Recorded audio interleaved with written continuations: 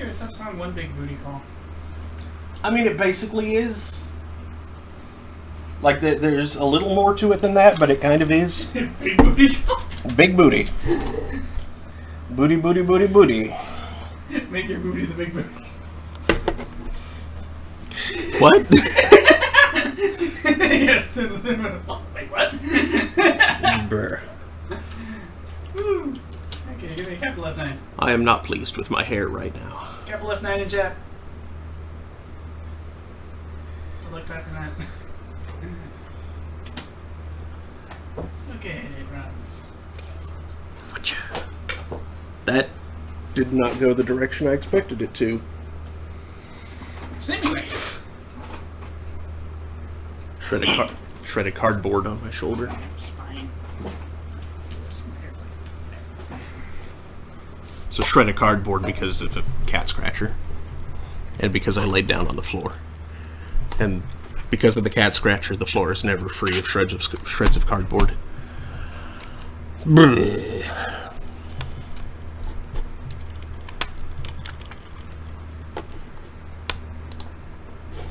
Okay. Discord update is junk.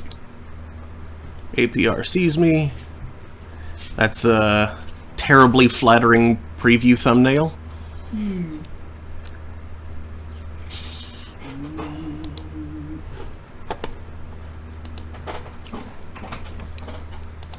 It is? I didn't even see it. Is it done? I mean, you can see it on your own screen. I can't. Yeah, you can. Just click to the notification board. Oh, okay. I was looking at the lobby. Oh, no.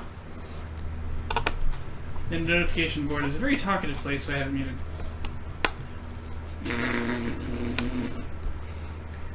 Yeah, I see that thumbnail, and you know what goes through my head? What? Do-do-do-do-do-do-do-do. Get out of my head, sir. Do-do-do-do-do-do-do-do-do-do. Like, you're holding that drink exactly like Yep. each of the dorks from Ireland hold the beers. Yep. Yep. Oh yeah, Nightshade, are you tuned in yet? I just asked because, speaking of King of the Hill, reminds me, I saw a brief clip from a French-Canadian fan dub of King of the Hill, and it's like, their boomhauer wasn't even trying. Like, you know, the actual boomhauer, you can bang out a few words here and there, and that's the wrong accent, but, and while it talks really fast and it's kind of hard to understand, you can still hear that the words coming out. One click, goddamn naked chicks on there, man, go click, click, click, click, click, click, click, it's real easy, man. But their boomhauer was just like,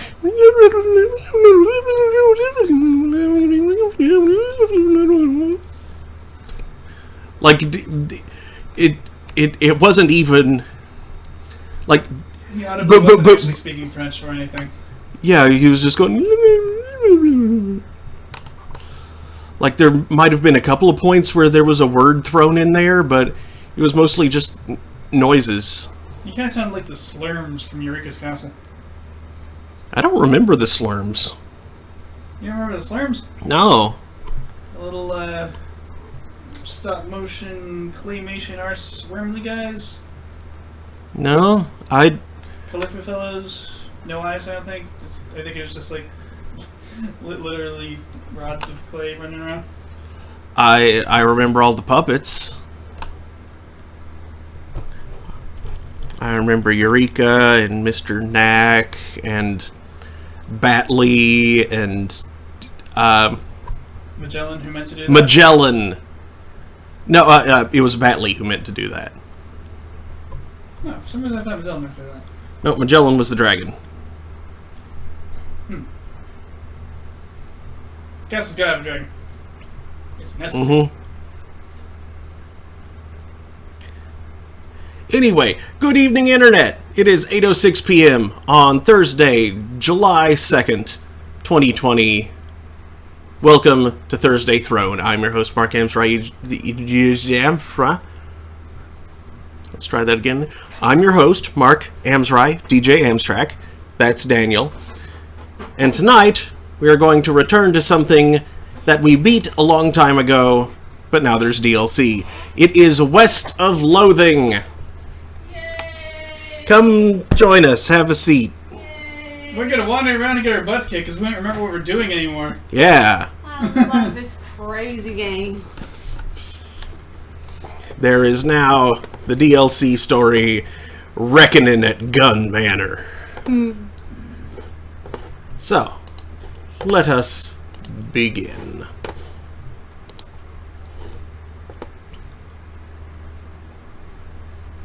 That is asymmetric. Was it? I couldn't tell from here. I thought maybe perhaps I was asymmetric.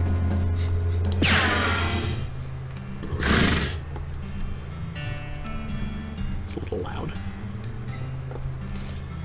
Wow, this old guy, is he stoned or something with his eyes? He's going around? He's my partner. He's the crazy miner.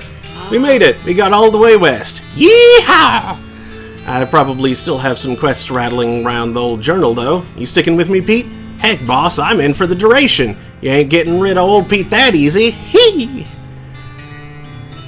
Thanks, Pete. You're one of the good ones. Hey, howdy there, Polk. Let's go. Okay, now it was... Alamo Renamule? Mm-hmm. You probably want to check your, I don't know, like your quests you do, maybe your inventory. Redwood, Reboot Hill, Mm-hmm. West Pole.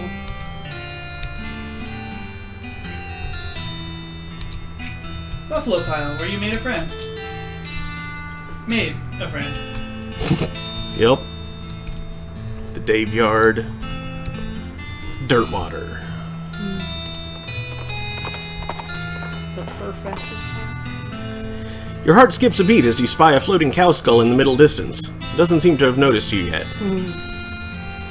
Fight.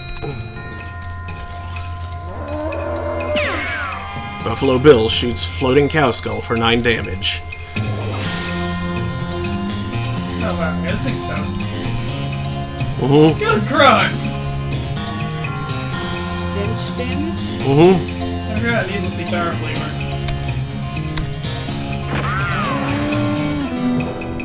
I mean, it's the end of the game. 10 XP. Cow fangs. Cow fangs. Cows don't have fangs. These do. The cows These have are several demon stomachs, cows. These are demon cows. Oh. An infernal soul fragment.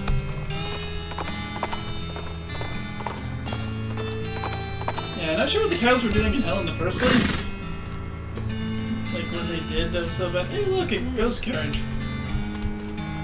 Here's a weird ghostly carriage here. Get in? Heck yeah. That's safe. You hop in the ghostly carriage, which seems to support your and Pete's weight well enough. An invisible driver yells, "Yah!" and cracks an invisible whip, and an invisible horse snorts. The carriage starts moving, and soon you're out of sight of Dirtwater. Exciting.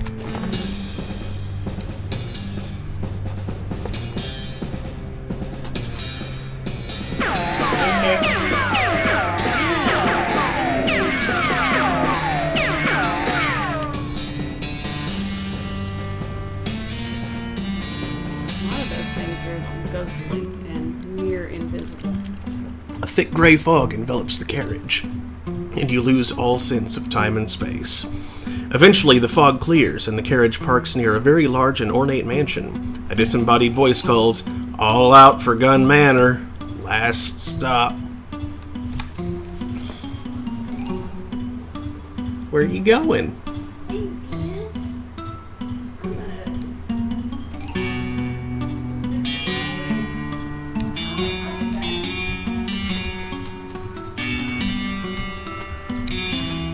I'm going to do a number of things that could easily be done later. Yep. Yeah, to the garrisons. It's a lady carrying some weird equipment. Excuse me, do you work here? Who, me? No. Nuts! I can't find any employees in the gift shop either. I haven't even started this job yet and already it's a pain in my neck. What's wrong? I can't get inside. Mrs. Gunn hired me to come out here and deal with a bunch of spooks that are haunting up the place. I can't do that if I can't even get in the front door, though. Who's Mrs. Gunn? Oh, it's like the Winchester Manor. Winchester Mansion. Awesome. Who's Mrs. Gunn? You've never heard of Terry Gunn? Should I have? Well, I would think so. She's a pretty famous inventor. You've got her best-known invention hanging right there on your belt.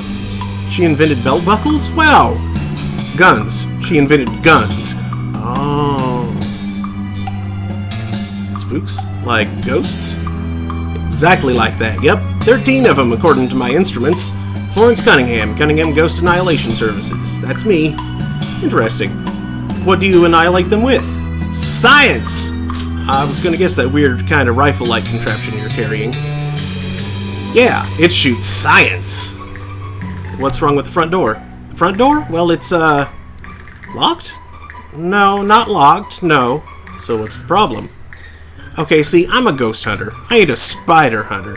I don't hunt spiders at all, and there's a huge, gross, hairy, fanged, drooling, giant spider in the foyer. So until I either find another way in or find someone else to take care of the spider hunting side of this biz, I'm staying right the frig out here, okay? I can see you feel pretty strongly about this. I do! Well, maybe I can help you out. Hey, that'd be swell. You know, you look reasonably tough and or wily. Why don't we team up? I'll handle the ghosts, and you can handle the things that aren't ghosts. Okay, let's go. Roger, copy. It's clumsy, actually.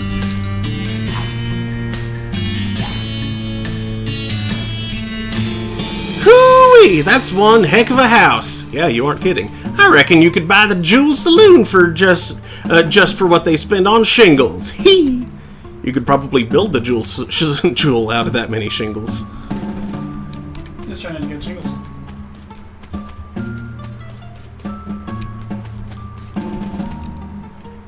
It's an informative plaque about the hedge maze.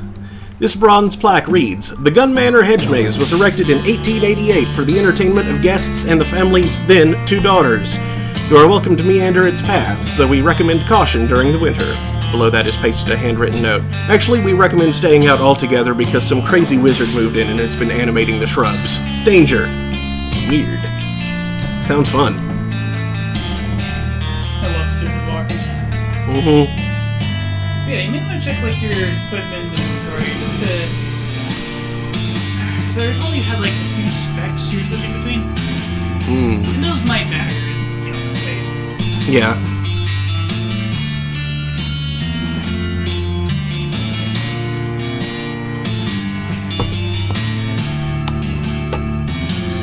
Yeah, notice your stuff liver's meter full.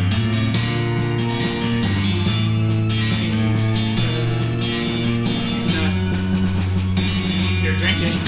We're taking 8 motions.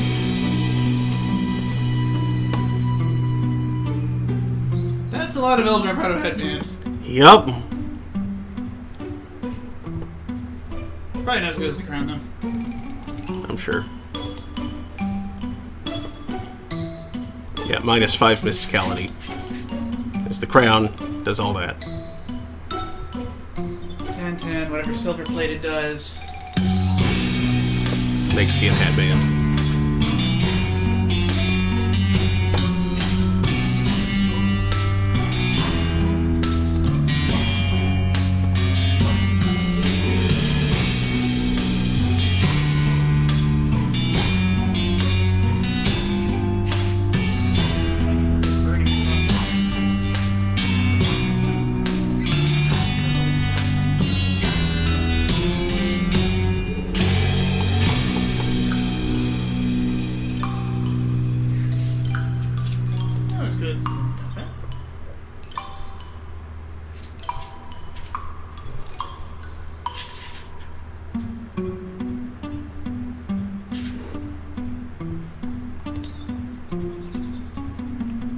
I remember using that one for quite a while, but Yeah,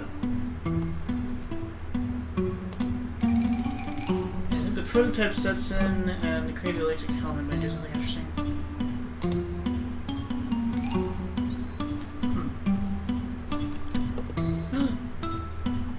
Used to be good at.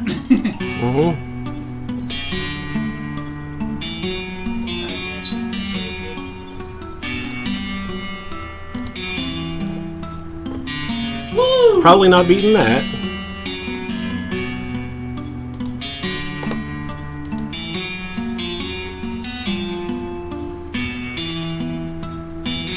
Nine mysticality is less by Colorado.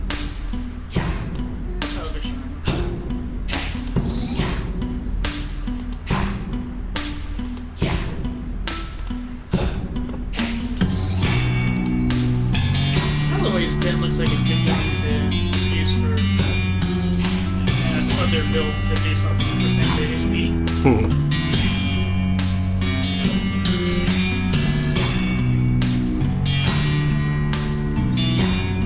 Extra damage against cows and other demonic creatures. Because it's Silver Plate. Muck-clogged blunderbuss, 3 points. Cooking pistol. Chunk of Mysticality, yeah. Need your pistol.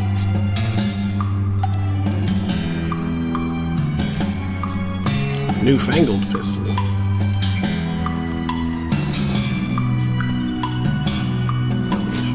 Toilet pistol.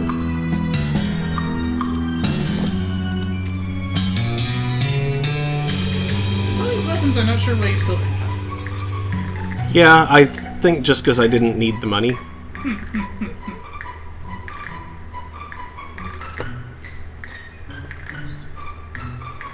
Yeah, this was something I remember you switching when you used to do. Yeah, different skill tree from Oxy, Infernal Mallet from Muscle.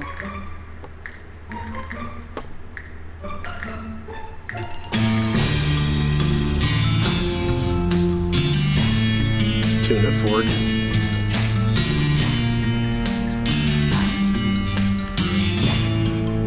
Rockhammer.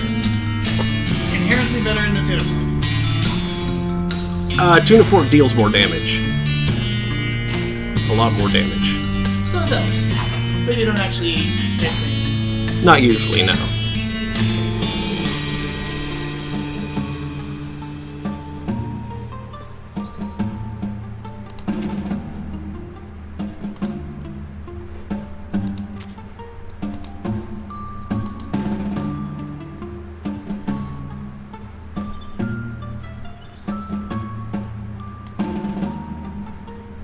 Provides the option to wrench things in certain places. Although I don't think I have to have it equipped to do that, do I?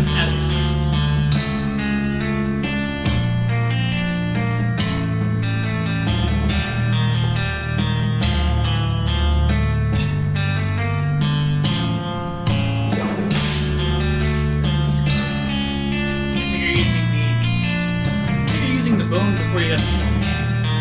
What can I replace it? Strange glass rectangle. That's 11 Moxie.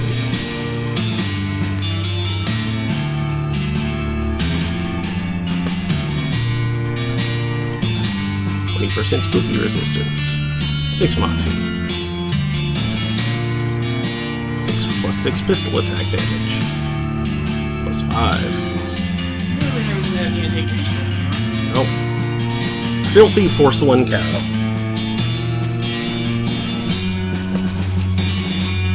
11 Moxie. 11 Mysticality. Good for Mysticality. 7 armor. 5 speed, 3 AP. That's definitely useful. 7 to each.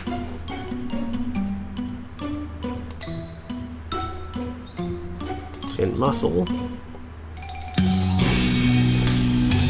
5 AP, 6 Mysticality. Encounter certain things more frequently. Encounter things less.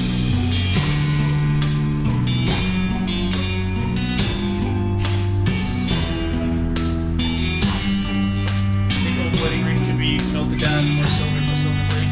Yeah.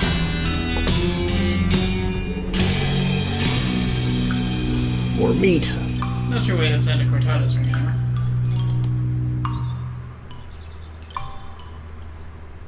Nasty ring. Ew. Also not sure why you have that anymore. Something skin pants. 4 moxie, 7 mysticality, 40 maxi 7 muscle, 2 armor, 2 speed, minus 5 moxie. Okay, so you have muscle and mysticality pants. Keep in mind. Tony's shooting boots. 3 AP, 8 pistol damage, 3 speed, that's good. Barnaby Bob's burnished boots. Muscle, mysticality, and moxie. AP. 9 muscle. Muscle boots. Moxie boots.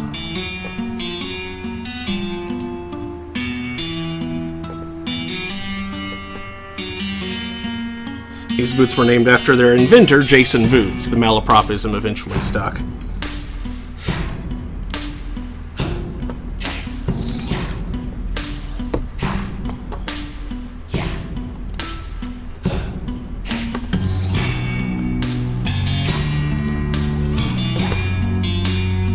Also, for everyone just tuning in, Sepia is not the default setting. This is not shooting.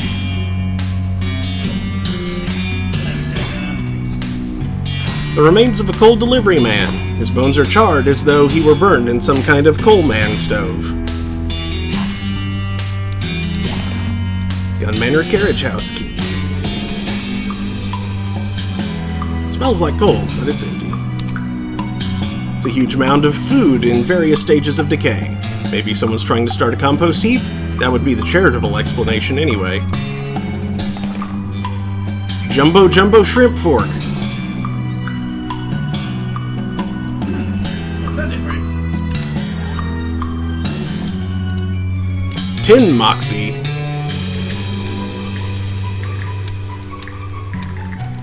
And the driftwood sculpture has been replaced. Yeah. Green is the new purple. Welcome to the DLC. It's a coal chute.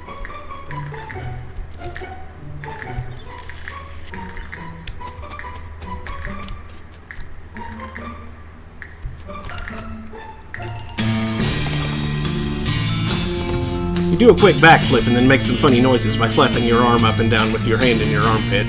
The loco weed giggles, loosening its roots just enough for you to pluck a handful of it out of the ground and wring it into a little bottle. Loco weed extract. And within clownwort pollen. Actually, on second thought, you don't have anything appropriate to put them in. What were you planning on doing with them anyway? Sounds like I need a kettle. It's a meat bush. You didn't think they could grow in this climate. 300 meat. Foraging bonus. It's a Frisco poppy. Picked poppy. Shockweed.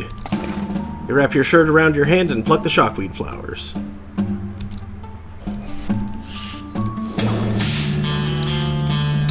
Requires hedge clippers.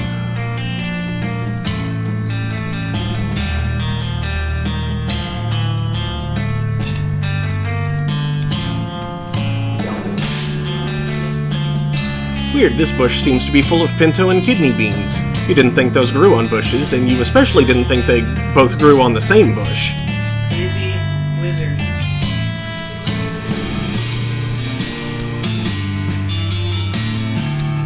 Oh, is it? Oh, okay. It's back at the entrance. I see.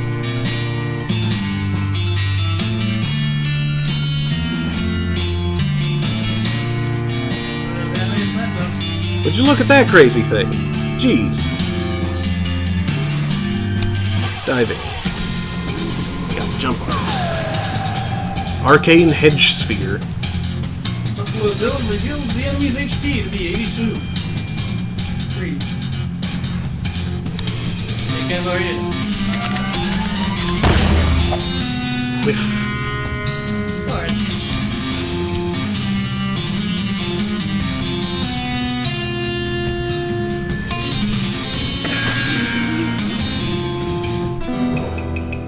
All your snakes and potions and all of that is Pew. completely overcome by a disgusting gun. You beat the hedge madness. Magic infused leaf. Hedgerow madness, hedgerow madness.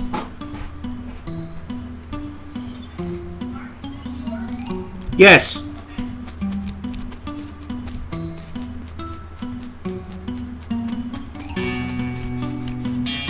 Yeah, which one's he talking about? Yes.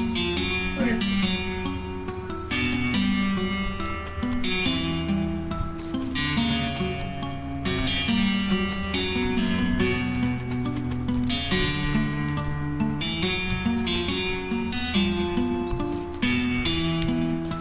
I'm sure that won't be useful until I... Whoa. Until I have a better idea of my way around here. Yeah, I think that's the way.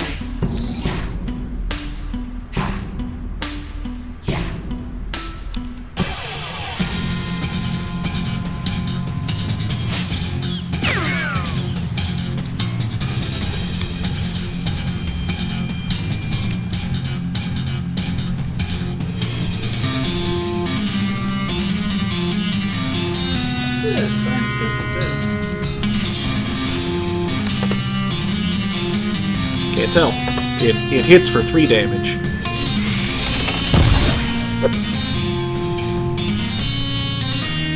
wonder what the surprise design for ghosts. Yeah.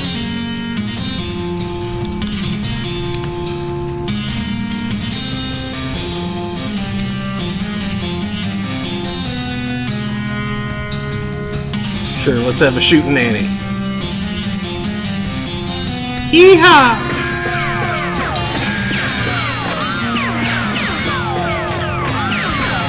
No.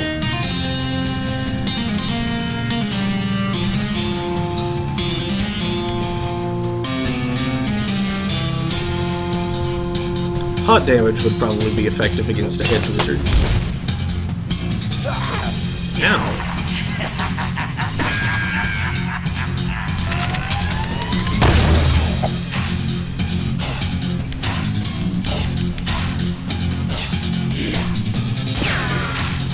Retreat! You've only succeeded in kicking the hedge wizard's ass down the road a ways. It was still pretty satisfying. Wonder if we can get off that amalgamation of chaos you saw in the other room.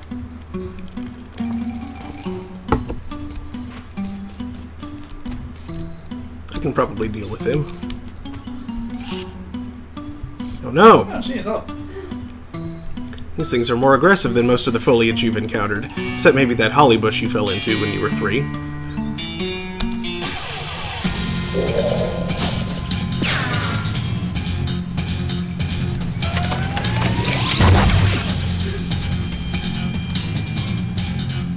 Hey, she mystically did 70 damage to that thing. That dense bush. Another shooting Annie.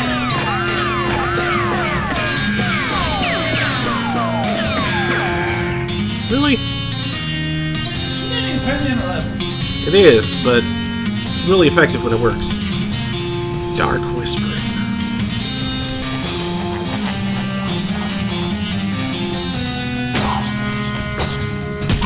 Ah! Ow!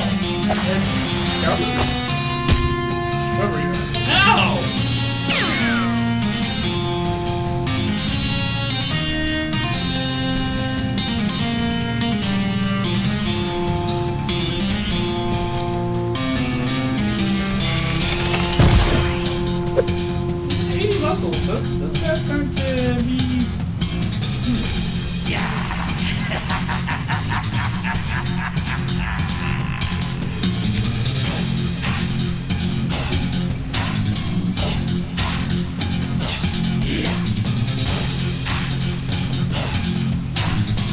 Snakes in there. That shotgun. I leveled him up quite a bit. I think it built snakes.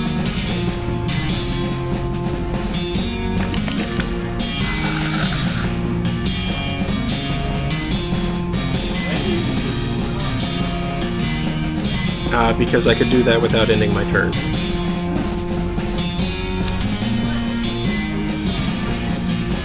He's a hedge goblin.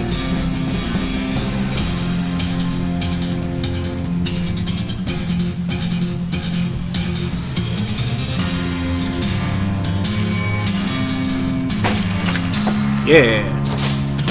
Ow.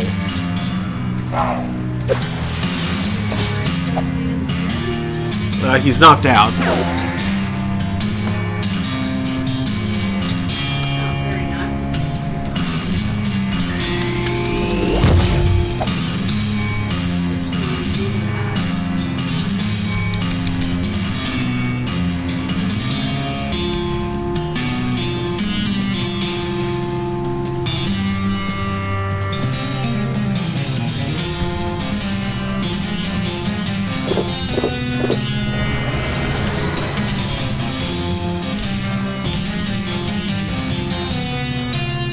Yeah, you kill anything.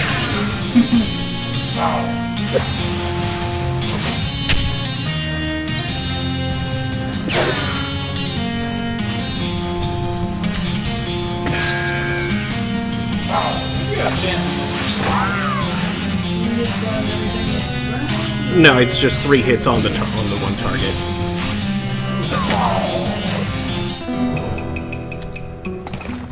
You leave, haha, those hedge monsters in a fragrant heap.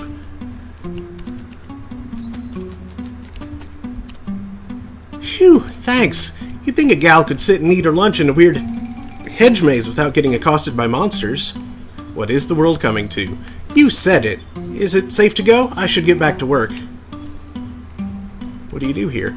I work in the visitor center. I run the token smashing machine. We sell these little brass tokens stamped with the museum logo. You can either use them in the wishing well or run them through a machine that rolls them out flat and stamps the museum logo onto them. That's my job. Stamps the museum logo onto them again? Yeah, but they're longer after that. Huh. So, do you think it's safe to leave yet? Wait here while I make sure it's safe. Why is she such a hurry to leave? Do you smell funny? Well, no, she's just been trapped here. Yeah, there's monsters in this house because of a crazy wizard. Yeah, you're good to go. The lady leaves. Get it? Leaves. Uh-huh. Scummy mode!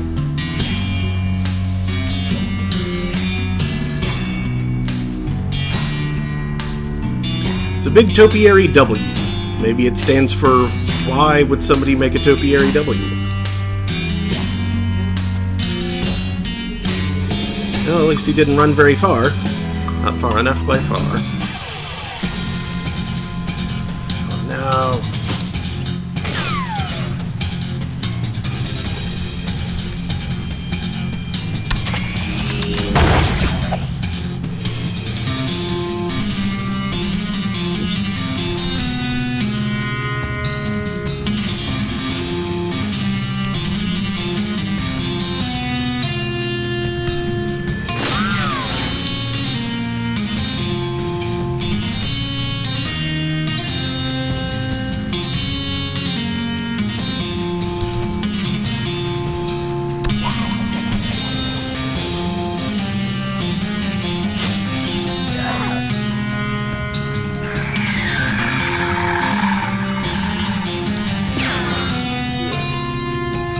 So rude.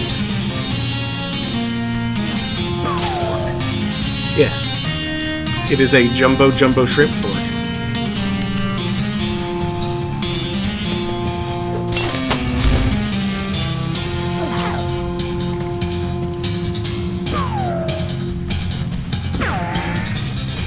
Retreat! Okay, this is getting pretty annoying. Find him and end it. H. H is for hedge, probably. Some sort of hedge portal. A hedge chest. Okay, at this point he's got nowhere left to run to. Well, assuming that weird portal thing behind him is exit only. Advance. Edges heed my call.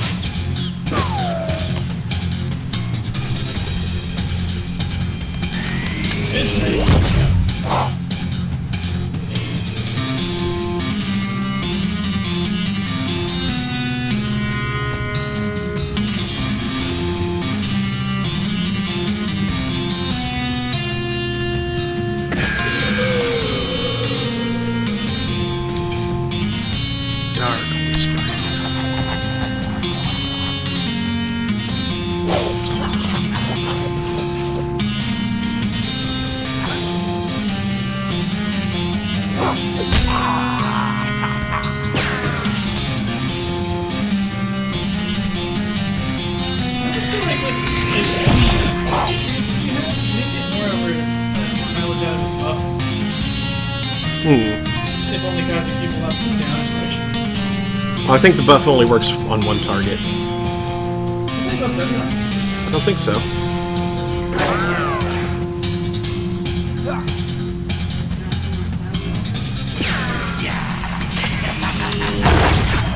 Crazy Pete secretly overpowered this whole time.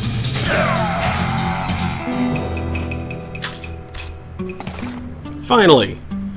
We got an item, the Hedge Wizard's Journal, Hedge Wizard's Orb, and a magic-infused leaf.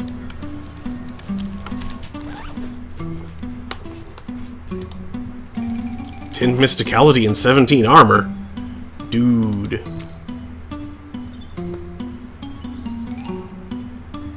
Most of my stuff is based on Moxie, but that extra armor is nice. Yeah, give me a mysticality check, that's right. Mm-hmm. Journal. Somebody has scrawled, "Private, do not read, HW," on the spine of this journal. It's full of terrible poetry. Here's an example. "Everlasting shrubbery, nobly leaf-crowned, whence comes all joy, sweet thy fragrance, wondrous thy strength, namaste, my lord." Huh. And... Is it going to be those are randomized? directions. East, north, West, west, south, west, north.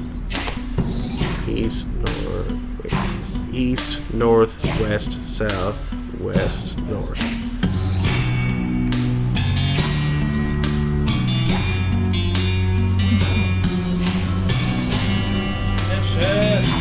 Hey, it's the Hedge Wizard's secret stash in a treasure chest of goblin manufacture. 875 meat and an item, hedging your bets. Oh, this teach you hedge magic. It's the book the Hedge Wizard used to earn enough meat to become a wizard. The terminology is just a fun coincidence. You read the book and learn about all of the things that financial responsibility and decorative horticulture have in common. You got a perk, hedging your bets. Plus 20% to meat gains, nice.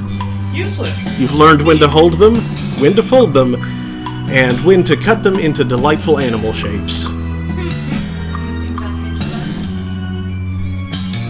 I think that was the pun.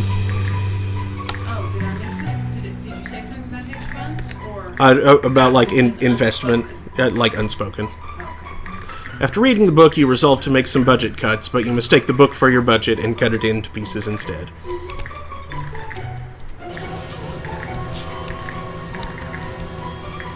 It's some kind of portal both made of and filled with enchanted shrubbery. How do you give me drinks, foods, and potions that can everybody's not get out so quick? That matters more than one. Yeah. It's just pathetic. And watch.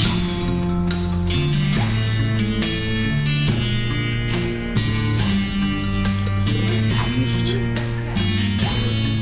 west, south, west, north. There we go. Also, your mom would like to hear about your crown. It's the El Vibrato Crown. This crown-shaped El Vibrato helmet was bestowed on you for a very noteworthy achievement that you don't precisely understand. Yep, you do a bunch of stuff with weird machinery that technically saves the world from something in the future. It was going to be a problem. But you fix whatever it was. The Hedge Wizard's orb starts vibrating as you get close to this weird human-shaped bush. Touch it. The hedge straightens up and speaks. "Not you again. Wait, you're not him. Nope, I'm clumsy. Nice to meet you. I'm the Hedge."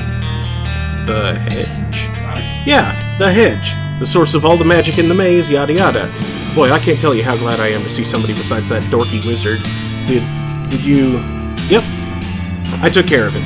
Thank you. I made the mistake of granting him a boon and he started treating me like a god or something. Coming around day after day, prostrating himself before me like a huge dweeb. Just awful. I mean, sure, I'm powerful and all that, but it's not like I did anything to get this way. I mean, I'm rooted to the ground, for heaven's sake. I just grew this way. Anyway, you mentioned a boon? Oh, sure. Sure, I guess I owe you that much for getting rid of that clown. Here you go. The hedge bends toward you and touches you with one of his boughs. You got a perk. Boon of the hedge. +3 to each. Thanks. Great, even more power. Don't mention it. Now, I should be getting back to my business here. You can see yourself out, right? Yep, bye.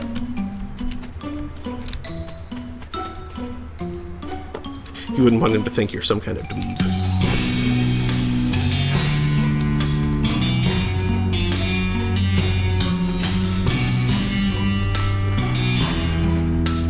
Okay. But did she give me a token? I don't think she did. Nope, they sell.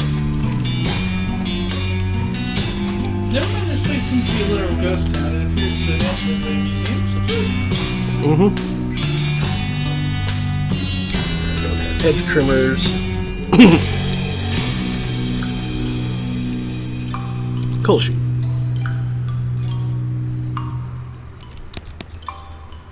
Shoot on up it. Seems to you like this machine is designed to suck up coal and send it through the wall, but then again, you're no expert on matters of coal. Or sucking. Yo, Flo, what do you know? She raises an eyebrow at you and glances at one of her weird instruments. According to my weird instruments, there are 13 ghosts left on the premises. More precisely, there are 4 left on the first floor, 4 left on the second, and 5 on the third. Talk to her about your current location. I'm surprised you followed me in here despite the spiders. Yeah, well, if there's one thing I hate more than spiders, it's missing out on a chance to shoot accelerated protons at some kind of spectral entity. Cool.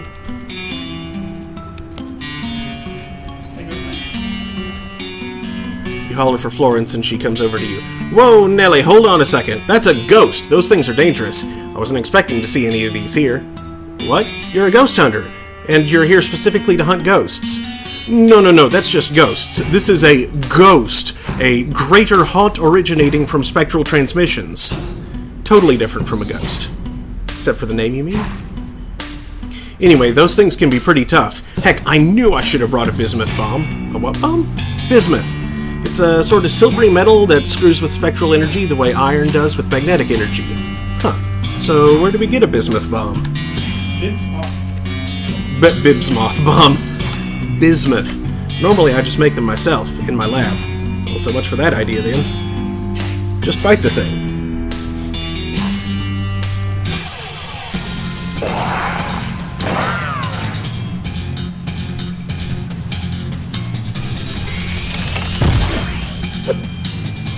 Oof. Oh, come on, that would have actually hurt, probably.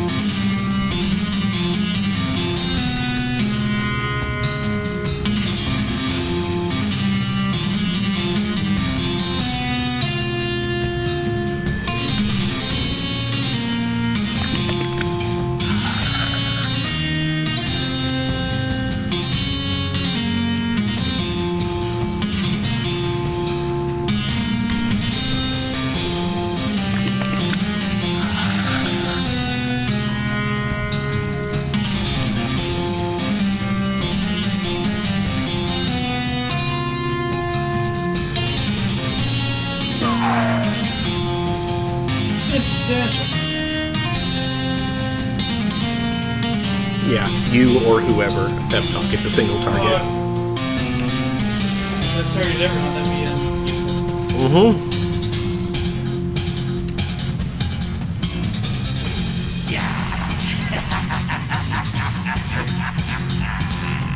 I feel like Florence might occasionally hit something with 9 more moxie behind her gun.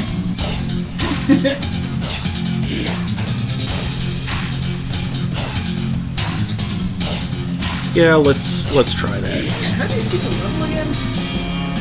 I forget. I wonder if you can level once. Oh, jeez.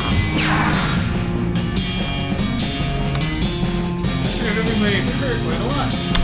Oh, Whiff.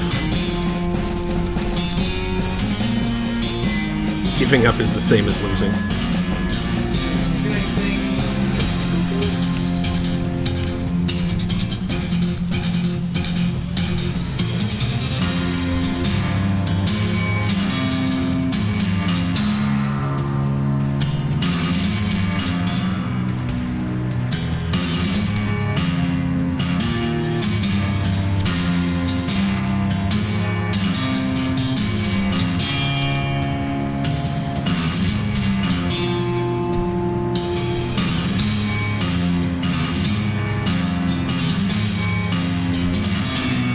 That's such a goofy way to use matches. Mm-hmm.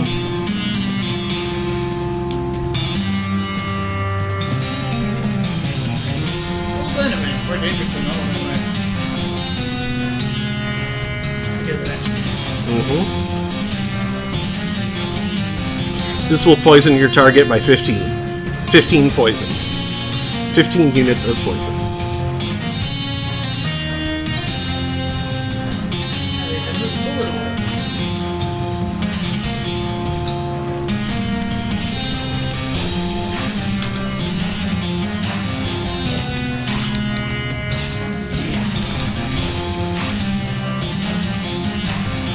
Okay, now you see, you would expect a, Cool spec that we found. yeah. At the same time being a ghost, it seems like silver would do.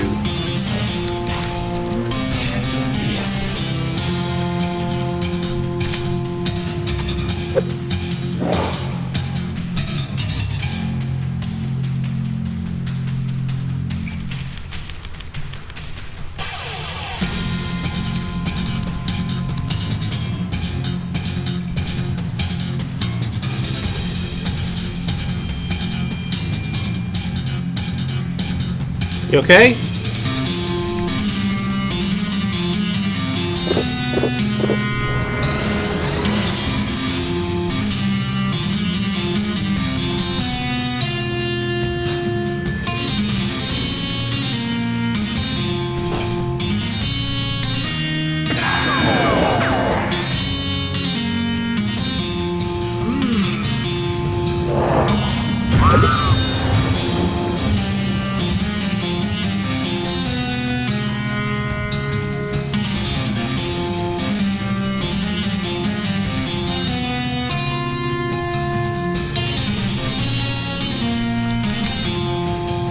Well, it doesn't seem like it can hurt me, so...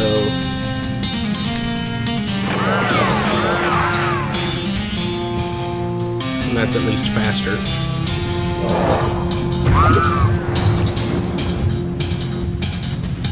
Yeah, I think you can still use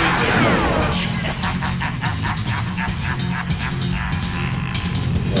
Very dumb, though. You're probably. Probably.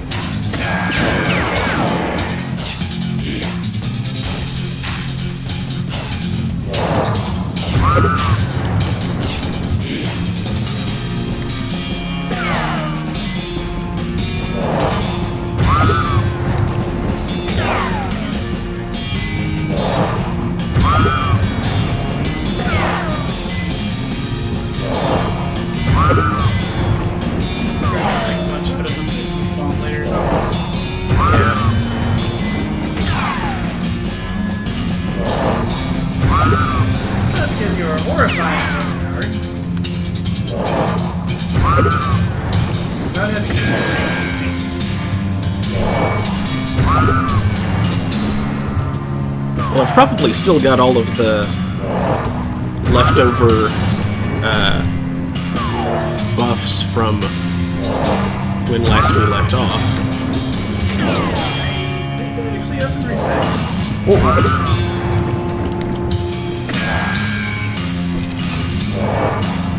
I mean, not before we came here, anyway.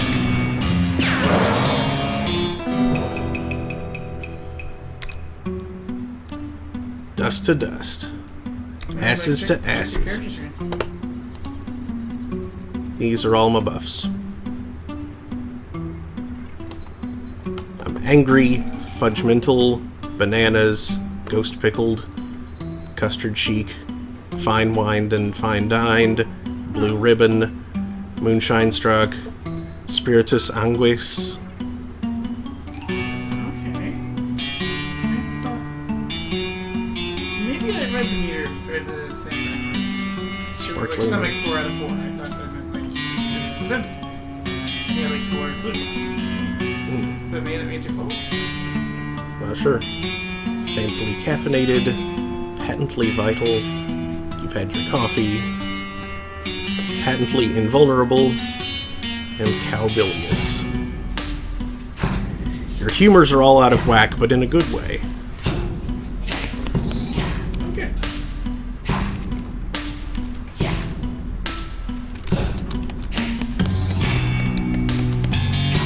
This isn't just a trickle of coal, it's a whole huge pile. You could disappoint so many kids on Crimbo morning with this amount of coal. This coal is funkier than coal from Mecca, but not as funky as coal from Medina. Oh my god!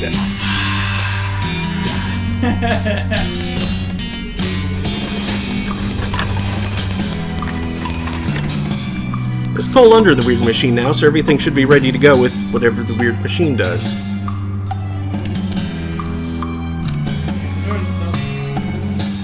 Oh, you're right, there is. Hello. Finish.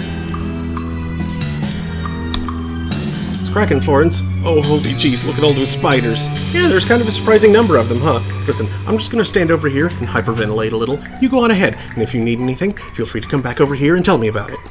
Fine, fine. Quite a cellar they've got here. Heck, I've been in mine smaller than this.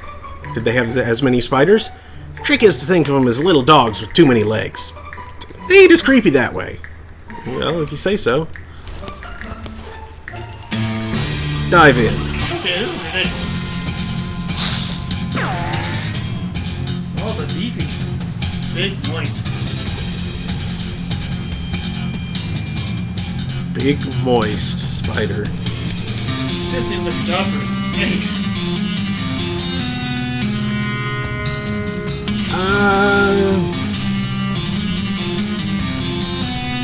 I mean, snakes are nice, but let's take out the big one first.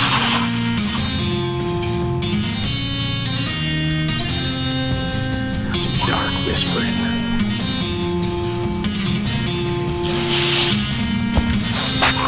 Ow.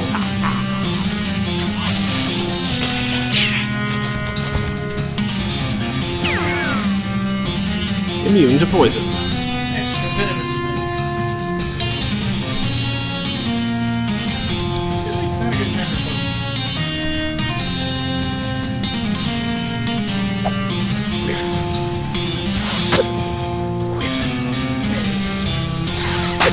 Whiff. That spider's they've been poisoned. 92. Boy, they're really strong. Yep.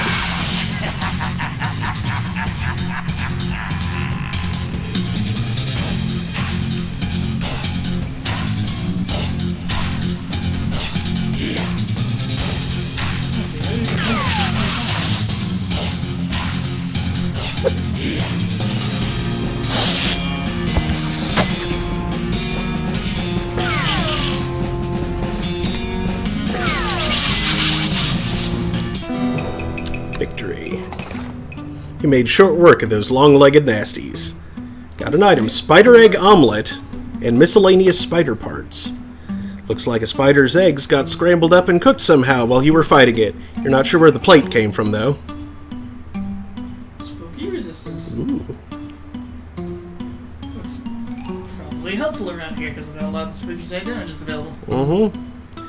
A little pile of miscellaneous spider eyes, chitin, legs, and organs. You never know when you might need to make something terrible, I suppose. In a medium amount of time, too. Luckily, you're incredibly resistant also. Mm-hmm. I suppose you have... Yes, you're going to check how you can advance your body.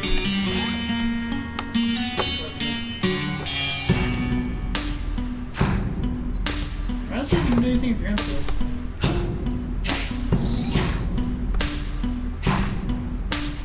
I have no idea what it is.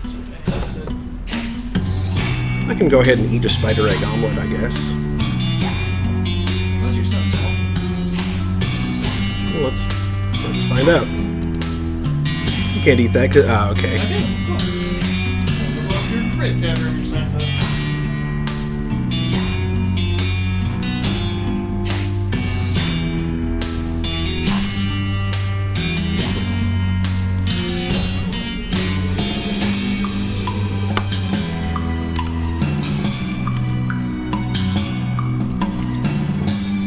There's the options.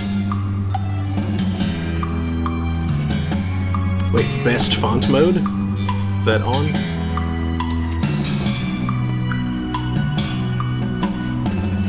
Please don't do this. Yeah, I agree. That's great.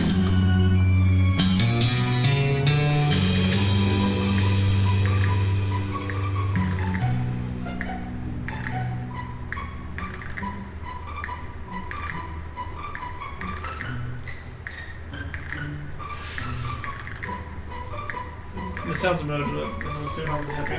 Mm-hmm.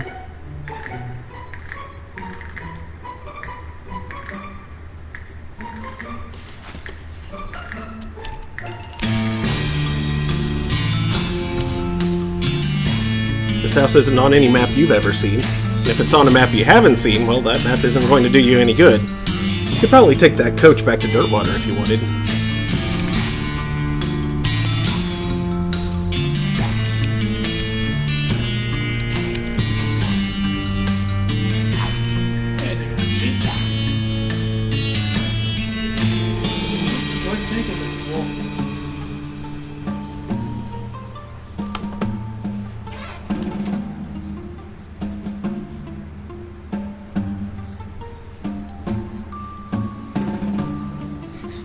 You can slightly improve Dickerin. I don't understand why, though, but never mind.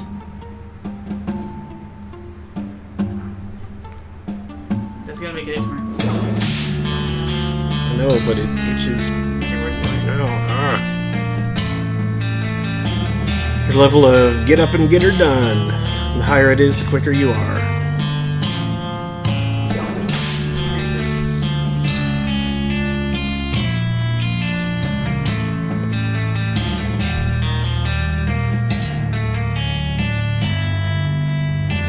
You know, leveling those hardly has any effect at this point.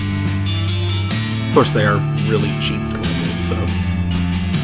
You're more interested in miscellaneous anything stuff with Holly? Well, Dickerin is the only one that I can level up further. Collect another 2,000 XP, and then take level on the grid, and more stuff. Yeah. Actually, that won't increase my stomach at that point. It'll just increase my HP. Oh. Well, thanks for lying about that game. Well, no, that's total. No, I mean earlier when it said raise your grid to get more stomach capacity. Well, yeah, eventually I will gain more stomach capacity if I further raise my grit. It's just going to take more than 1 point. Oh, so the cap. Say what? I thought I had a cap. No. I assume Gumption uses liver? Spleen. Glamour is liver? Really? Yep, Glamour is liver. Yeah. Glamour to be able to handle more cocktails, that makes sense to me.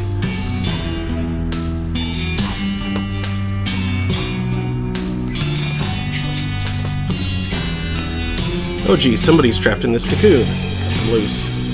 It's a mannequin? Boy, the spider must have been super disappointed. Why was it moving? It's that creepy mannequin. Eggs, ghosts, No. ghost Yes. eggs.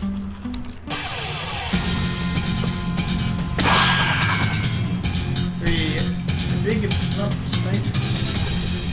Big moist spider. A powerful looking spider. Oh. That one is stronger.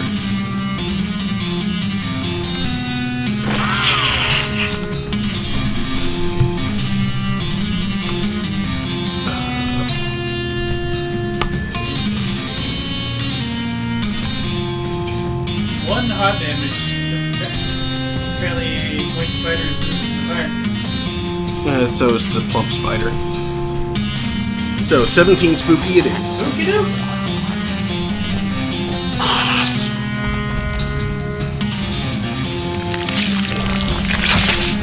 Oh, wait, wait. Oh no!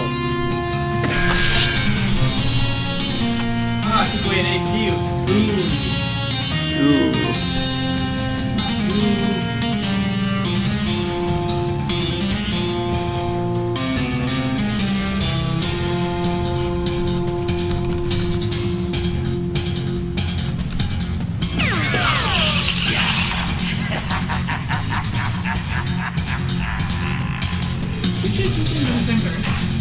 I was targeting the one behind it with a ranged attack, so, and an attack that did multiple attacks. An ability that... Yes.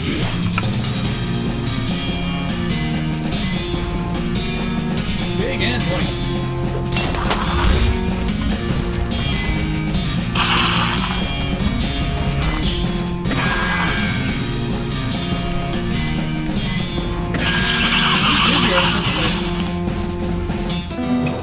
I forget what was it.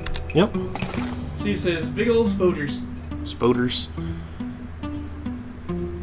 It's more than 3 huge it takes more than 3 huge spiders to stop you from killing everything you meet. 420. Woo. Glob of spiderweb. A big sticky glob of spiderweb, which you kept presumably in case you run out of meat when it comes time to buy Halloween decorations. This item is used in combat. Potent too. Mm-hmm. 4, maybe.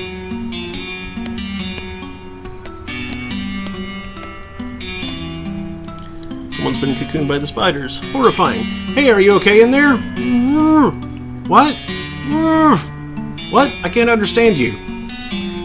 Hang on, I'll poke you a mouthhole. There, you were saying, hi, hello, salutations. Hey, are you okay? I've certainly been better. What happened? I was practicing my greetings. I'm the museum greeter. Is that something that requires a lot of practice? Practice makes perfect, right? There's an old mannequin down here that's pretty good for practicing on. You've met. Anyway, a bunch of giant spiders grabbed me from behind. It was quite a surprise. I would imagine so. I should probably get back to work. It wouldn't be right to allow visitors to go ungreeted. Can you let me out of this cocoon? Sure.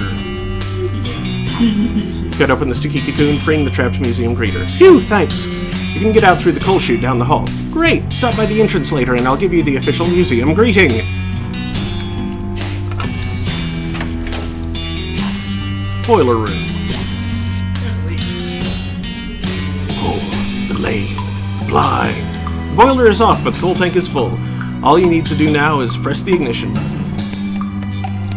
There's a little spigot here, but since the boiler isn't on, it won't do much of anything. The boiler clatters to life as the tank full of coal begins to burn. Pour a little bit of boiling water onto the dirt floor, making hot mud.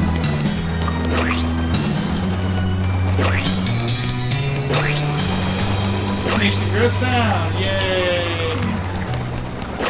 Hot mud. Clearly, you need to put something in there. Here's something to put in. Here's a bullet. It contains approximately an infinite number of spiders. Just like the skeleton in snake holes. Here, another spider. The good news is that there's only one spider. The bad news is that it's huge. Hang its hide despite its size. No, Probalo. Better news is that's it. More spider egg omelets. Got 2 omelets somehow. You turn the giant spider into a giant mess. Now it's time to collect the useful parts of the mess. Bless this mess. This pie safe is really working overtime, what with all the spiders. Oh, Hugh. You got an item. Spider pie. Whatever used to be in this pie has been replaced with teeming swarms of the offspring of the spider who ate it. Cool. Spooky resistance. These spiders aren't going to let you past without a fight. Leap in.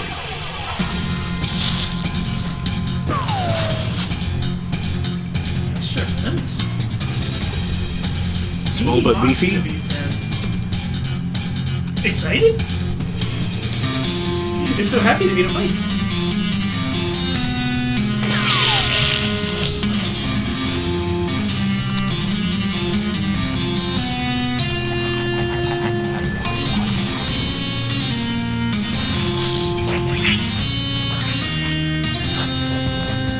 Scary dance.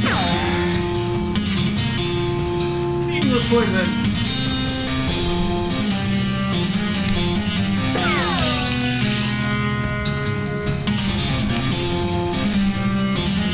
Finally, a victory. In spite of how many eyes they have, those spiders never saw you coming. Fermented spider blood. This glob of spider blood, the reason you carry it around is that... this is a glob of spider blood. The reason you carry it around is that the outermost layer of it has clotted slightly, forming a kind of rubbery skin you can use to carry around the rest of it. Lovely.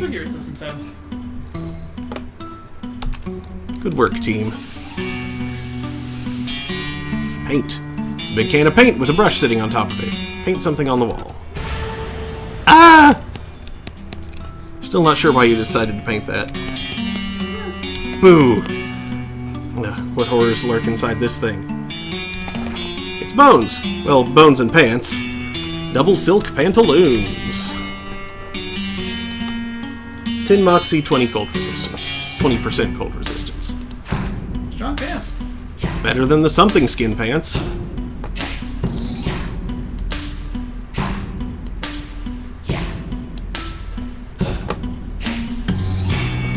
This was a nice pair of silk pants before it got another layer of silk added to it by spiders, and now it's a very nice pair of silk pants. It's a box of old photos. Look through them. They're all photos of boring-looking people you don't recognize. Previous owner of which became a whole bunch of more spiders. Just a bunch of old, dusty old cleaning supplies. You guys know those? Could we? A Plotco lock, eh? Lucky for us, I have a key for every model they make. Florence fumbles a giant keyring out of her pocket and finds the one that unlocks the door for you. Head on in. Oh hey, a lab! Check it out! Florence starts excitedly poking around the workbenches and shelves. They must have been doing some really good science down here. I don't even recognize half this stuff. Okay, well, don't accidentally blow us up or anything. Shh, relax. I have an advanced degree in tinkering and fiddling. You assume that these 3 boxes all contain the same thing, but you don't know what it is. That is an alchemical symbol, but I forget for what. Original characters, I think. Don't steal those. Haha. I see a periodic table. Mm-hmm. This workbench is littered with scrap metal and little canisters labeled "Bismuth, do not eat." It's a chart with all 76 elements on it, including chromium, iridium, and sulfur. They even left room for the ones that haven't been discovered yet, like lasium, crahexium, and cernium.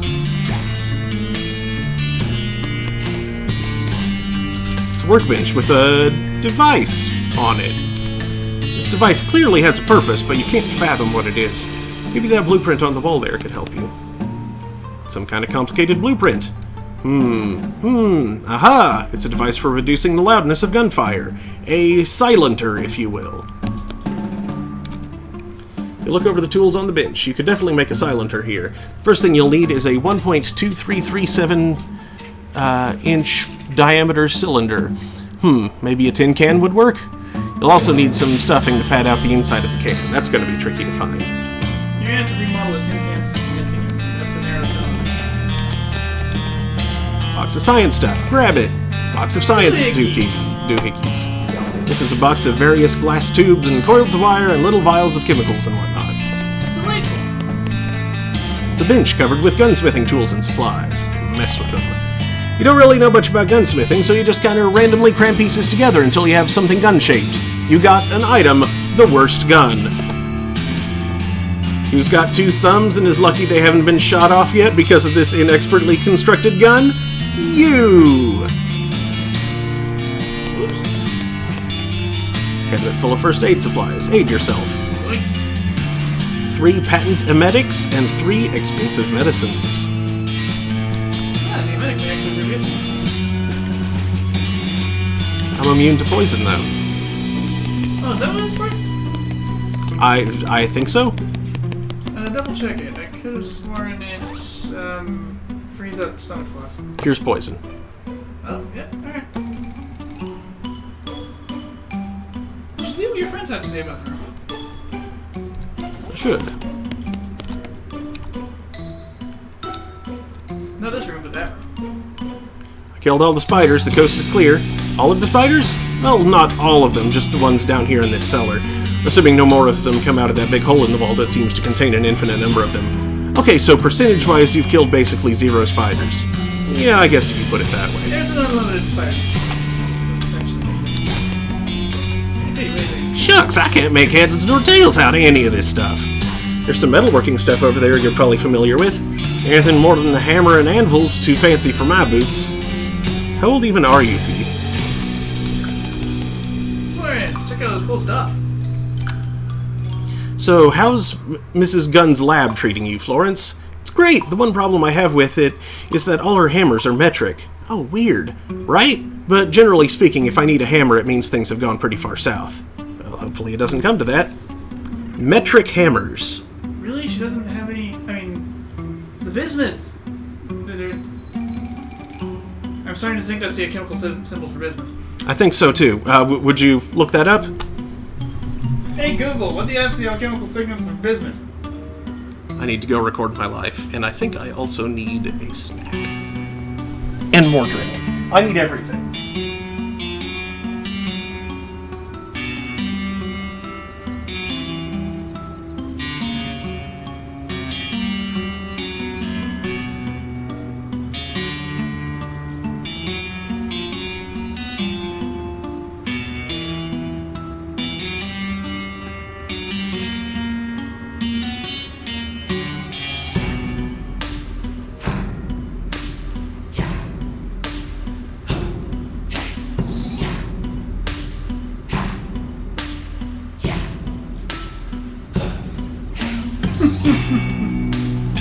As suspected.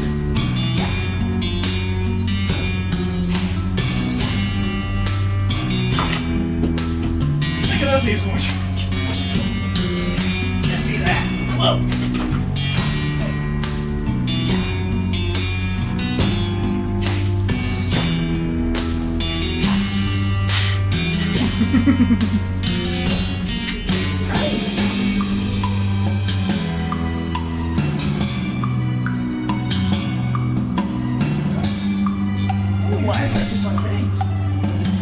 This has been over here, cutely, like, dozing, I think. He's got his ball behind him, and in front of him is one of those fork and knife packets. And I think he was kind of just idly playing with it when he fell asleep.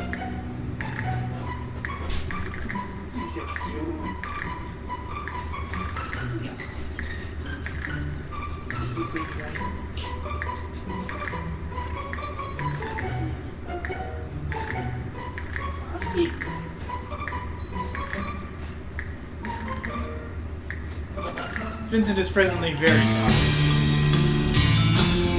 Keeps hopping up past his precious. He's also heavy soft.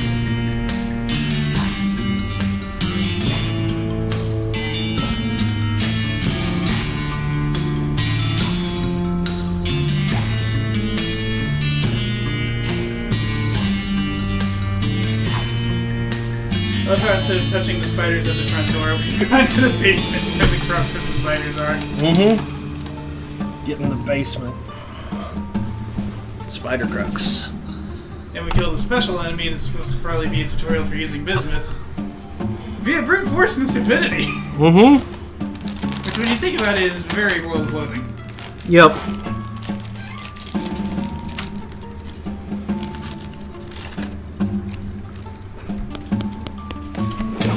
Very, very stupid things while hopped up on drugs and questionable beverages. They're very cool, like the whole series. Oh, good. it is going to make use of them more eventually.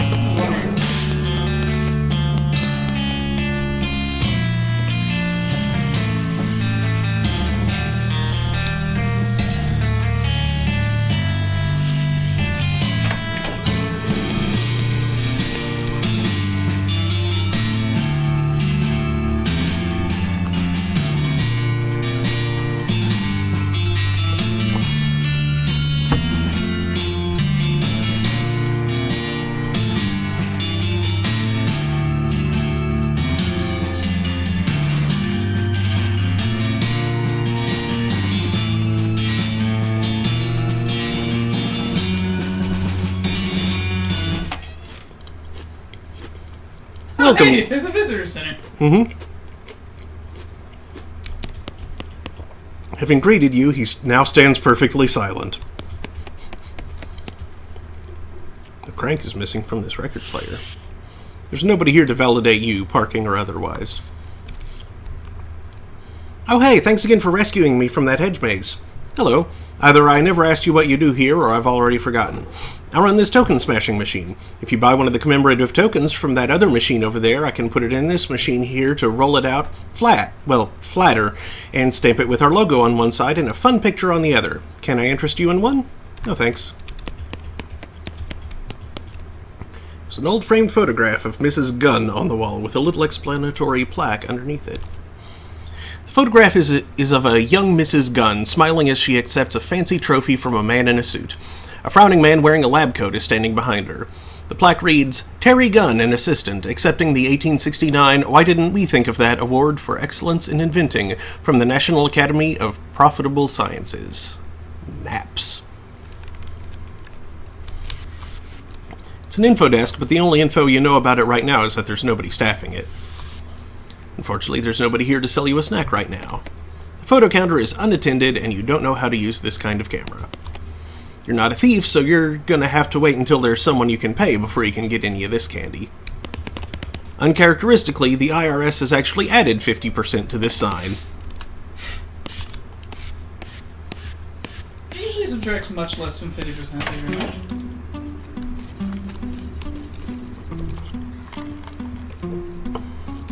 Yep, there it goes. And spiders. There you go, spiders. Ah, that's the carriage house door.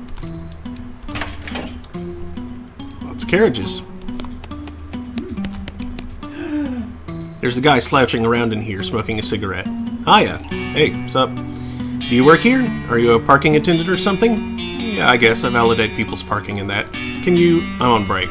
Oh. Well, really everyone's on break, kinda. What do you mean? A whole bunch of ghosts showed up in ghost carriages all of a sudden. Everyone's either hiding out or kidnapped. I got here in a ghost carriage. Oh man, did I die somewhere and not notice? Am I a ghost? The guy jabs your forehead with one finger. Ow! Nope. Convince him to go back to work. Okay, well, you should probably go back to work now. Yeah, why's that? Because I'm gonna rescue all the other employees, and if they come back and catch you slacking off, they'll be ticked. Oh, jeez. Okay, fine. Just let me finish this smoke before you go getting all heroic. Alright. Yes. Hedge clippers. Not the bread coloring, but the hedge clippers to the left. Your uncle used to refer to these things as shrub scissors.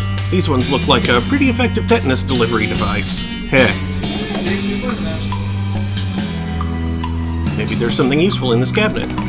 There is! There is something useful! Nearly empty herbicide can, and a handful of nails. Three handfuls of nails. Yes, they are. Somebody left a book on the seat of this one. Grab it. Reading! Modern Snake Oiler. Snake Oiler stuff! Yay! Issue number 180. What Snake Oiler skill do you not have? I don't know. Is there a special DLC Snake Oiler skill? Let's find out. You've already learned all the techniques in this magazine. You do manage to pick up a few tips and tricks from the letters to the editor, though, so it's not a complete waste. Then you hide the magazine under a log in the woods. Maybe some child will find it and become a snake oiler in the future. That'd be great. Slack, you've apparently achieved E+ on some of your crafts already. Ooh, they had their own custom stage coaches. There's something on the floor of this coach. Hammer. It's a courtesy hammer for the coach's passengers. Courtesy hammer. In case it breaks down and they need to help the... they need help the driver effect repairs? Build something. B. Yes. Oh. Oh. Ah! See, I don't think it's kind of doesn't tell you that. You could have done the B and then the second O. Then it would have just been BO. Various boring tools, like drills and awls, tools for boring. It's just a lathe. It's not worth getting into a lather over.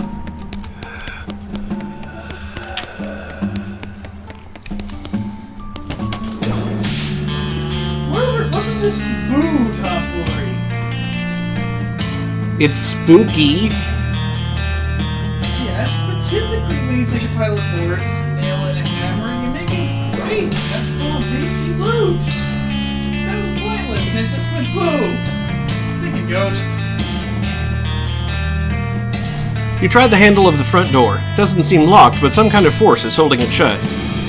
Yeah, some ghost is playing tricks on you because they know you ain't packing science. Stand back, I got this. Florence unlimbers her weird rifle and fires a short burst of swirling light into the doorknob. You hear an eek sound from inside and the door swings open. Ha! Works every time.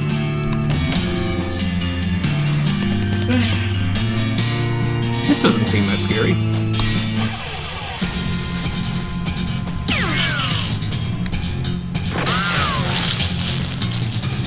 Small, Non-threatening spider. Oh, maybe you shouldn't have fought that. See, that wasn't so bad. Easy for you to say. That one was literally named small and non-threatening. Who were you supposed to talk to? Oh.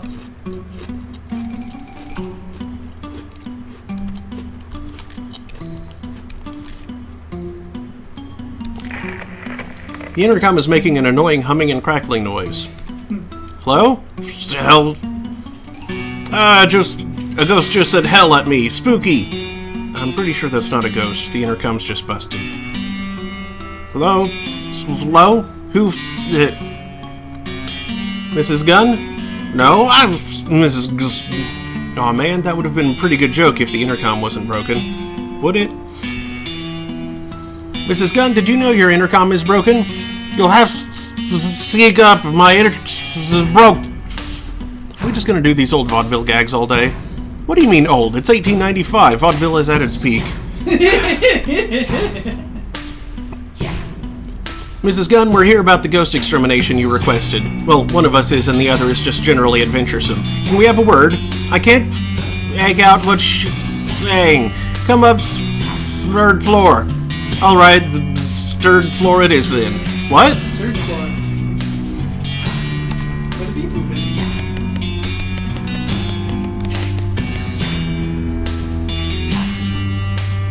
Oh, it's a hot radiator woman. Just trying to make out with her. It's black.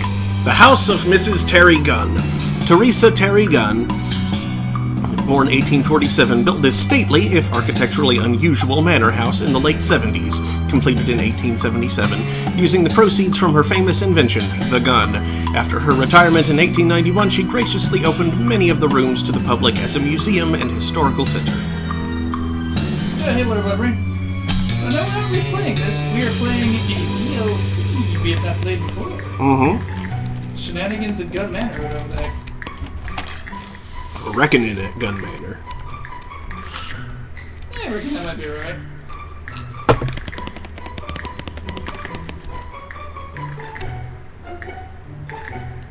Oh yeah, I found something for you, science junk. Found some scientific-looking stuff you might be interested in. Ooh, I love science-y junk, thanks. Don't mention it. Wow, a glurmium-coated diode. Neat. Florence attaches one of the science doohickeys you gave her to her weird backpack. Florence's gun damage has been increased. New skill, Enlightenment Field. That's how you strengthen her. Nice. Yeah, the crap, like the goblin fellow. I wonder what Enlightenment Field does. Phew, glad that's taken care of. Jeez, Florence, it was only a little one. It was nearly as big as my head. Yeah, but if it was drawn any smaller, it would have just looked like a black dot. Don't get all meta on me. It's unscientific and I hate it. Okay, okay.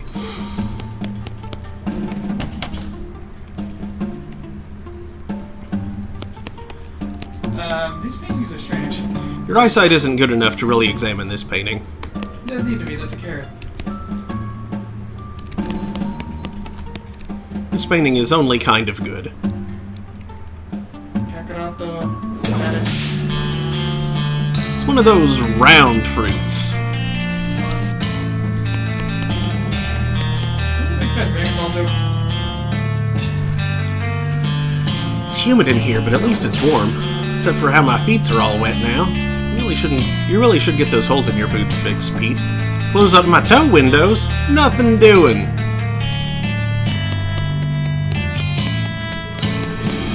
Painting of an elephant. Would love this. Still life of a fruit, technically. Absolutely. Some decorative dried plants. Still life of a fruit.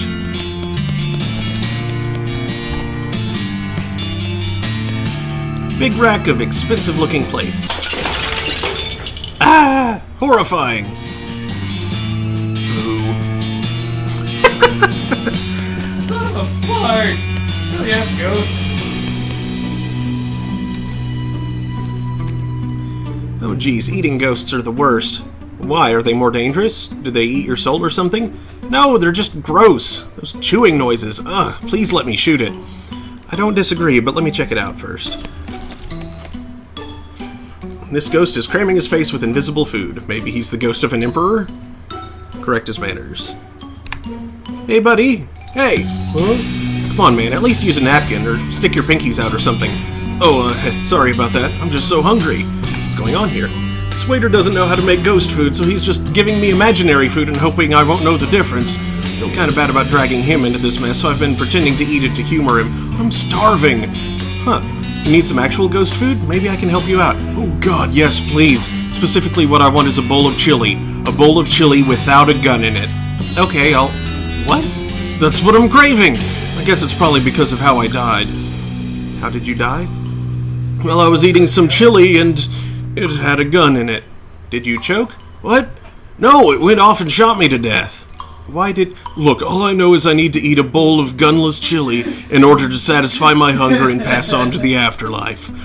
Okay, well, I'll see what I can do. Sometimes chili gets too spicy. And Valkyrie says, I think some politeness training for the ghost would do wonders.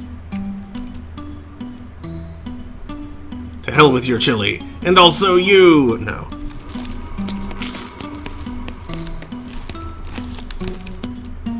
One of the museum staff is frantically serving empty plates to the ghost, who is politely pretending to shovel the food in by the fistful. He seems too busy to talk to you. Cart's laden with empty dishes. It's a deserted dessert cart. Small blowtorch. Okay, it's not entirely deserted. It's only deserted of desserts. Just desserts. Small blowtorch.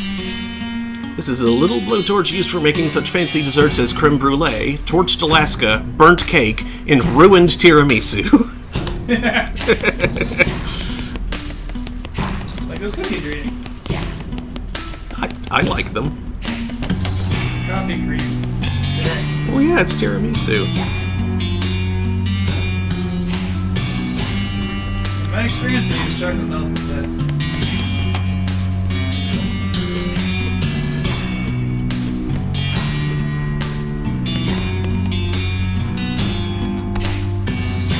This ghost seems kind of sketchy. How so? Well, he's all disheveled and muttering to himself. Creepy, you know? A disheveled, muttering, creepy ghost? Gosh! Will wonders never cease? Alright, fine. That did sound pretty stupid. You gotta admit. Yeah, there's a little tin here labeled chili spices that might be useful. Let's grab the one that doesn't say gun. This is one of those pre-assembled spice mixtures for cheaters.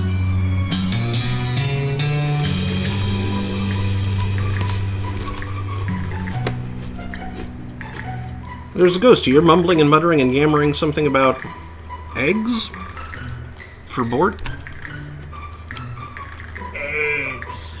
Hang on a second. You tried to poach an egg by shooting it? For dadgum, yes, that's what I did. Heck, course I did. That's how you poach an egg. Papa didn't raise no fool. But dadgum, first slugging her egg rolled out of the way of the bullet. Ricocheted off at the bottom of the cook pot and got me right between the peepers, for dadgum. That's not how you poach an egg. What you talking out of your head like that? Course 'tis.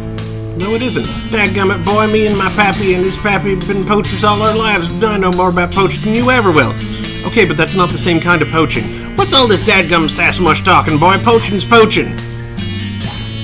I am going to prove you so wrong as soon as I figure out how.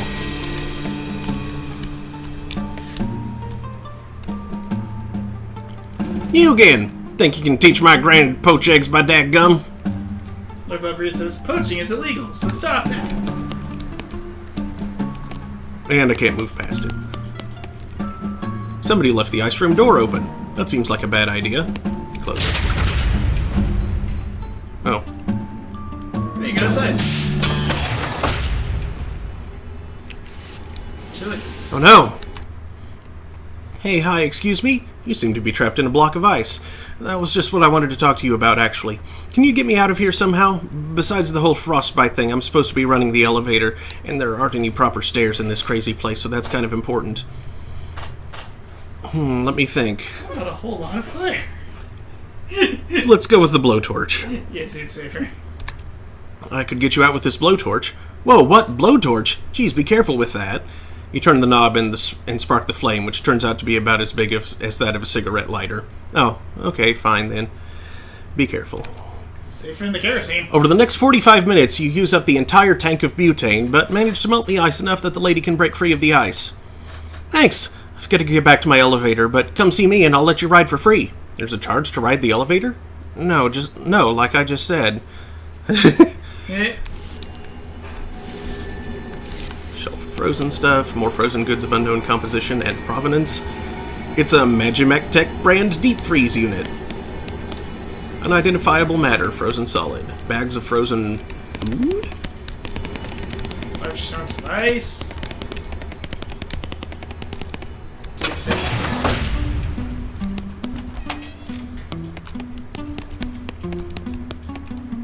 Hey, thanks again for the help back there in the freezer. This is the elevator. Unfortunately, all we can do at this point is go to the second floor. Why just the second floor? The button for the third floor is missing. I'll bet anything the old housekeeper took it and hid it in some hilarious place. She loved wordplay. That's why they fired her.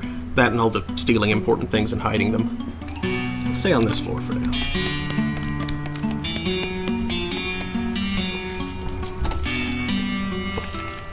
A rat. Sit!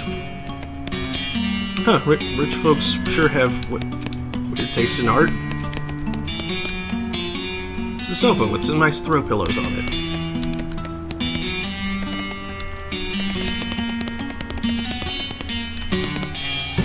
It's a tea cart laden with tea things. Tea service. You liberate the tea service from its cart. A teapot and some cups on a pewter tray. Just add a bunch of imaginary friends and you've got a tea party.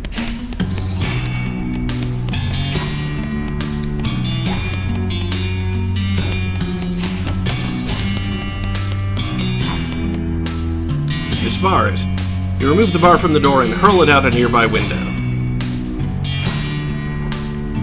There's nothing else for me to do down there right now, I don't think. Okay, to the second floor then.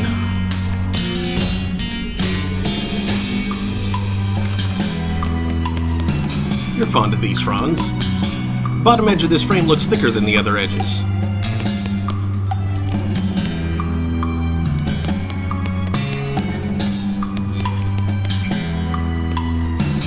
A painting of a complicated shape.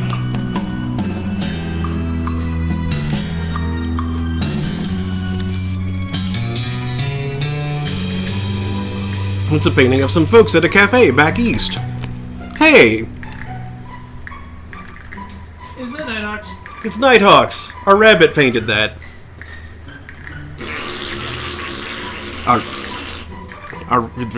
As a reminder, our rabbit is named Edward Hopper, who is the artist that painted Nighthawks. That you may have done things ever so slightly out of line. Uh-oh. I'm think it matters much. But I get the feeling you're supposed to come in through the front door and notice that it was freezing in here and the lights were off.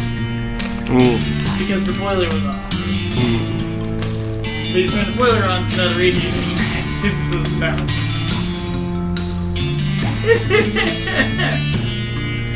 And it would probably be freezing because the cold was coming from that magical freezer that was open. I get it. Hey, look at all that soup! A messy stripe of brightness on a dark background.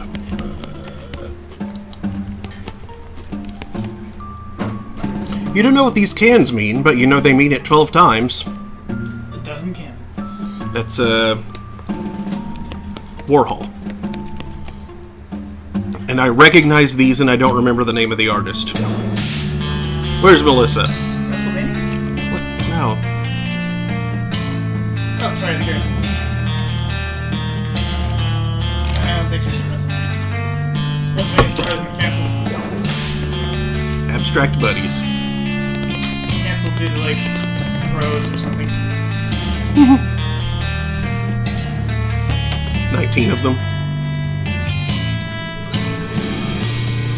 A book is a terrible thing to not read. What does the switch do? Let's see. I guess I don't know. Ah!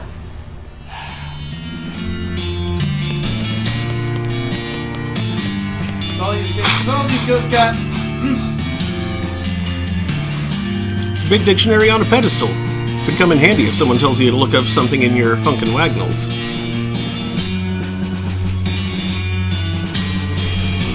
Funk. To rappel a pulley above a tree.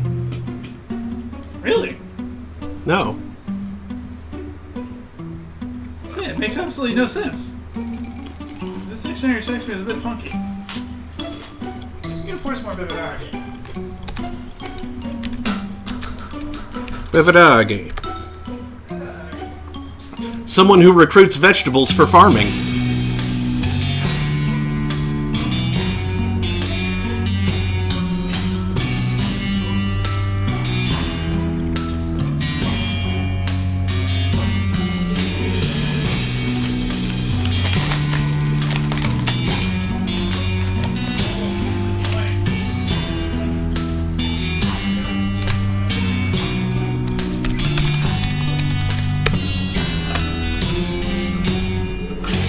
Mondegreen, a Welsh harpsichord used to mince mice.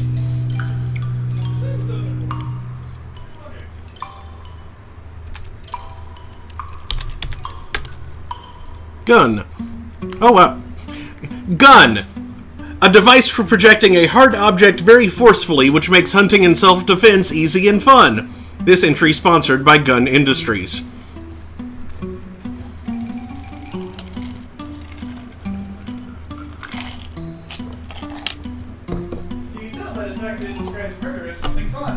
Mm-hmm.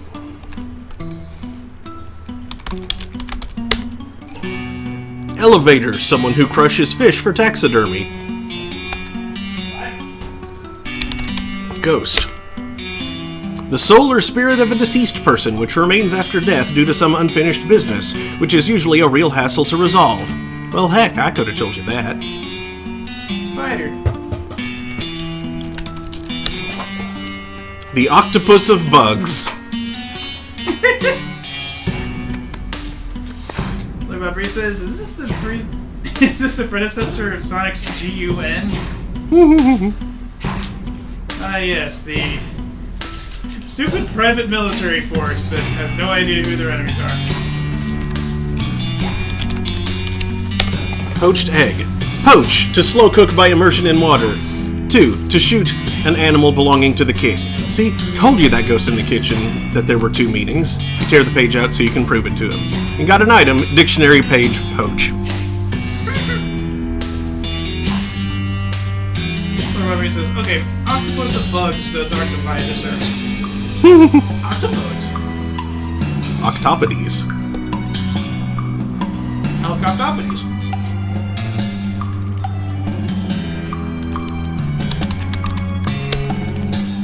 A type of alcoholic wheel used in accounting. Oh!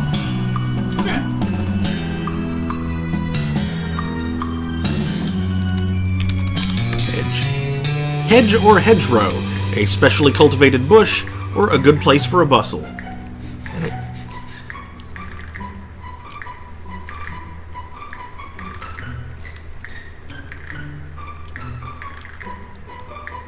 El vibratos.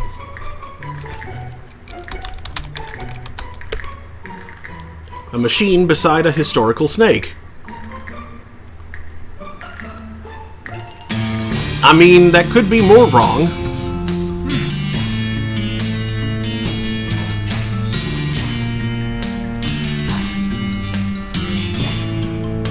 Wow.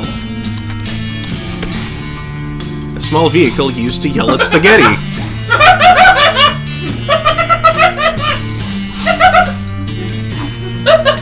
Because your car needs repair. Bismuth. A brittle silvery white metal with a characteristic iridescent tarnish and square stair-stepped crystal growth. Cf. Bibsmoth, Bipsmith, Bipsquick. Bipsqueak? Bisquick. Biscuit. Did I say Bipsquick? Yep. Oops. Bisquick. The quick biscuit.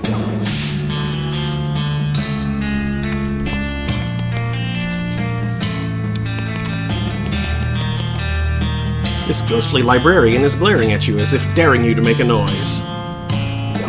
Excuse me, but shh. Oh, sorry, I was just shh. Okay, jeez, is this good? I suppose it will do. Now, what was your question? Can you help me with some library stuff? Can you help me with some library stuff? Could you perhaps be more specific? Welcome to the ASMR stream. I'm looking for a book on a specific topic. I'm looking for the precise definition of a word. I'm looking for some of that delicious paste. Actually, never mind. I just yelled into the chat. Library ASMR! I'm afraid our card catalog is out being reorganized. Someone sorted all the cards by call number instead of by title or author, which made it quite useless. You'll have to search the stacks manually. How do I get started? You can find a book on a similar topic to what you're looking for. Its call number will direct you to the other books on that topic. Okay, thanks. Row upon row of identical looking books with only numbers on their spines. I have no idea where to even start.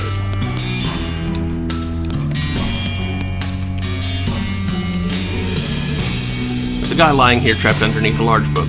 You okay under there? Shh, no talking back there. Sorry, please.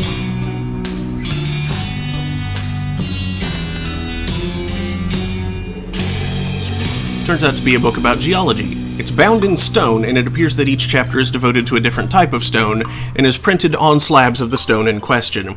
This isn't going to be easy to move. It is for me. One. That sounds like something TJ would be interested in. It sounds really cool. If you have like a very strong coffee table, that's a great coffee table book. Yeah. Just make sure you have a strong enough coffee table. Mm-hmm. Managed to heave the book off the guy. Phew, thanks. I thought I'd never get out from under there. At least now I know all about the particular type of granite described on that one page. How do you get trapped like that in the first place? Well, I work at the info desk in the visitor center, so on my breaks I like to research different kinds of info. You know, just in case anyone asks. I guess you never know when someone might ask you about rocks. Exactly! Oh man, I'm late getting back. Thanks again. Feel free to stop by my counter if you have any questions. Sure thing.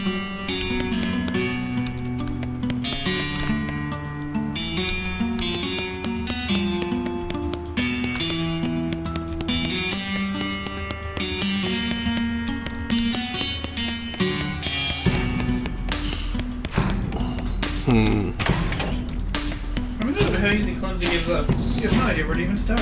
Who cares? Grab something! Gun Manor What's Art in this Gallery. crazy library? Painting is covered by a sheet. That's bro. E. O. Ah! What a silly running gag. T. bunch of T's and a bunch of different typefaces. This one is more, avant-garde, I guess. Yes. These are the 3 kinds of tattoo that have been invented so far. Mom, Dad, beard. Stats. It's a list of statistics about the gallery. 8 T's, 9 ats, 3 tats, 7 stats, 45 states, 3 statues, and 69,105 statutes. Fascinating. Was someone playing Ghost? I forgot how the game worked.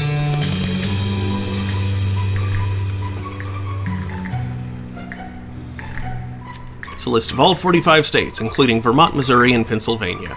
You wonder what will get annexed next. Maybe it'll be the Colorado territory.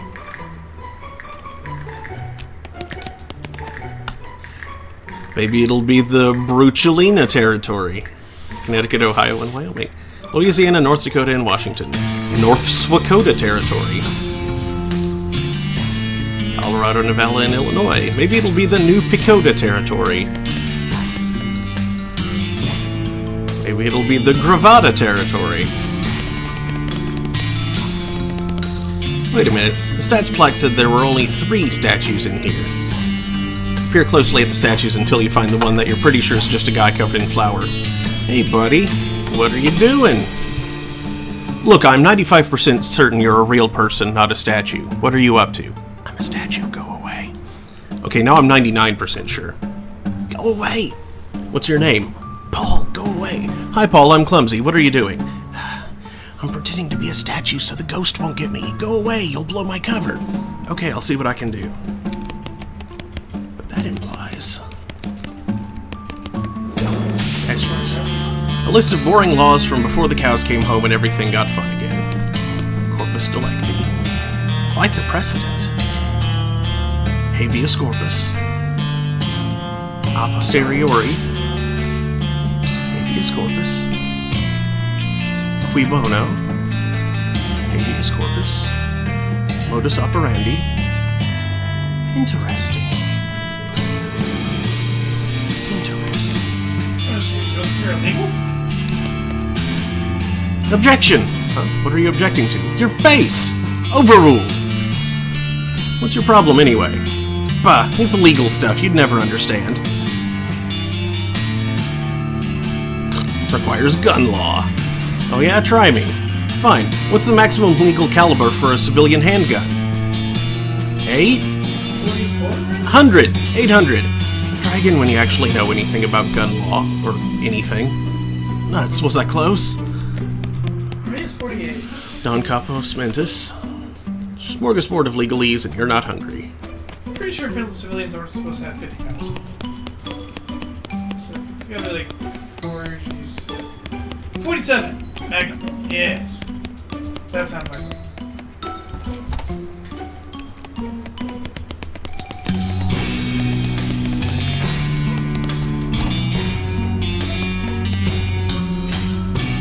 It's a medicine cabinet, which is a cabinet for storing medicine. What's inside? Why, ointment. That's what's inside. Old-timey ointment. Gross, what's it do? This is a tube of medicinal ointment old enough that it contains every single ingredient the government has ever banned. Increases your armor by 17 and your hot and cold resistance by 20% for the rest of the day. It actually kinda rocks. I guess rich people use the bathroom one toilet at a time, just like the rest of us. Gotta flush it. Yeah, take that, irresponsible wealth. I forgot that flushing toilets was a thing that got you XP in this game. I remembered as soon as I saw a toilet. It's a fancy vanity, and it reminds you of your own fancy vanity. Indulge it. You pry the biggest and most visible chunks of wax out of your ears. You gain 5 XP. Putrescent. What's this? It's like a normal bathtub, but the faucet is up really high, and there's a curtain around it. Take the curtain. It's curtains for you. Shower curtain.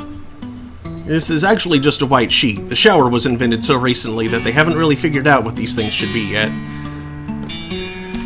Really? They hadn't thought of using oilcloth?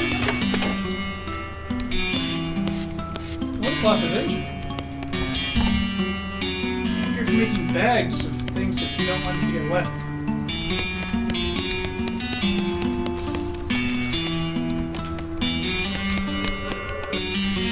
Hello, dear. Welcome to my little B&B. Would you care for a room? No, thanks. I won't be staying that long. Hopefully. Wait a minute. Yes? Your B&B? This isn't your house. Wait, what's B&B stand for? Boo and breakfast. Okay, yeah, that's what I was expecting. Why do you say your B&B? This isn't your house. Oh, I know, dear, but nobody was using these guest rooms, and there were ghosts hovering around with nowhere to be. And I got to feeling homesick for the little B&B I used to run when I was alive, so I thought Mrs. Gunn probably wouldn't mind. I see, fair enough. What happened to your eye? Oh, it was such a foolish accident. I had a guest I was suspicious of, a nervous, twitchy little man. I thought he might be mixed up in something bad, and one evening as I was passing by his room, I gave in to temptation and peeked in on him through the keyhole. Did you see anything? Well, only for a moment. He was cleaning a small pistol, and I suppose I must have made a noise because he suddenly jumped and the gun went off. And it hit you? That's right, straight through the keyhole. That's how I died, in fact. Geez, I'm sorry. Thank you, dear, but it's all right. Serves me right for spying on a guest, is how I look at it. Is that what's keeping you here? Guilt? No, I think I paid quite sufficiently for that transgression. What then? Well, I don't want to go to heaven missing an eye. It wouldn't be as nice without depth perception. So you need a new eye? Yes, do you think you can help me? I'll keep an eye... I'll see what... bye!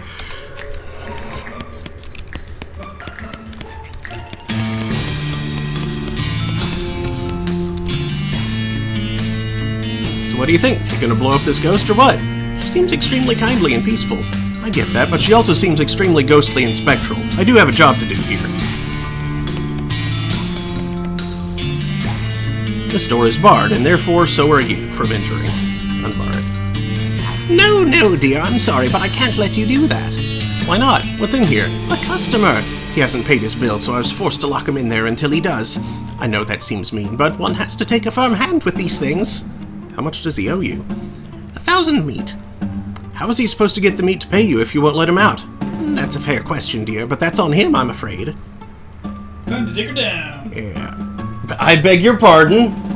What? Time to use digger and to make her come down in the price. I know, but the way... the specifically what you said. Oh, no, not her! The gravy, sir! What are you doing to salmon? I don't... that is on you. No, those are the words that came from your face. No, they are not. Yes, they are. You said, time to dick her down. Time to dick her down. Yes. One word, dicker. It's a dicker. There could also be an apostrophe there. Dicker. Where? Dick apostrophe ER. No. I know it's supposed to be yes and, but no. Steve says lewd.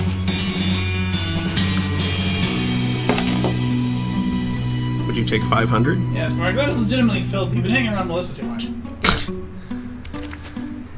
Well, I suppose it's better than the nothing I've gotten out of him. And he seems perfectly content to just stay locked in there, so... alright. She unbars the door and carries the bar away. Go into the room.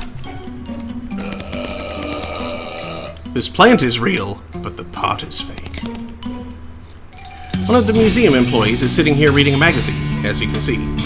Congratulate him on his newfound freedom. Congratulations, I freed you. You're free. Huh? Free from what? Well, from being locked in this room with nothing to do except read that magazine. Ah, so you freed me from having an excellent excuse for not doing my crappy job. Well, you freed me from the burden of relaxing in here instead of emptying trash cans and cleaning toilets. Great. Look, you're a real hero. I could just lock the door again. No, it's too late now. I'm free. Free as the wind blows. Free as my job blows. Thank you. You're welcome. He leaves, taking the chair with him. Free as the wind blows. Free as my job blows. And Lord Potpourri has the same question I did, actually. What's a fake pot? Could be plastic. I don't think you've invented those yet. There's no toilet, but at least there's a Wait, no, there's no sink either. Look in the mirror. You notice something stuck in your teeth. You pick it out. 5 XP. There it is. It's a bookshelf, mostly full of self-help books left here by previous guests. The virtue of cleaning your spouse. Growing other people without really trying. Ah, goblins. Yourself, your money. How to fix your soul in 15 minutes a week. Hey, there's actually a useful book hidden among all this crap. Modern Snake Oiler number 162. Your teenager, your children. The powerful secret of believing in your money. The purpose of tidying up your children. Growing the cosmos in 10 minutes a day. A book for up-and-coming deities. The extraordinary rules of believing in the cosmos. The source of loving other people. How to consider the cosmos in 15 minutes a week. The purpose of loving other people. How to tidy up your money the easy way. How to believe in your soul the easy way. The limitless rules of cleaning the cosmos. How to think about your children without really trying. No. The powerful virtue of fixing your true self. How to consider the cosmos in 10 easy steps. The virtue of sensing your mind. The extraordinary rules of acknowledging wealth. The potential of nurturing your heart. Steve says the purpose of loving people. Considering your body with power. The power of believing in your spouse. How to love your spouse in 15 minutes a week. That's not enough. Fixing the universe in 10 minutes a day. Unless, like, what, you're King Solomon or something? Then you might have to limit it to that much. Yeah, just like give them 15 minutes each. Mm-hmm. The amazing magic of considering your money. Affirming your spouse without really trying. The unexpected purpose of thinking about the universe. It's a guest bed, which is like a normal bed, but with a worse mattress. Hey, somebody left their wallet in the nightstand. Grab it. 120 meat. Virtually useless. A table has been provided for corner brooding.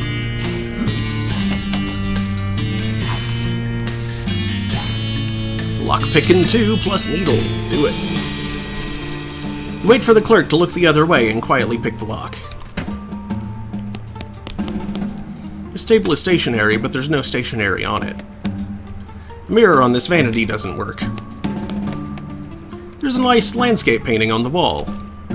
This painting of the countryside is nice, but there's nothing very interesting about it. It looks like the sort of thing you'd find hanging over the bed in a mid-priced hotel room, or a bed and breakfast, come to think of it. I guess it's a little weird that it's hanging over a stepladder instead of the bed.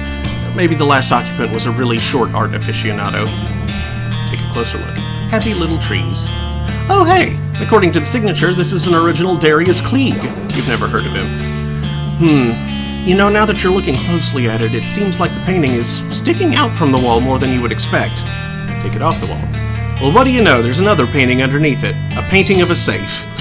This house must be really old if it's got jokes of this vintage. A painting of a safe on the wall. It's a fairly realistic painting of a wall safe. It's captioned, Ceci n'est pas un coffre-fort. Take it off the wall.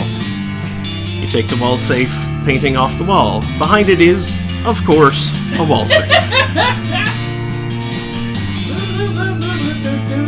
Examine it. Inspect the large wall safe, which is securely locked. Crack that safe. Not that securely if you can take it down and see a crack in one. The safe swings open. It's empty apart from a rolled-up poster of Rita Hayworth. Swell. Who the heck's Rita Hayworth? Old actress. Dangerously sharp leaves. You should leave them alone. You know if I'd let you put things back? It really seems like there'd be a door here. You start to open the door, but the ghostly clerk swoops in and blocks your way. Oh, hey now, sorry dear, but I can't let you go wandering in there. Why not? What's in there? A tenant. They've paid for the room, and they seem to rather a quiet, private sort, so I won't have you disturbing them. Oh, fine. There's definitely... I mean... It's got a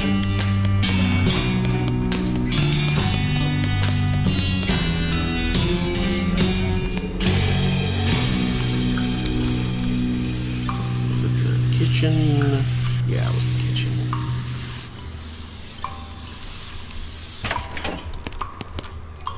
You again! Think you can teach my granny to poach eggs by dadgum? You don't poach eggs by shooting them, I have proof. Oh yeah? Well, read 'em and weep, you weird old coot. What in tarnation? Poach, a method of preparing food, especially eggs, by simmering them in a boiling liquid? Well, I'll be a dadgum. He dissipates into the ether, still muttering to himself. Ha! So there. I need more drink.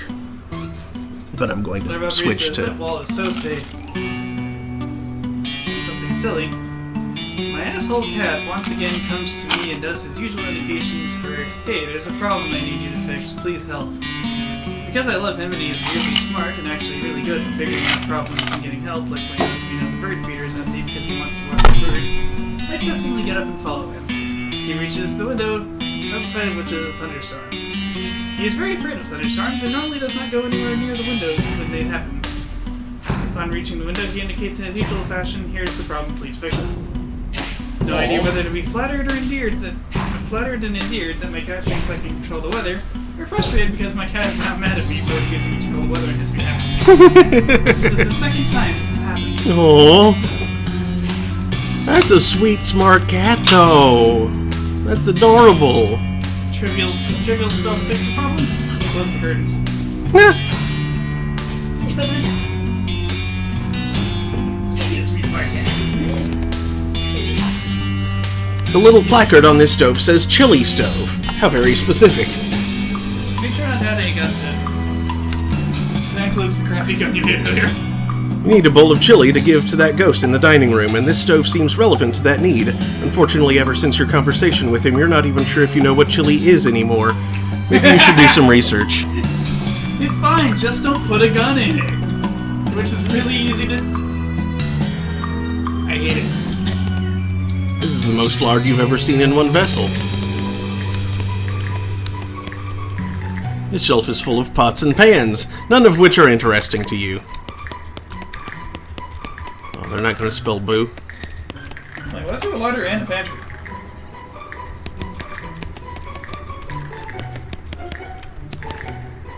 Decorative? This shelf's almost all fancy French stuff you're afraid to eat, but there's some caviar. You've always been curious about that stuff. Tinned caviar. So much salt. This caviar is so fancy that you'd expect it to be gilded instead of tinned. Oh great, meat drops on this show. Cans of every shape, size, and food you don't like. Wait a second. Eureka! These cans of string beans are exactly 1.2337 inches in diameter. They must have packed the beans lengthwise. Okay. Oh, weird. What you thought was a framed photograph is actually a window. Why does the larder have a window? And why is this ghost standing motionless in front of it as if he were a framed photograph? Excuse me. Hello? The ghost ignores you. Grab him by the shoulders and shake him. You grab the ghost, somehow, and shake him until he rattles. Please, cease this activity at once. Sorry, I got a little carried away. Now that I have your attention, how about telling me who you are? Ah, you do not recognize me? Jean-Francois Lardest? Nope. Zut! I knew simply mimicking the photograph would not be sufficient. Without it, how will anyone know I am the most famous Frenchman ever to visit Gun Manor? Have a lot of Frenchmen visited? Besides having the distinction of being the most famous Frenchman to visit the Gun Manor, I am also the first Frenchman to visit Gun Manor, and the last as well. Gosh. How did you die? I was posing for a photograph to commemorate my visit here, and that fool of a photographer fouled up when preparing the gunpowder flash. Fouled up how? He left a bullet in it. Ah, I see. I must have this photograph. Such a face as mine must not languish in obscurity. Alright, I'll let you know if I find it.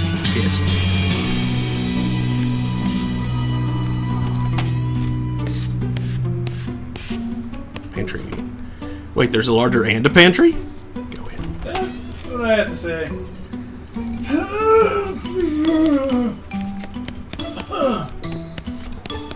Ow.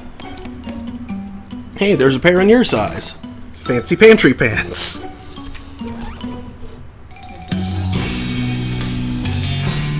Item finding bonus and cold resistance. Interesting.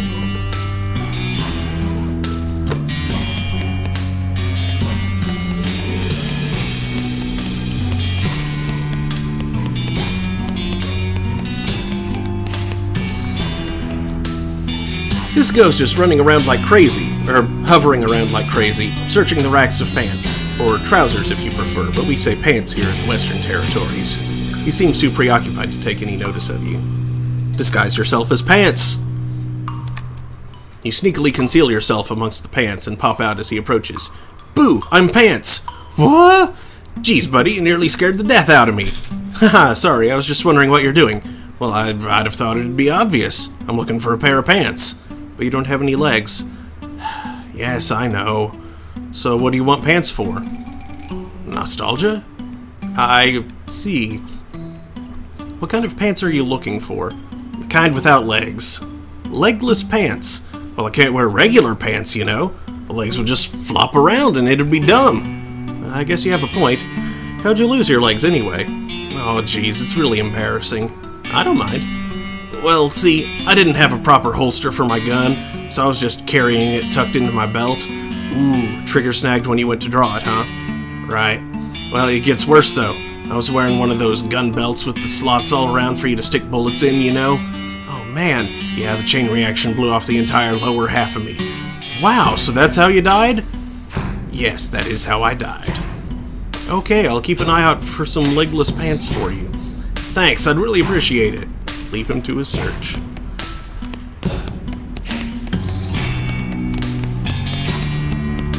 So, like, short shorts? Yes.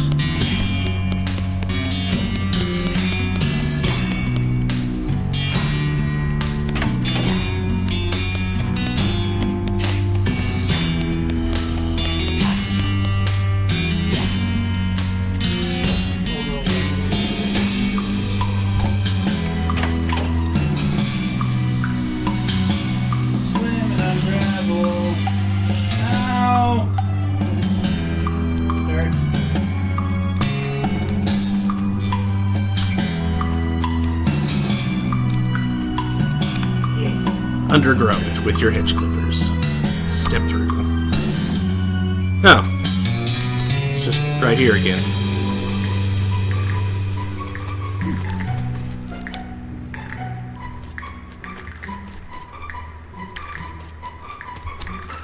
Hey, these might make decent chili. Oh yeah, bean bush! Pile of loose chili beans. Dang. This is a little mound of mixed beans. If you have strong opinions about what kind of beans go in chili, assume this assortment satisfies them. Hey, take your pick. Pinto, black, that's good. That's always good. Chicken and lima.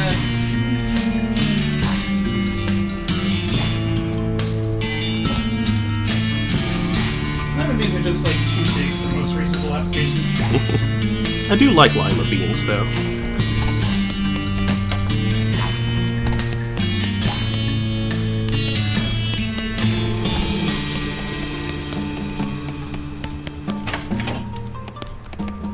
You can also go make that silencer in the basement.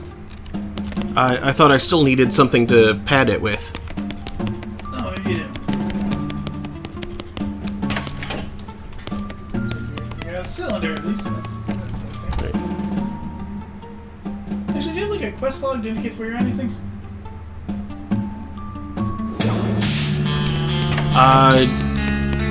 Not exactly, but there is...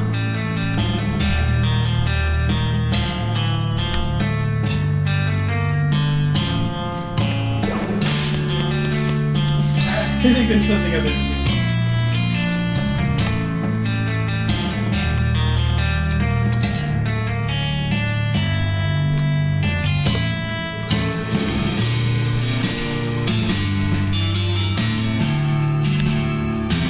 No, I don't think there is.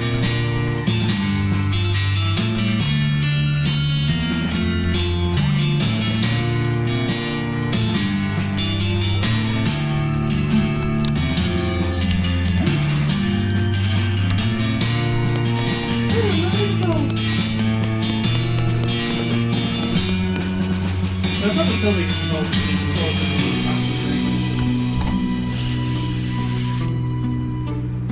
Okay, I'm gonna need to find a recipe first.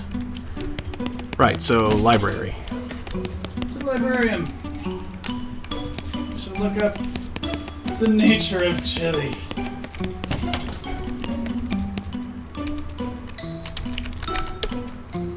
Savory soup made from beans, spices, and a gun. Oh. Huh. Maybe meat in there? Maybe other arbitrary vegetables like, shards of onion and peppers. Celery. Latent celeringus.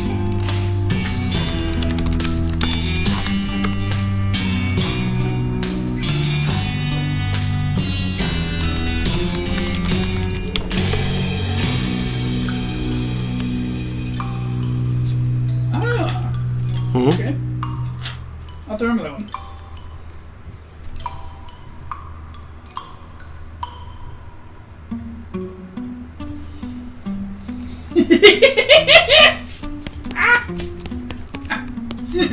Was that a little too deadpan there?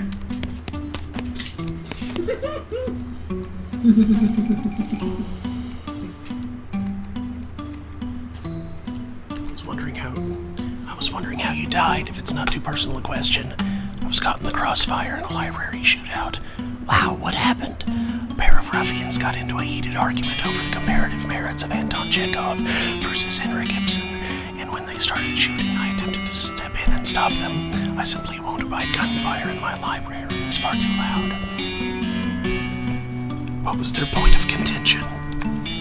I don't recall the particulars. I just remember the Chekhov fan shouting, "Remember that gun I showed you in Act 1 before opening fire?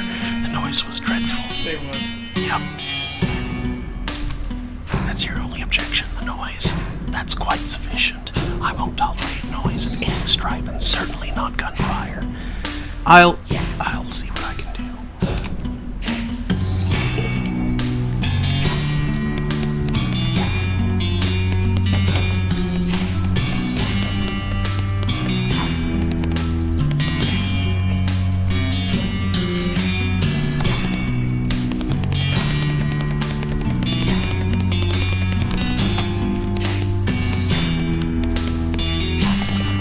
Hey, there we go. Yeah,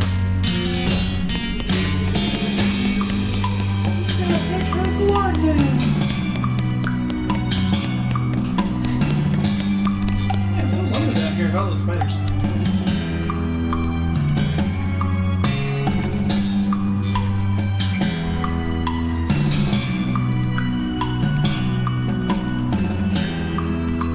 What's shaking?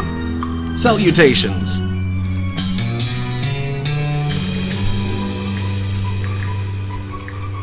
Goodbye. Oh, whoops, guess this does take some practice after all.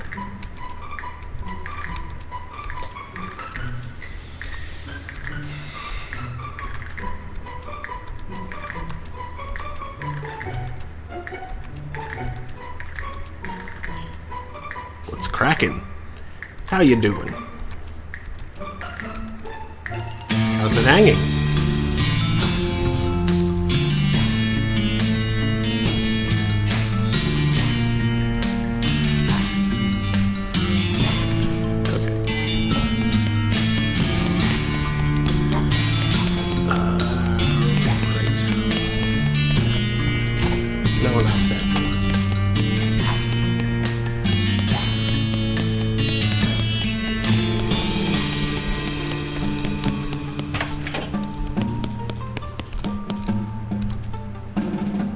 Got the right size tin can. You'll also need some stuffing to pad out the inside of the can. That's going to be tricky to find.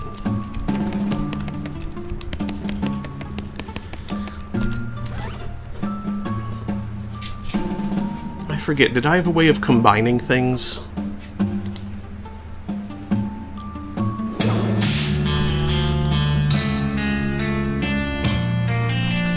Oh yeah. Yay.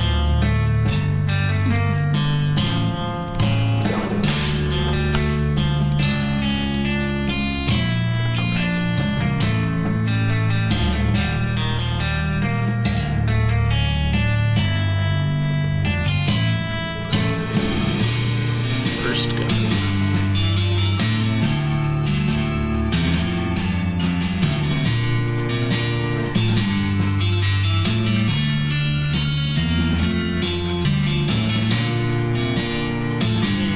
Chili spices on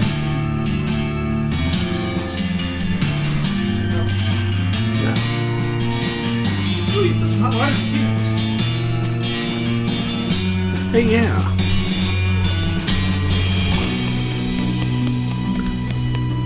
Do I want the hot water first, or do I want the tea leaves first, though? Let's get the leaves It first. doesn't matter. I mean, the water might get cold.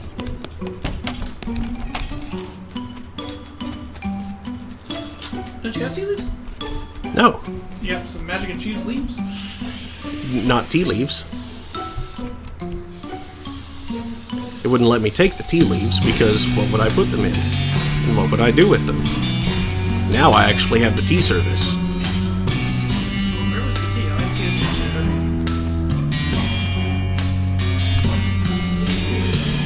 I forget. It's in one of these areas.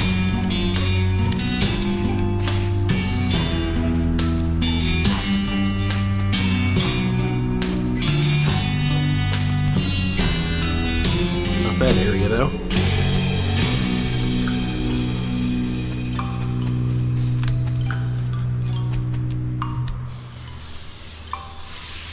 I was here. There. goody.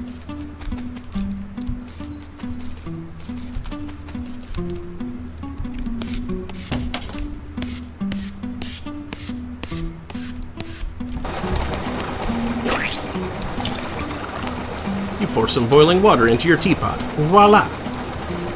Tea service with tea.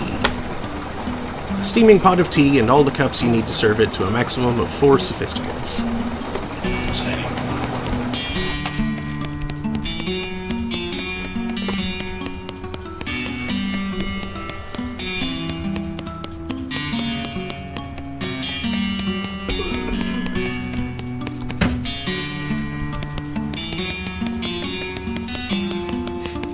I'm definitely gonna be spilling tea everywhere.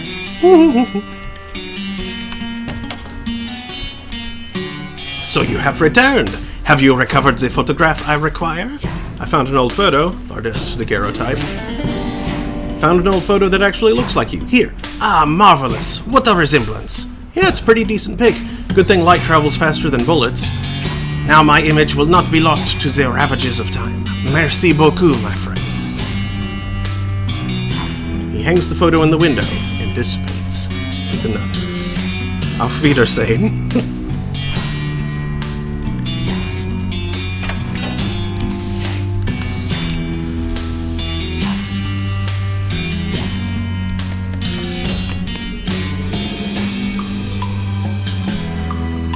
You need a bowl of chili to give to that ghost in the dining room, and this stove seems relevant to that need. According to the dictionary, you need some spices, some beans, and a gun. Oh wait, except you're trying to make chili without a gun in it, so you have to remember to skip the gun part. Okay. Very easy to do. Don't put a gun in each other. Keep it together, Clumsy. Spices. Yeah, you've got that under control. You grab a chili pot and put it on a burner. And put in on a burner. Throw in the spices. You shake a heaping helping of chili spices into the pot. The next step is beans. This little pile of chili beans you found earlier will do the trick. Toss them in. Something is missing, but it's not a gun. The mixture of spices and beans is bubbling merrily. Now for the final ingredient. A gun. No gun. You restrain yourself from adding a gun, step back, and admire your handiwork. It's not according to Hoyle chili because it doesn't have a gun in it, but it is chili with no gun in it, which is the thing you were after. Chili sin pistoles. This bowl of chili has exactly 0 guns in it. Finally.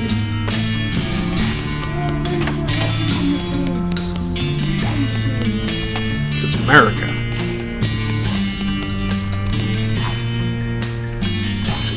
I'm back, and I've got a bowl of 100% gun-free chili right here. Oh my gosh, thank you so... Oh, is something wrong? We'll see, I can only eat ghost food. How do I... Do you need me to murder this chili for you? Not to put too fine a point on it, but yes. Alright, I guess I'll try to find a humane way to do that. How do you...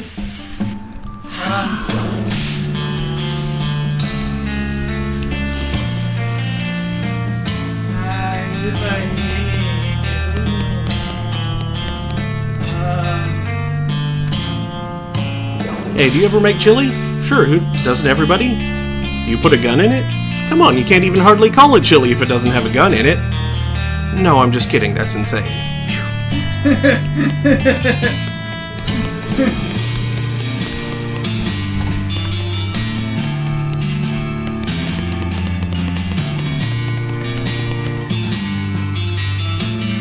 How do I kill chili?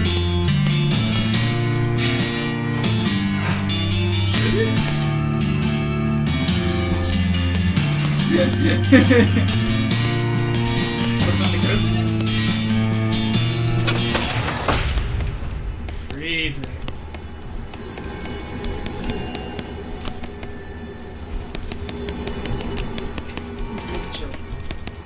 I don't know, there's not really any way to interact with it here.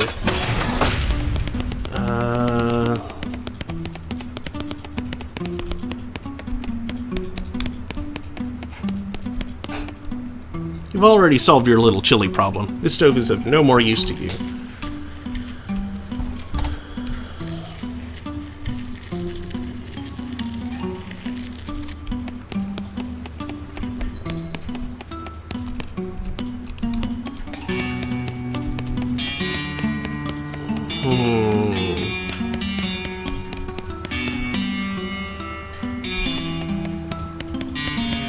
I'm not sure what to do with the tea service either.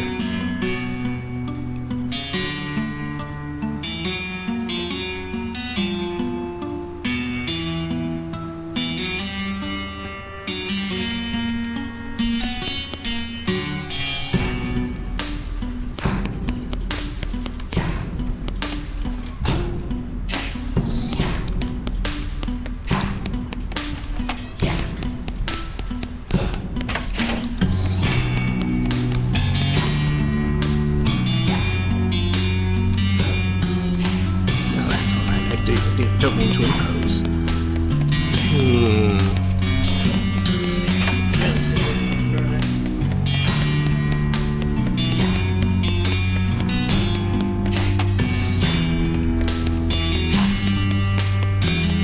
I haven't learned about gun laws. I haven't. I should. That is something I should do. You walked way past this other thing.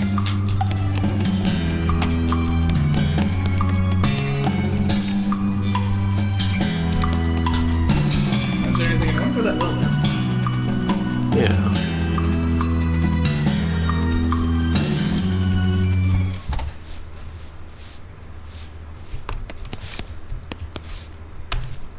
Oh, hi. Thanks again for freeing me from that book. You still kind of have marks where the engraving's pressed into your face. I'm hoping they fade with time, but if not, I can always quiz myself while shaving. So what do you do here? I provide information. Want some? Sure. Great. That's what I'm here for. What would you like to know? What can you tell me about Mrs. Gunn? Her full name is Teresa Olivia Gunn, but informally she goes by Terry. She was born in 1847 to Reginald and Priscilla Gunn. Her mother was a mathematician and founding member of the Western Society of Mathematics in 1870, and her father was a catapult operator in the unpleasant disagreement of 1862. She invented the gun in 1869 at the age of 22. There's a photograph of her on the wall there, accepting a prestigious inventing award. She married her husband Dan 20 years ago in 1875, and they had 3 daughters. Interesting. Other than that, there's not a lot we know about her. She's a very private person, especially after she gave the house to the Historical Foundation and locked herself in her room 4 years ago. Anything else you'd like to know about? Yeah. Great, that's what I'm here for. Mrs. Gunn's family? Well, let's see. She married Dan Staple Remover in 1875. He was the inventor of the staple remover, did you know that? They'd met at an inventors convention 3 years previously. Dan decided to take her last name because he had wanted to call his invention Office Chompers, and he was always a little annoyed that people called it after him instead. They had 3 daughters named Dorothy, Blanche, and Rose.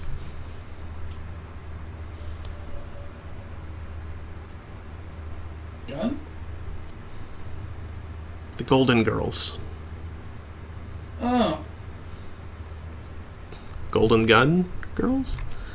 Unfortunately, Dan vanished mysteriously in 1889, shortly after Rose was born.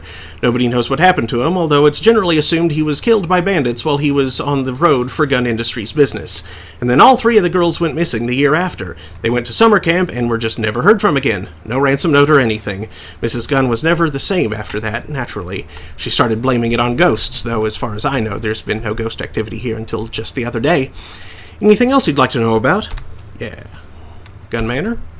Isn't it amazing? Mrs. Gunn had it built in the mid to late 70s when she and her husband decided to start a family. It was finished in 1877. It has 8 bedrooms and 1 bathroom, plus a whole host of modern conveniences like electric lights, a coal-fired boiler, and a bowling alley. My personal favorite room is the library, but I guess you knew that one already. Mrs. Gunn donated the house to the Historical Society in 1891 with the provision that we keep the place properly maintained and send meals up to her room in the kitchen dumbwaiter. She's actually never come out of her room since then, although she still communicates via telephone or the house intercom sometimes. Anything else you'd like to know about? Yeah. Rocks?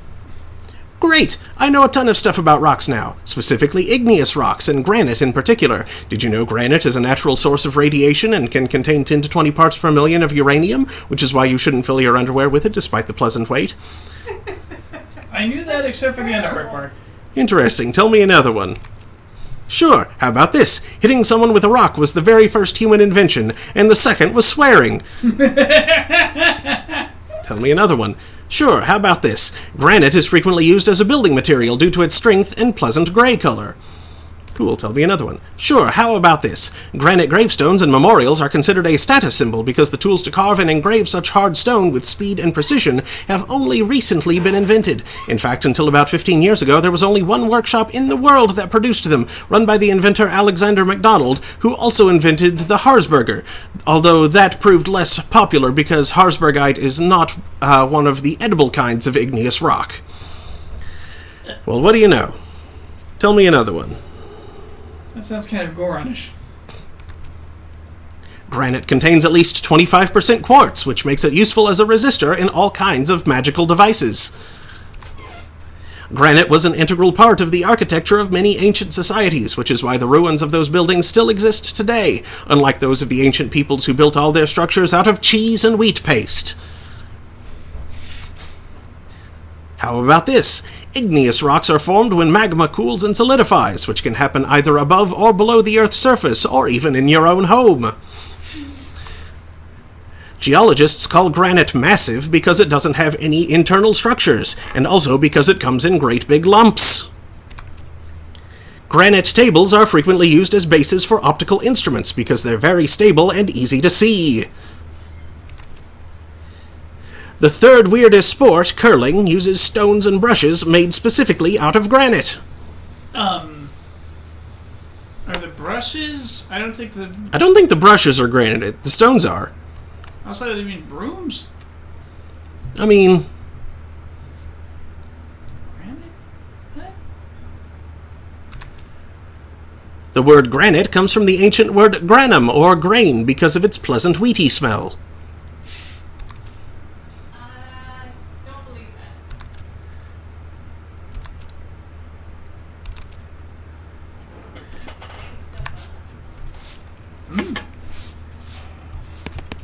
Oh, the parking validation guy's doing his job. Hey. I'll take Vince to the vet tomorrow. Okay. At 9:30. Do you want more of this, or are you Oh, done no, with I'm this? done with that for now. Hello again. Oh, it's you. Hey. They let you smoke in here? Let's just say they haven't successfully stopped me. Why sneak off to the carriage house to smoke if you can do it in here while you're working? Well, I'll give you a hint. I don't like working. Can you validate my parking? Didn't you say you got here in a ghost carriage? That's right. Those don't actually take up space, so it doesn't count as parked. Oh, never mind then. So they stack? Huh. I can haggle a vending machine. I think that's pretty a little different. In a staggering display of business acumen, you convince the machine to give you a discount. You know what? I'll buy 2. Sure. Great. I love running this thing. It's so satisfying. What picture do you want on it? Ooh. Well, considering I'm like a heavy Moxie build anyway. Good choice. Someday it will make a lot of people uncomfortable if you tell them you think pistols are cool, but not here in 1895. Ha ha!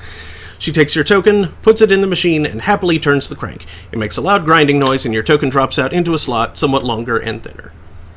10 Moxie and 17 pistol damage. Hot damn. Excuse me. Woo. This brass token has been flattened out into a thin oval with the Gun Manor logo on one side and a cool gunfighter pistol on the other. Thanks. Goodness, I wonder if it's worth making the other 2. For, sap swappage. Yeah.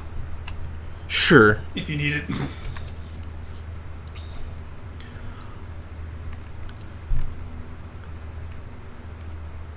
A magical rifle. Great. It has little sparklies around it. That's how you know it's magical. It probably also shoots beans, but that isn't in the picture. Beans. Rifle token. This brass token has been flattened out into a thin oval with the Gun Manor logo on one side and a rifle with magical sparklies around it on the other. Magical sparklies.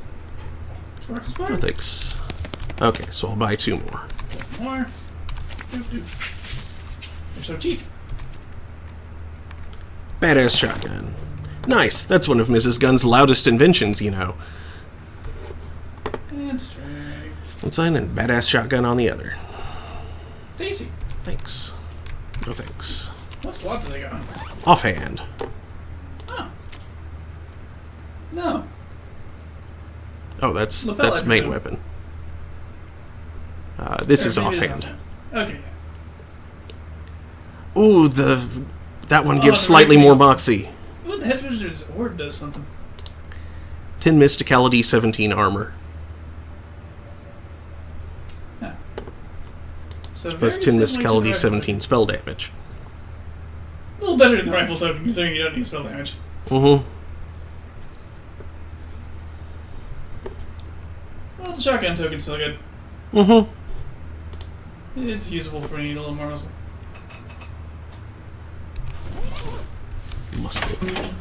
Muscles. Mescaline. No. Peyote. Oh, peyote.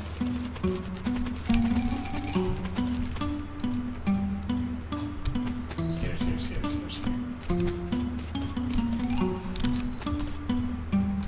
Make a wish. You hold the token over the well and try to think of something to wish for. After a few seconds, you accidentally drop the token into the well without making a wish. Dang it, I wish I had that token back. You hear some chimes and a rope appears on the wishing well's crossbeam. Well, how about that? It's a rope leading to the cellar. Climb down. It's that token you dropped into the wishing well. Grab it. That wish was an accident anyway, so you feel entirely justified in taking your token back.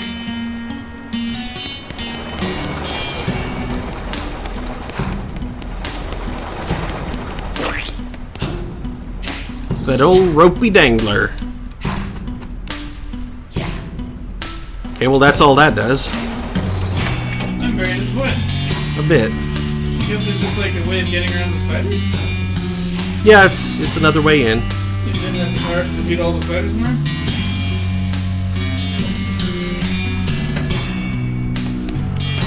Yo, rope and angler!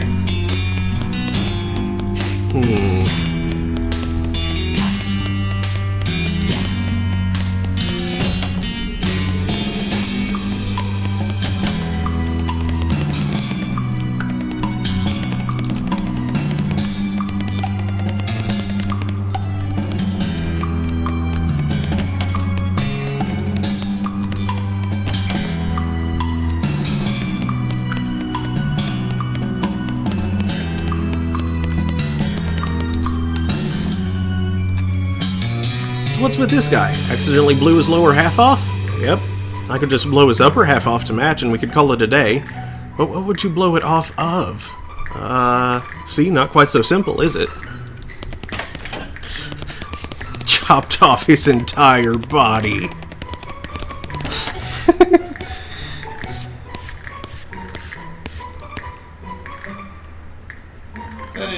Questionable.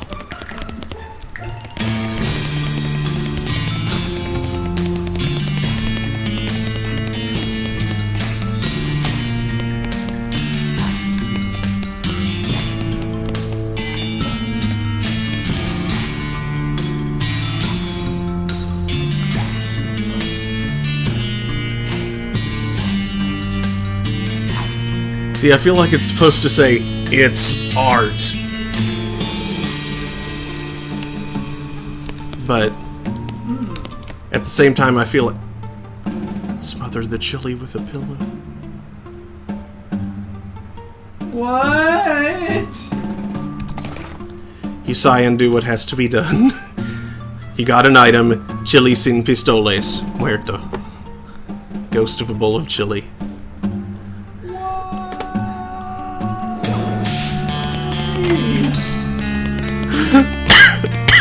Video game logic! What's next? Are we gonna use some gun here to make a fake mustache? Okay, I've euthanized your chili. Here you go. You hand the ghost the chili, the ghostly bowl of chili, and he immediately gobbles it up. With a long, finally satisfied sigh, he dissipates. Happy trails, big guy. Thank you so much for dealing with that ghost. I am exhausted. What were you even doing? He kept demanding ghost food, but I don't really know how to cook, except like nachos and popcorn, nachos and hogwash, and just the regular kind, not ghost nachos and popcorn. But he was really insistent, so I figured ghost food is probably invisible, right? So I just pretended and gave him empty plates. I guess it worked, even though that doesn't really make any sense. Huh. Anyway, thanks again. I work at the snack bar in the visitor center, so I'll see you around there. Okay, see you later. We freed another visitor center guy.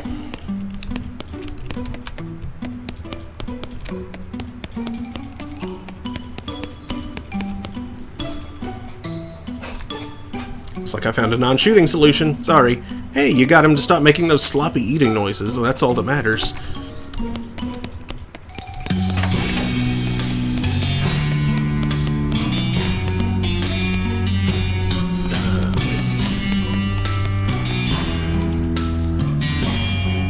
One left on the first floor, 4 on the second, 5 on the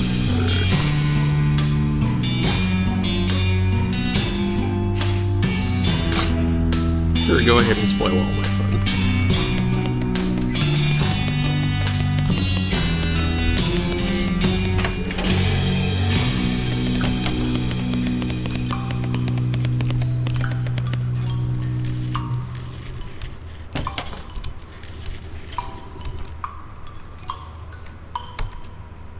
Phew, glad that's taken care of. Okay, that's all it is. That statue's eyes follow me, though. I think it's just painting. That's what I meant, painting. I said statue, didn't I? Mm-hmm. Oops!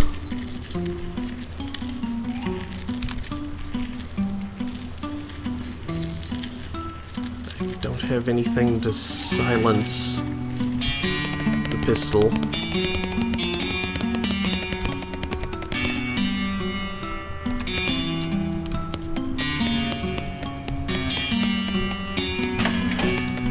Maybe the tea service will let me in? Okay, okay. False eye.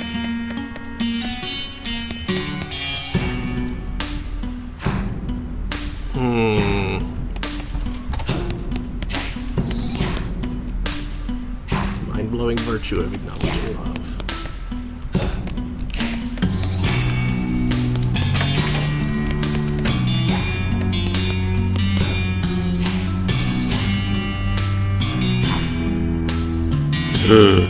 Determined not to have gone through all this nonsense for nothing, you carefully search the empty safe. Eventually there's a click and the back of the safe swings open, revealing a secret passage. I guess that explains the stepladder.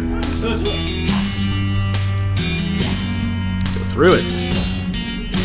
Aha, here's room 3. It's a sewing kit. So it is. Haha, yeah, good one. I'm glad you think so. The homophonous nature of so-and-so certainly is ripe for puns, yes. Is that so?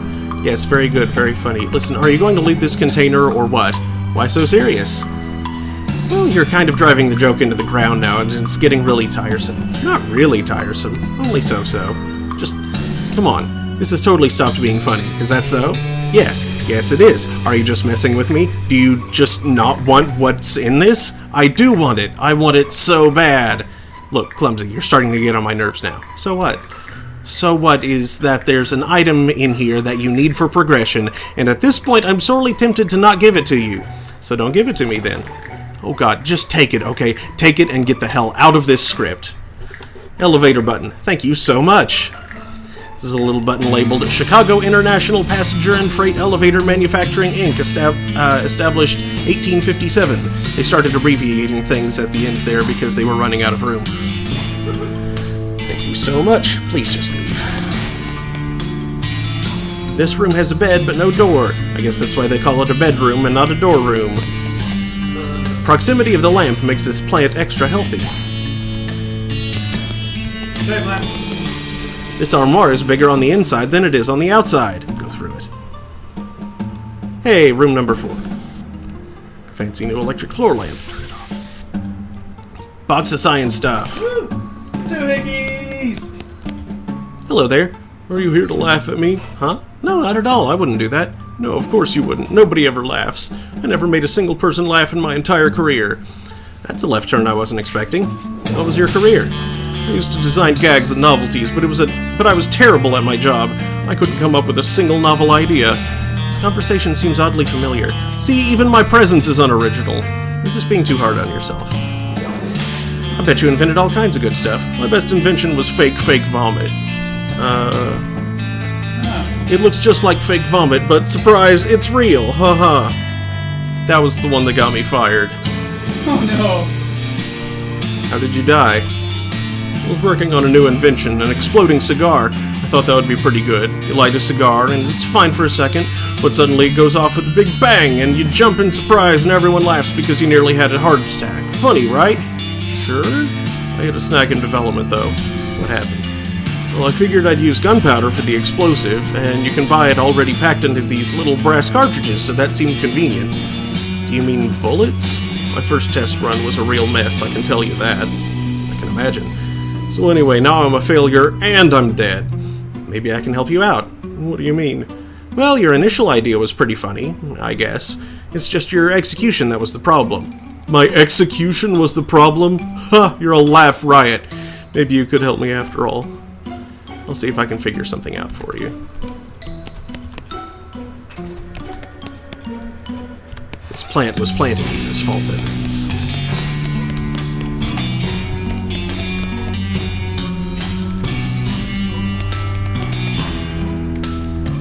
I came out the door, but I can't go back in. Found something for you. Don't mention it. Holy cow, a counterclockwise phase inversion coil. I've been looking all over for one of these. Science blast. This might get last.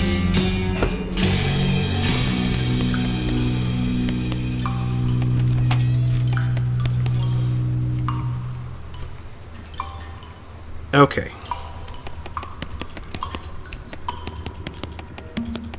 So I can go up to the 3rd floor now. Is there anything else for me to do on this floor, though?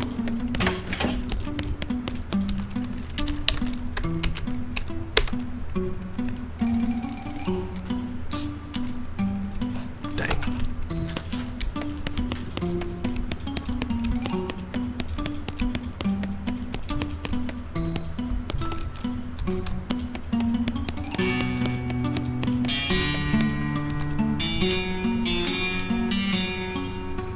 She said that only the call numbers are intact, so you need like to start with a call number, I guess. Oh, God.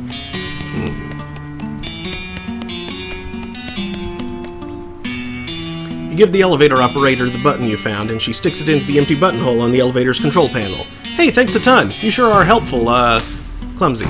Well, howdy again, Clumsy. Which floor? 3rd floor. Actually, wait, let's go back to this place. Visitor Center.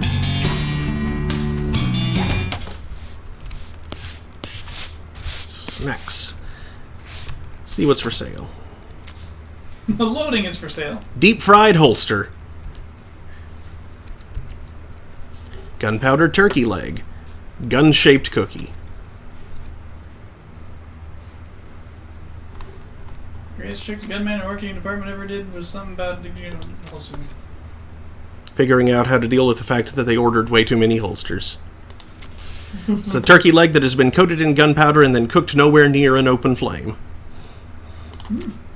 Sugar cookie shaped like a gun, presumably for children. Decades hence, we will learn as a society to stop doing things like this.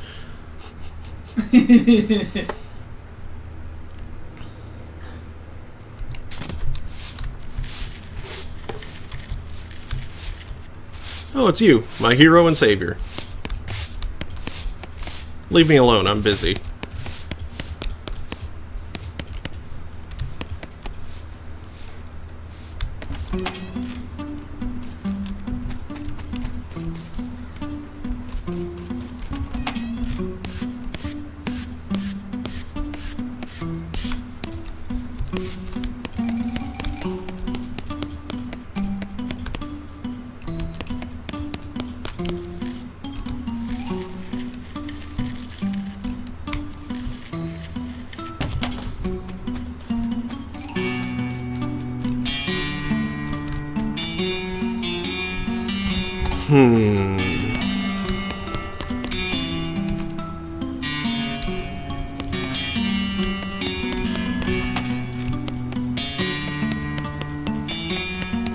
I guess you can run to the third floor and talk to Lady Gun. Yeah.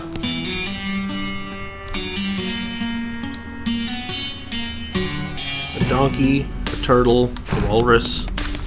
I've always hated these things. A beaver. Damn, this is a nice painting.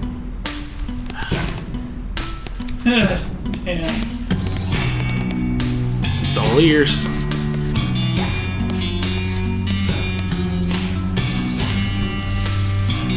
Looks so calm, so tame. He says, I love that your character can't make up his mind on walking style.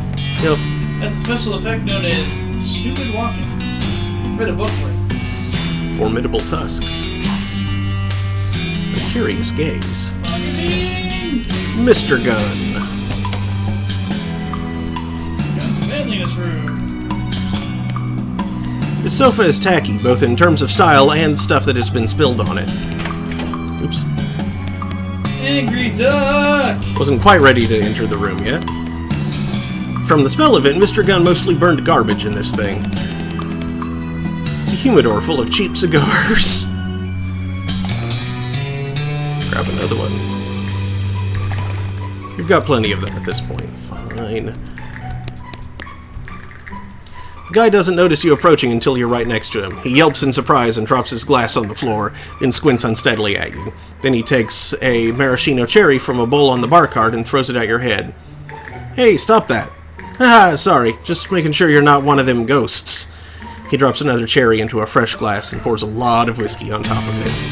Are you one of the museum employees? Mm-hmm, yep, that's me. What are you doing in here? Hiding. Buddy, I don't know if maybe you didn't notice, but this house has got ghosts in it. You don't say. Whole bunches of them, all over. So I don't know about you, but I'm staying right here where it's nice and drunk. I mean, safe. Wouldn't you rather get out of here? Now, the booze, that is, booze. I'm really scared when ghosts go boo, you know? They'll get me if I leave this room. There aren't any ghosts between this room and the exit. So you said. That's what you said. But they're ghosts. They could be anywhere. Except in here? Exactly. I ain't leaving without a guarantee that those ghosts won't grab me on the way out. We could disguise you. Shower curtain.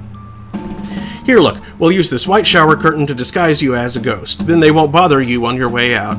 That's a mighty fine idea, but... He tosses back his drink and pours another.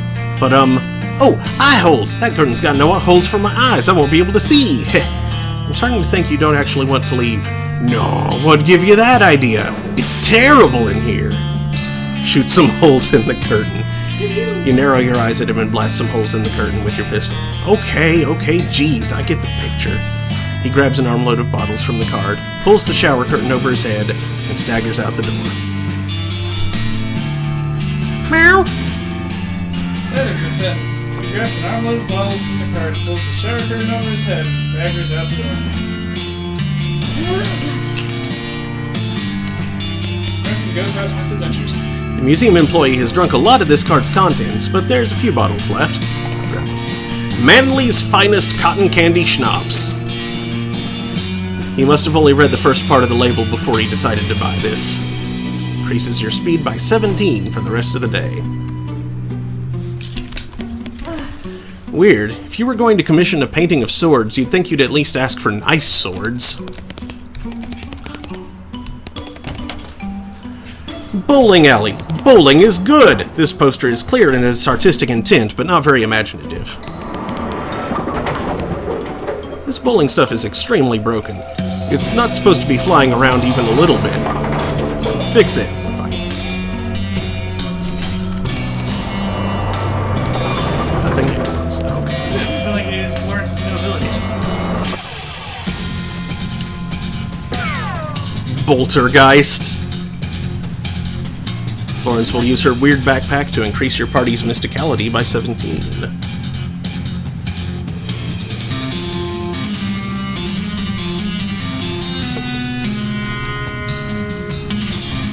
I mean, that's better than the other one, but... It's good for, like, resisting enemies that are using method damage. yeah. But this thing's more muscle than anything else. It's probably just gonna Yeah. Its Its mysticality is almost as high, though. Okay, science blast.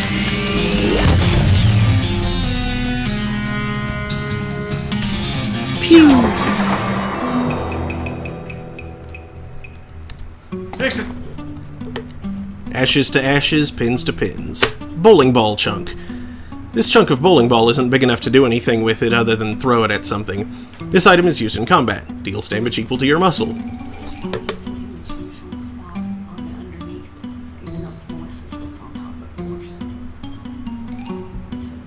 Yes.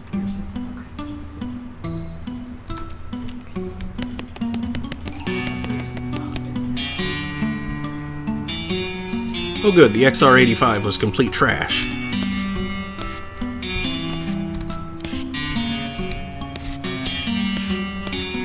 I guess you can make the bowling happen now? Really? It's summoned another stupid ghost? It's another whirling mass of malevolent bowling equipment. Okay, fine.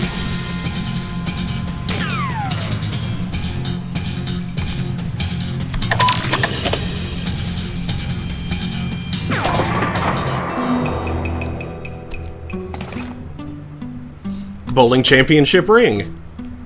Plus 17 melee attack damage, plus 17 armor. Yeah. Interesting. So these bowling monsters have, Mm-hmm.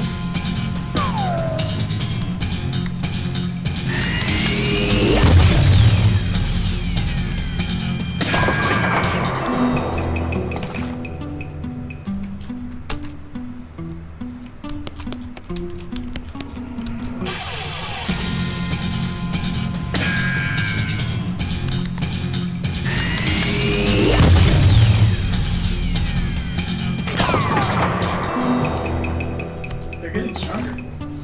Bowling shirt name tag. Dan. It says Dan, but that's okay because you're wearing it ironically. This item goes on your lapel, plus 10 moxie. Solid. I think it's less than what I have currently. Yeah. Yeah, nowhere near the power of that monstrosity, which... Didn't you got that from the future or something? I forget. Probably. Along with a strange strange glass rectangle.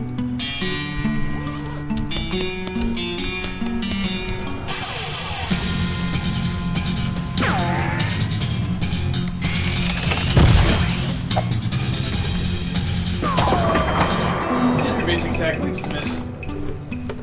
She's not very good of a proton pack. Mm-mm.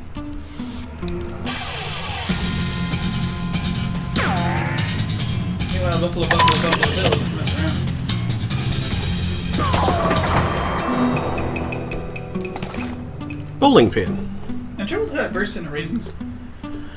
Carrying this around will save you the trouble of hurling your enemies all the way down a bowling lane to hit them with it. Huh, a bunch of armor.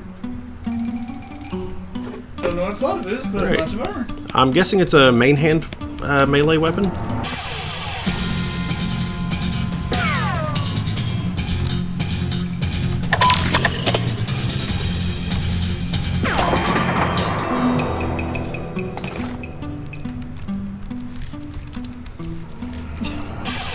I just want to see if there's anything else neat that they drop. Yeah, we're just farming these things out. There's a lot of resistance with the mages. I mean, the beam guys. Beam singers? I think so.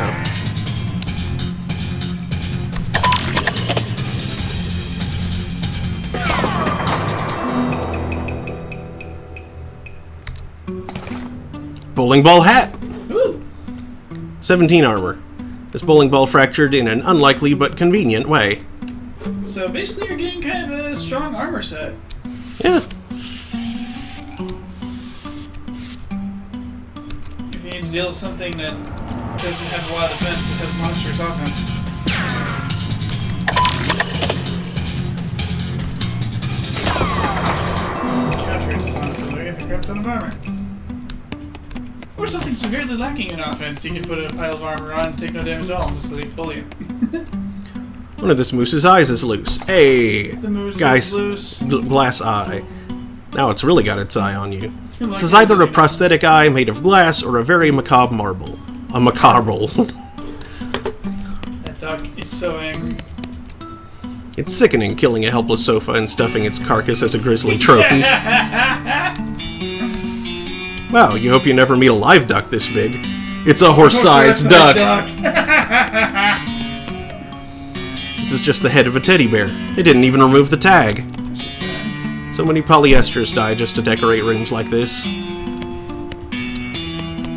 These antlers are made out of paper mache, and apparently by someone who had never seen antlers before. A whole rack of bowling trophies. If they were billiards trophies, there'd be an easier pun to make. That is a live goblin. There's a goblin head mounted like a trophy on the wall. This would be positively barbaric if not for the fact that the goblin seems pretty okay with it. Boo! Pretty good I am to getting you, huh, human? Oh, wow, yes, very much to getting me. Nice! What is happening to you? Did Mr. Gun hunting you and to cutting head off? No, Mr. Gun, a good human man is being very friends. Inside one of his bowling ball bags, my sport to growing only headroom. Mr. Gun to finding me and hanging me up here for to chatting with. Great guy. Rain, why did you do that to me? Why? What?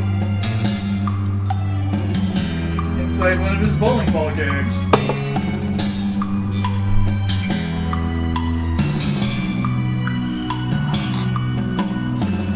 Ow. So, is it to prevent the bowling balls from talking? Is that a problem they possess? Wow, weird. Critically so. He's doing the Why is he playing fingers? the Ghost knife. 5-finger fillet. Isn't that what that's called? A fish? I think so, yeah. Table is covered with knife marks. 5-7 fillet. You can tell this is fake because it isn't floating around the room setting stuff on fire. This is just a photograph of a fish. Mr. Gunn was apparently really liberal with his definition of trophy. Pretty good photograph, too. Hands of fish. This ghost is dressed up as a traditional safari hunter with the pith helmet and big white mustache, and those weird khaki trousers that make it look like your butt has wings. He's inspecting Mr. Gunn's trophy collection, but doesn't seem particularly impressed. Hi, I'm Clumsy Robot. Oh, charmed, I'm sure. Lord Euston Camdenton, at your service. What happened to you, if you don't mind my asking? Not at all. Though it isn't a very exciting story, what? I was hunting lions on the plains of the Sparangeti, and one of the blighters got the better of me. Wow, you were eaten by a lion? That sounds pretty exciting to me. Yes, well, not eaten as such. Sneaky bugger crept into camp and pushed a stack of ammunition crates over on me. Oh, maybe I can help you? Help me do what? Well, help you with whatever's keeping you as a ghost. Though, now that I say it, I guess there isn't much I can do to help you get revenge on that lion. Oh, no, it isn't revenge that's keeping me here. Good for that lion, I say. Good for that lion, I say. Turnabout is fair play and all that, hey, what? Though I do wish she'd done it in a manner that made for a better story. So why are you a ghost, then? It's because of my one true regret. I never faced the most dangerous game. I am definitely not going to help you hunt people. What? No, the most dangerous board game. Nobody was ever willing to play against me. A bally shame, eh, what? What's the game? He leads you over to a small table on which is laid out a board of alternating red and black squares, with little wooden discs painted red and black as well. Checkers? The checkers jump and scatter as the ghost stabs 2 large hunting knives into the center of the board. Knife checkers. What are the rules? Do you know how to play checkers? Yes. Do you know how to stab someone in the hand with a knife? Yes. That's all you need to know, really. Alright, I'll play. You yank one of the knives out of the board, and Lord Euston instructs you to hold it left-handed. The rules are you may only attack your opponent's hands, and only when they are over the board. Or, you may only attack your opponent's hands, and only when they are over the board. Displaced checkers are played from where they land, but attacking the board directly is a foul, which awards the opponent a stab-free turn. It appears to be primarily a game of concentration, quick movements, and feinting. Play aggressively. 55 muscle. You start out the game by attacking quickly and fiercely to establish dominance and keep your opponent from developing his pieces. This strategy is somewhat effective, but Lord Euston doesn't scare easily, and he manages to feint a few pieces past your guard. You enter the mid-game more or less evenly matched. Play intelligently. In the mid-game, you focus more on the checkers than on your knife work, maneuvering into position for some big gains in the long term. You suffer a few minor nicks and cuts, but are well positioned for the endgame. Play craftily. Lord Euston spots a hole in your defenses. He feints left, then quickly slides one of his pieces into the gap, and into your trap. This moves his hand into just the position you need to attack it with a hard downward stab. He easily yanks his hand out of the way, and your knife hits one of your pieces on its edge, flipping it across the board to land neatly in his back rank. King me. I say, it's a foul to attack the board. Sure, but I wasn't, was I? I attacked your hand and you dodged, that's all. You sneaky blighter. Play continues, but with the king behind Lord Euston's lines, you clean up fairly quickly. All right, lad, I concede. Marvelous play, eh? What? Well done. He gives you a smart salute and fades away into nothingness. Phew. That was patently ridiculous. You make small talk with the goblin head for a bit. You're pretty cool.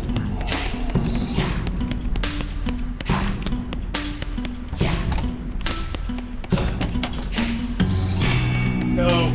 Looks comfy. No. Too bad you're too busy to sit down. No. No!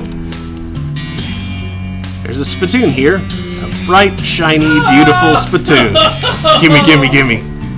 Oh boy. Oh yeah, come to Papa. What are you doing? Huh? Nothing. What are you doing? Looking at someone who's kneeling next to a spittoon with the apparent intention of sticking his whole entire face inside it.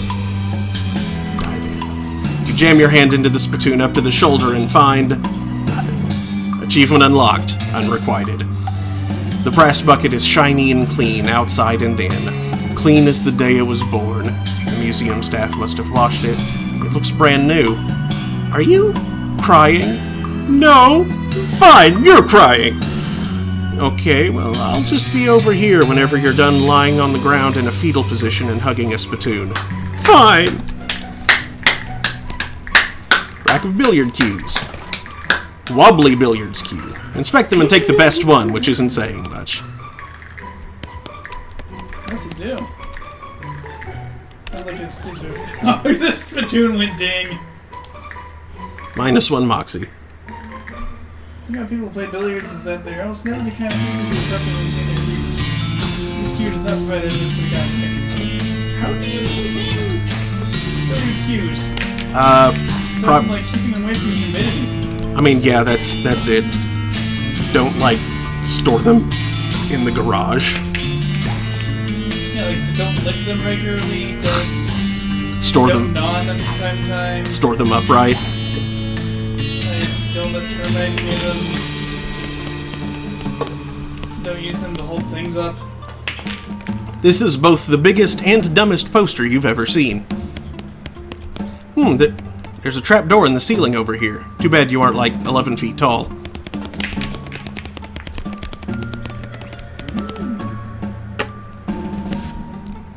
Hey there, how's it going? I ain't interested in chit-chat, fella. Just billiards. Step up or shut up. Challenge him to a game. You pull out your cue and the ghost nods and racks the balls. He utterly trounces you. You just can't seem to make the balls go where you intended. That was the saddest showing as I've ever seen. Let me see that cue. Yeah, that's your problem. This thing's about as straight as a banker's handshake. What? You're gonna need to lathe this back to true if you want a chance against me. Lathe?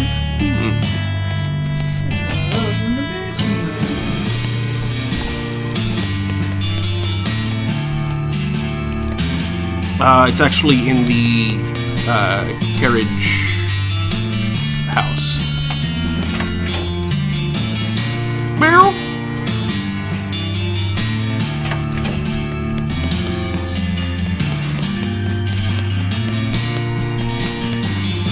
It's a lathe. Hey, maybe you can make that billiards cue less wobbly. Give it a shot.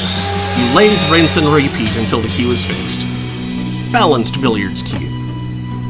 10 moxie. Lathed into shape. It's main hand weapon, right? Ah, Adam's here now. It says Ministry of Silly Walks in hand in this. Yep. Stupid walking. It's the best book in the game. Gumpy mode!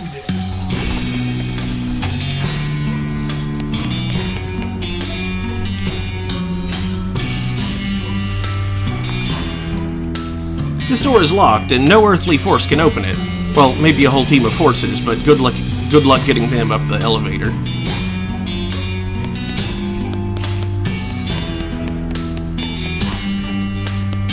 Music room. You have a hurdy-gurdy. This woman doesn't seem to be interested in anything other than cranking that hurdy-gurdy. That's not how a hurdy-gurdy works.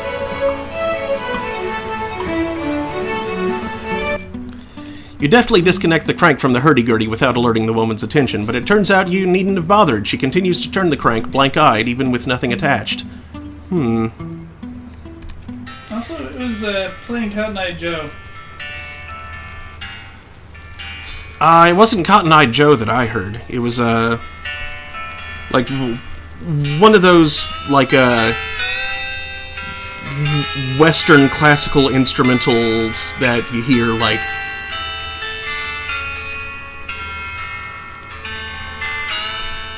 It was playing something that would become Cotton Eye Joe, because it went... See, I was hearing... like that kind of thing. You grab the end of the crank and pull her very slowly to the gift shop, where you find a Victrola to plug her into. Problem solved? She seems just as happy here as she was before. Must be nice to have a calling.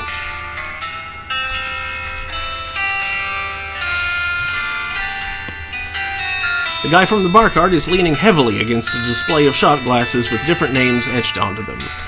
A sign on the display reads, "Personalized shot glasses, 1300 meat." The guy picks up a bottle stashed behind the display and fills a shot glass labeled Ira. Is that your name? Ira? The guy squints at the shot glass. Sure. He knocks back the shot and tosses the glass over his shoulder before picking up and filling another one. Now it's... Chester. Sure, buy a shot glass. You give the guy 1300 meat and fish around the display until you find one with your name on it. Personalized Gun Manor shot glass. Gain XP when you drink booze. Cool! It's a personalized souvenir shot glass from Gun Manor. You're excited to use it now that you're finally old enough to drink. Too bad you're already fully sloshed. Yep.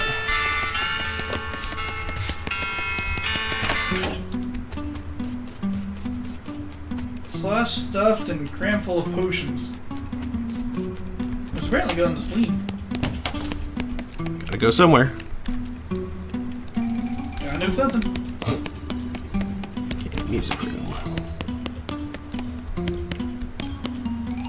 This hurdy-gurdy is neither herding nor girding. There's a bassoon here. This is a bassoon. And you know what they say? It makes an ass out of in and what? Boo! Ah! Oh, boo. Well played, Ghost. Fancy new electric floor lamp. Turn it off. A musty, decaying pile of old music books. Face them. Almost all of the books are dry-rotted and moth-eaten and fall apart at a touch. You do find a copy of Dueling Banjos in reasonable shape, though. Hey, this is a book of sheet music for the classic song Dueling Banjos. There's the library call number written on the spine. Yes. Finally, a link into the library. Delicious. Lincoln?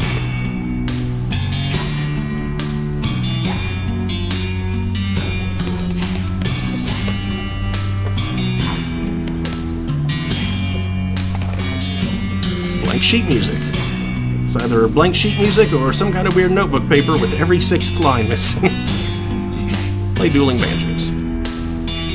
I can't play Dueling Banjos by myself. I don't have enough arms. Florence? Sorry, I only play the bagpipe, and not very well. If it's a bagpipe, how do you know? How about you, Pete? Left my banjo at home. Anyways, that ain't a banjo, it's a piano. Tain't right. You guys are no fun. Sure, right? This is the ghost of an orchestra conductor, unless he's a ghost of someone pretending to be an orchestra conductor. Either he's very agitated about something or he's conducting Flight of the Bumblebee.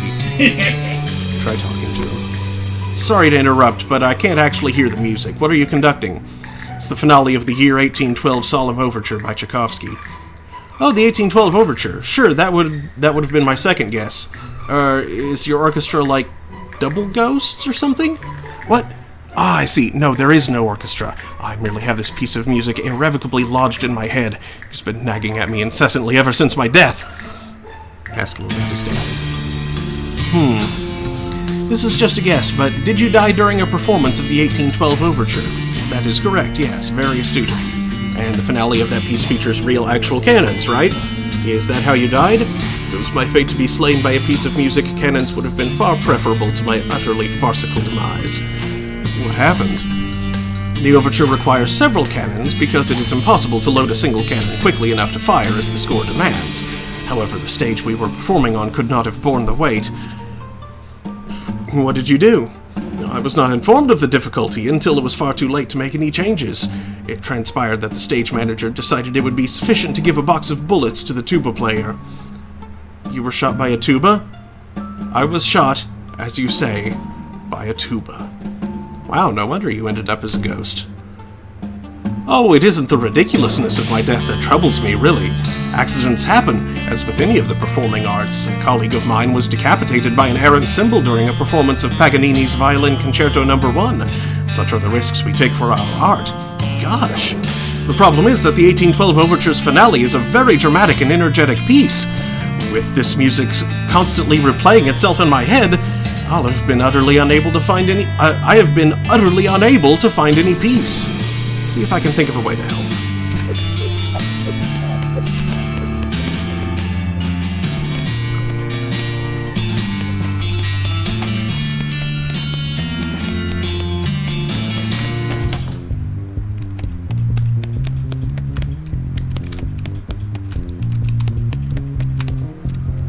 It's a doll mine. How adorable. Just look at all the little miners and minecrafts and mine shafts and bowls of minestrone. But what's this? There's a tiny stick of dynamite stuck in a little borehole. This toy is interactive. Tiny stick of dynamite. Did you know that firecrackers are just tiny sticks of dynamite? And that this is just an even tinier one? And that a pumpkin is technically a berry? It's a blank chalkboard. Write something. You monster! Really should make sure that never happens to anybody again. Chalk. Blue chalk. A big stick of blue chalk. Handy if you want to trick somebody into thinking a sidewalk is the sky.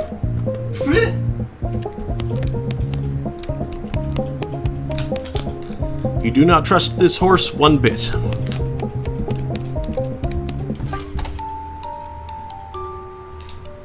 Stuffing. The teddy bear has been comprehensively and enthusiastically disemboweled. Oh hey! This stuffing would be perfect for making a silenter. Sorry, Teddy, this is for the greater good. Wad of stuffing. The composition of this painting is bad in every way. Can't sleep, clown.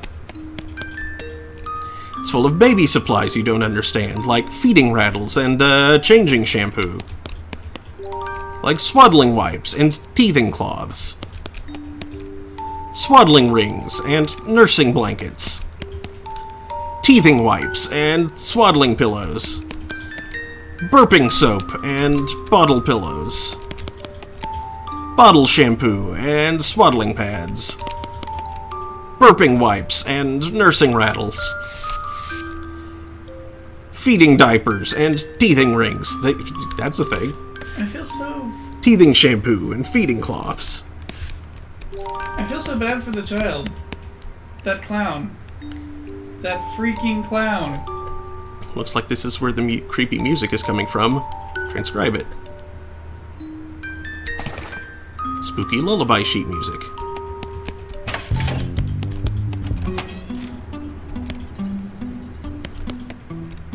It's a toy box. Who knows what horrors it contains?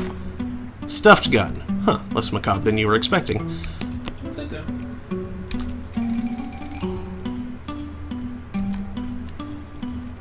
Sounds like one of those increases shooting damages. Plus 10 mysticality. This is not at all effective as a gun, but it's also not at all effective as a bludgeon. Huh. Casting pistol.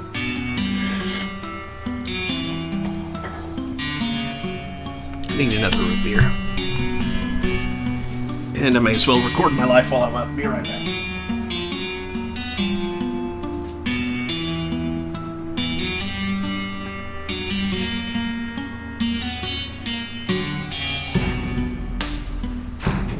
So many silly ideas. I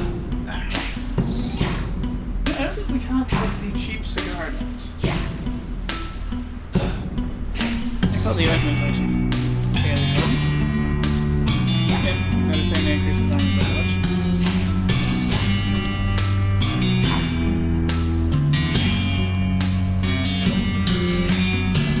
Wow, the cigar like doesn't seem to do anything. You can puff it. So like, who knows what effect? Maybe none?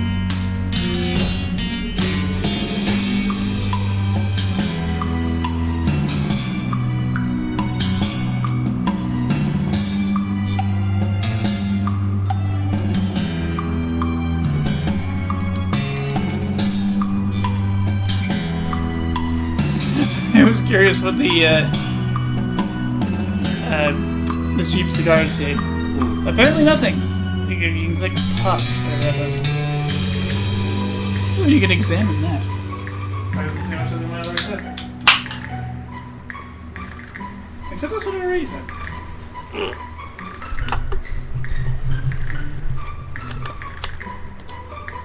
Wait a second. What if you stuck this into one of those cigars you found? Yeah, what if that? Oh. You poke a hole in the tip of the cigar and insert the dynamite. Hilarious! What's next? A firecracker is not actually a enhancing dynamite. Dynamite uses term as fully. Whereas every firecracker I've encountered uses simple gunpowder. Some wooden blocks with letters on them. Inherently doors. This is more of a 3.5 poster bed. This guy has a smile frozen on his face, and his eyes dart around in panic as he pretends to sip tea. One eye twitches as he tries to whisper to you out of the corner of his mouth. What's that? A drop of sweat rolls down his brow, and he stares at the little ghost who doesn't seem to have noticed. Still not getting it. Can you speak up? His hands are shaking. If he were holding an actual teacup, it probably would have shattered by now. He hisses at you through clenched teeth. Sorry, I can't understand you. Bye.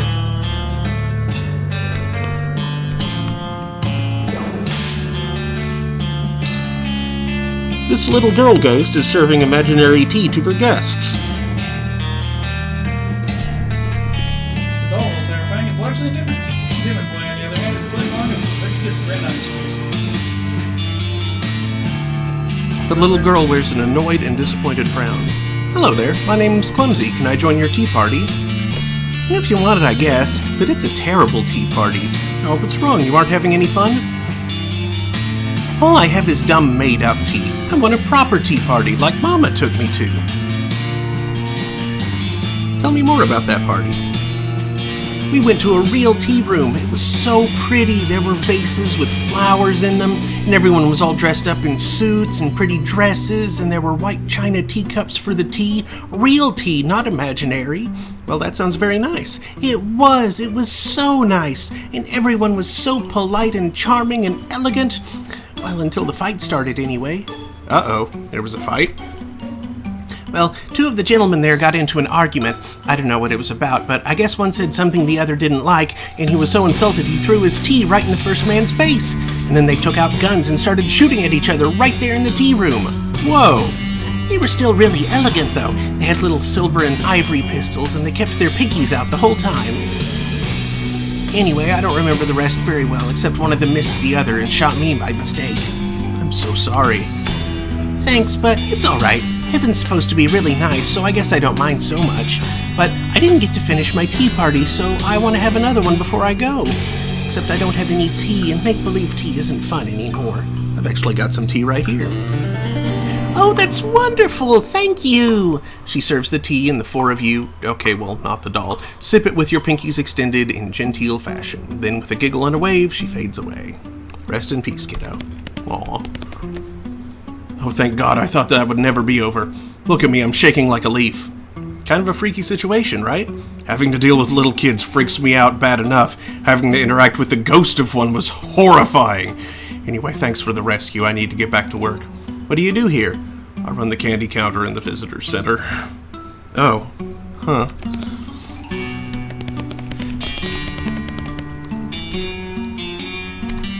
What a nice kid.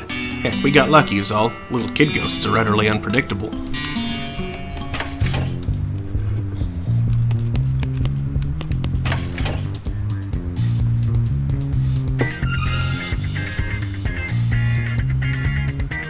Why is there disco coming out of the control?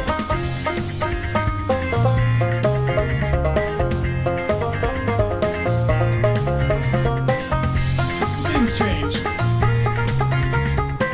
Hey, Melissa!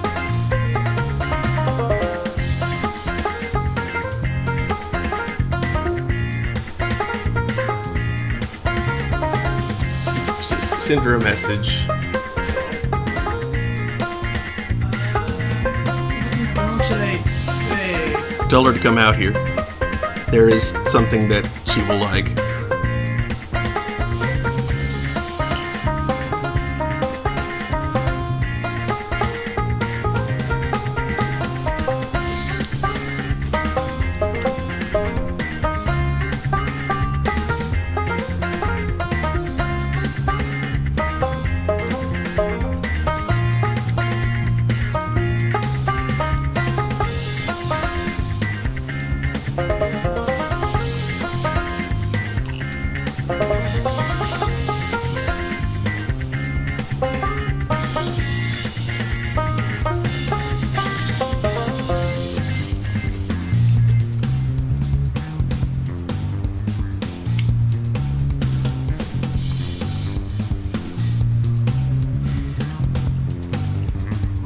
Melissa states that she's high. That's fine. I responded all the better, I think.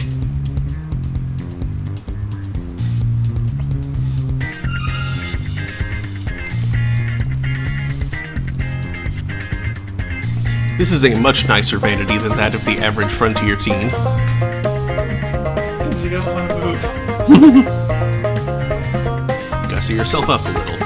You use the various powders and creams and pomades to make yourself slightly more presentable. It's a Daniel Boone poster. One corner is loose. Let's see what's behind it.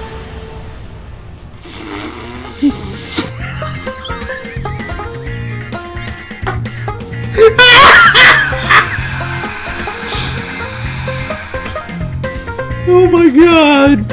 Is Victrola Disco the correct way to characterize this? I'd call it Banjo Disco.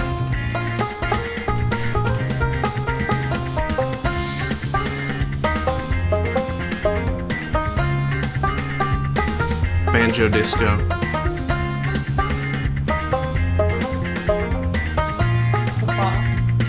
It may have superior impact if you started over, right? It should be starting over on its own pretty soon. Did you get contacted? Easy.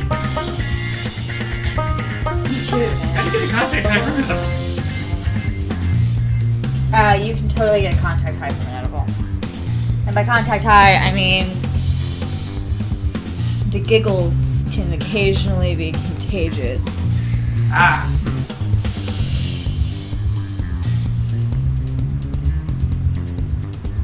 Big boobs. This is what I do when I'm high. I listen to Banjo Disco and I stare at my chest. This is great.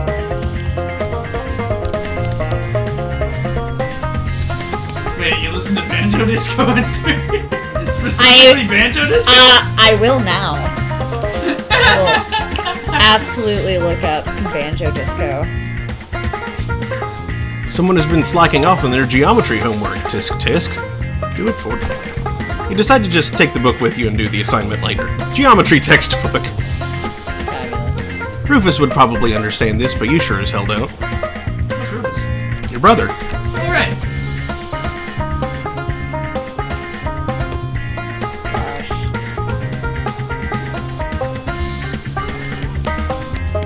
It's been a long time since I've even, thought about West of Loathing.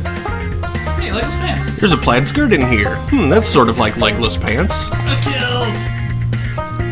Plaid skirt. You could definitely convince that guy that this in the pantry that this is a kilt. This looks like someone forgot a book under the bed. Born. Fun Law! Rules for parlor games. Assorted amusements for children. Ooh, I wonder if you could screw with that and make it say gun law. Probably could. And science doohickeys. Doohickeys! Can you interact with the disco? If you wanted to learn how to play Pinochle, Sass the Bandit, Polly's Maiden Aunt, or Sit Quietly, then this is the book for you.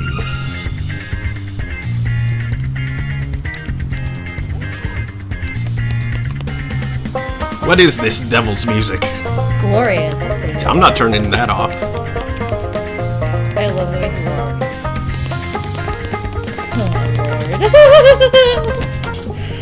Oh my lord. Oh my lord. My high ass finds this delightful. Gun Manor Nursery. I hate that clown. Yeah, I was just about to say that. It's like peering up, like it's a window in a picture. What? Is it just cycling through different... There she is. Your name's Clumsy? Clumsy robot. Also known as Taint Nice Shark, right? Is that a ghost? It's a Ghost ghost. librarian. I've decided I hate whispering. Yes, what can I do for you this time? Can you... Shh!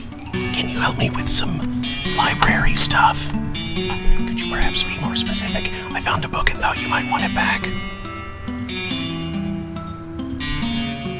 Thank you. Put it back on the shelf if you would. The number on the spine will lead you to its proper location. Okay?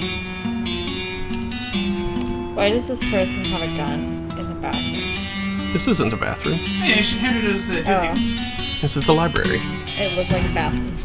Because bathroom stalls. Doohickeys. Oh, those are Shelves of books. My Bookshelves. high brain made it a bathroom. Bathroom books. I found something for you. Ooh, I love sciencey junk. Thanks. Don't mention it. What's this thing? Oh well, whatever it is, I'm sure it's safe. Attaches some of the science doohickeys he gave her to her weird backpack. Damage has been increased. New skill, medicinal gas. I have medicinal gas. I'm not sure it's medicinal. Does it come from your medicinal line? Okay. Dueling banjos.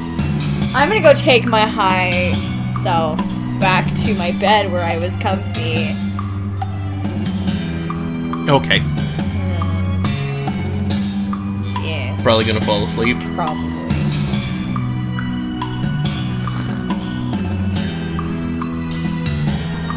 Get up. That's I mean, you could stay here. Hang out. I'm technically on a Discord call, I just muted them. Oh.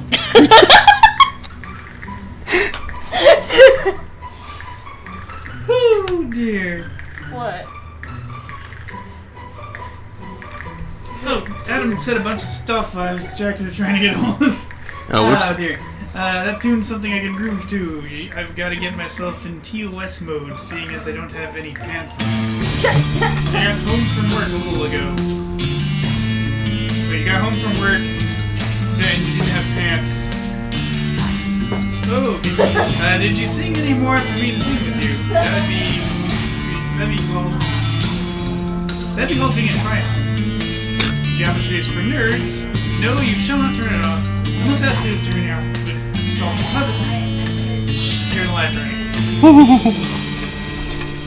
Okay. Fun Law? You find the shelf where Fun Law belongs and put it back. The next book on the shelf is entitled Gun Law, which might even be more entertaining. Perfection. We'll definitely give this a shot.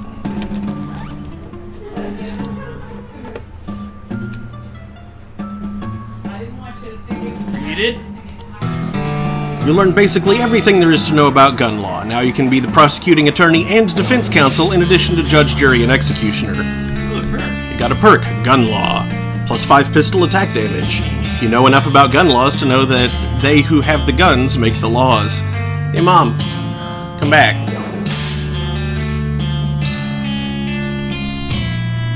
Time to dispense some justice. Have a sit, there's...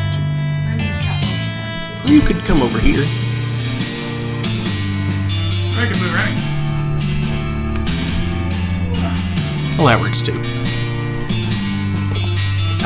Hey, you forgot to read the Fun Law book. Yeah, I did. Oh well. Just that other book. Yep. There we go. You find the shelf where Dueling Banjos belongs and put it back. The previous book on the shelf is entitled Duel Law, which seems to be about the legal issues surrounding dueling. Never know when that might come in handy. Duly noted. So you and your puns. Give it a shot. This thick legal tome explains all the laws about dueling with things other than banjos. You learn about all the laws pertaining to dueling. It turns out when two guys want to murder each other in a fair and reasonable manner, things get legally tricky. You are reasonably well informed about the specific subset of gun law pertaining to duels and duel-adjacent activities. More pistol attack damage. Cool.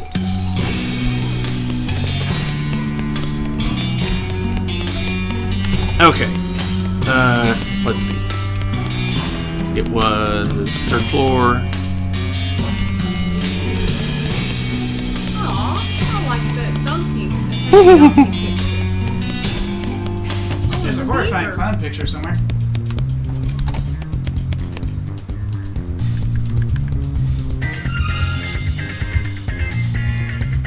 I've heard disco coming out of the Victrola before.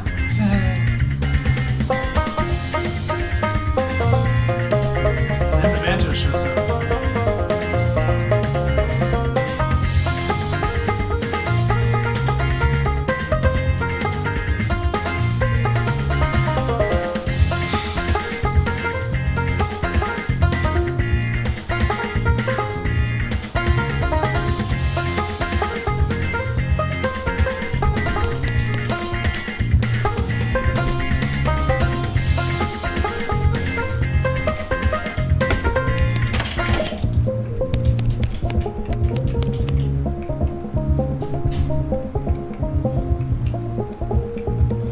But yeah, I love that.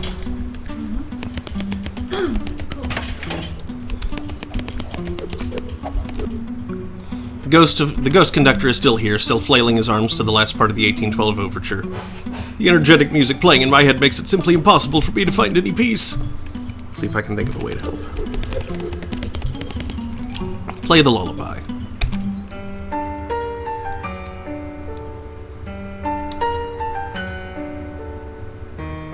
That's not the 1812 overture. Well, no, it's a lullaby.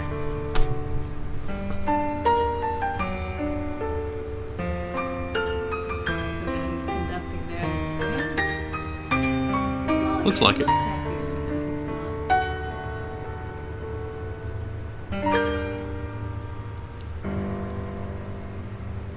Yay. Well, now, that was nice. Soothing. He dropped his baton. Oh, Disappeared. it moved. Well, that's one way to do it, I suppose. It seems rude to shoot off guns in the music room anyway. My science rifle actually has a mode to convert it into an electric bagpipe, but I don't use it very much. Why not? Well, firstly, I'm a terrible bagpipe player, and secondly, you have to blow into the end of the rifle, and that makes me really nervous. Understandably. Yeah, I don't want to take a particle beam to the face.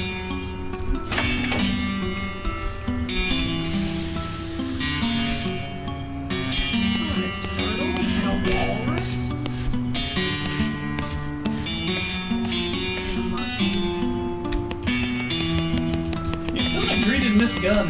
Mrs. Gun. Well, I tried going in the door, but it was locked, and I couldn't get in. Yeah, but isn't that like you just like knock? Nope. You're not? Oh, wait, I can knock now. Knock, knock. Yes, who is it? Mrs. Gunn, I'm Clumsy Robot. Are you with the Ghost Extermination people? Yes, ma'am. Florence Cunningham, Cunningham Ghost Annihilation Services. Clumsy is my assistant. I'm your what? Who's the county licensed ghost hunter here? Me or you? Okay, fine. I guess. Have you been able to exterminate all of the ghosts? I still feel haunted. 7 of them left, according to the scanner. We're still working on it, ma'am. Don't worry, you can count on us. All right, please let me know when you've finished. Will do, ma'am. Okay, so I need to head to the basement.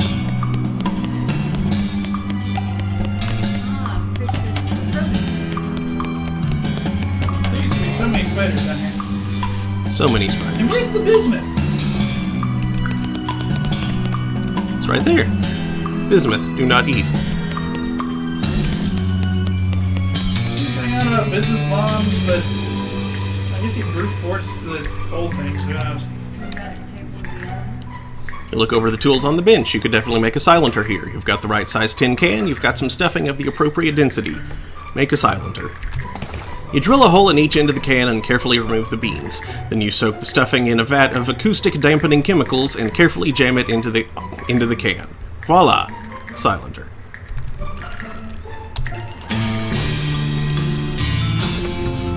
This is a can of stuffing designed to make it much easier for you to shoot people at Thanksgiving dinner without getting caught. Silent your pistol. You affix the silencer to the barrel of your befouled pistol. What is that done to the gun? Silent it.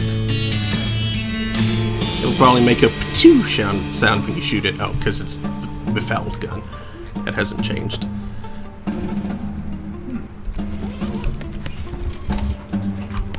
It's a very gross weapon. Putrid. Viral. Distressingly effective. Tomato, cherry. Still life of a fruit? A still life of a fruit.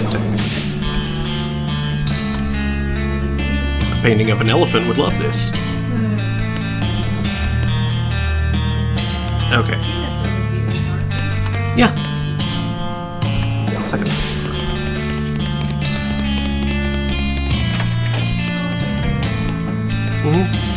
This ghostly librarian is glaring at you. Hey, I know how to make guns quiet. Shh! How many times do I have to tell you? Sorry, but I know how to make guns quiet. Oh, really? Can you show me? You nod. You quickly and quietly leave the library, gather materials for a silencer, and head to lab to craft it. You got it? I already did that. You then return to the library and present it to the librarian. Oh, okay, I see. I invented this thing that makes guns really quiet. Oh, how marvelous! Oh, how marvelous! Finally, I can rest in peace, knowing the libraries will now be safe from the noise of gunfire. It is only an atmosphere of quiet that true joy dare live. Bertrand Russell. And with that, she dissipates into nothingness. He isn't famous yet. Well, whatever.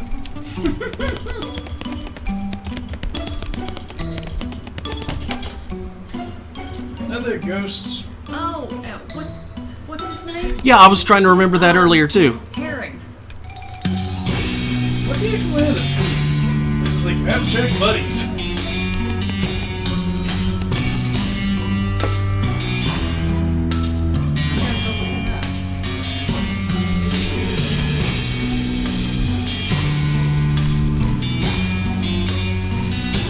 Oh, wait, but before you go, though... There's more shenanigans to be had. Yeah. One specific. Oh, okay.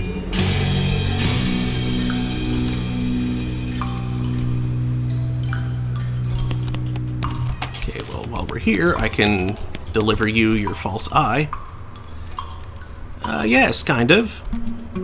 How kind. Thank you very much. She takes the glass eye from you and puts it in, whereupon it falls through her and onto the floor. She tuts as she picks it up. Oh dear, it's a little too physical. Yeah, I wasn't certain that this would work. Don't worry, this is easily fixed. Do you have a hammer I can borrow? No. Yeah, I forgot to ask while she was out here. A hammer? Yes? That'll do nicely, thank you. She takes the hammer, places the glass eye on her desk, and smashes it with a precise crack. Ah, perfect. She gives you back the hammer and plucks the ghost of the glass eye from the shattered fragments. After blowing the dust off of it, she tucks it into her eye socket. That fits much better. Does it work? Well, now that you mention it, no, I can't actually see with it. It is the ghost of a glass eye, after all. Oh dear, this won't do at all. What a shame. You know, I don't really understand why your eye is still missing. What do you mean? Well, I always assumed when someone loses an arm or something, it just sticks around as an arm ghost. That's why people say they can feel itching sometimes, because you've still got an arm there, but it's a ghost. It's even called phantom limb syndrome. So logically, if the rest of you becomes a ghost after that, it would hook right back up. But then, where did my eye go? Maybe it got pushed back inside your head? The ghost thinks about this for a second, then shakes her head. No, that seems... Wait, what? Do you think I felt something just then? She shakes her head again. My goodness gracious! Keep going. It's like one of those puzzles where you try to get the marble in the hole. She bends her head forward and continues shaking it. You can almost hear a faint rattling sound and then plop. She straightens back up, blinking with two eyes. You did it! Well, I'll be. Thank you so much, dear. I never would have thought of that. No problem. Have a nice time in heaven or wherever. The ghost gives you a friendly wave and fades out of sight.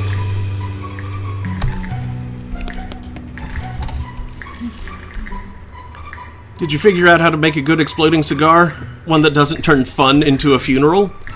I can't even make basic wordplay funny. Well, it was kind of clever, but... I think this is what you're looking for. Herring. H-A-R-I-N-G. Nice.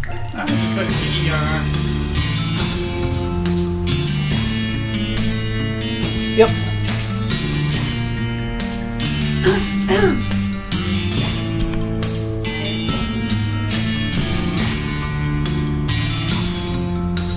That's an exploding cigar? Yep, sometimes a cigar is just a cigar, but not this time. What did you use for the explosive? I found a really small firecracker, just big enough to blow up the cigar without also blowing up someone's face. Also without the, violent lead projectile. You're a genius. Please let me see it in action so I can finally rest. Light it up.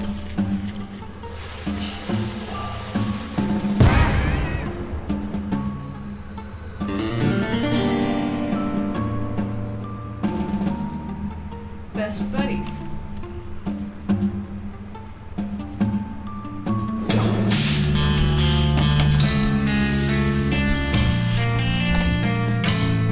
Oh, yep, that's the very one. But yeah, more of the art on the wall here.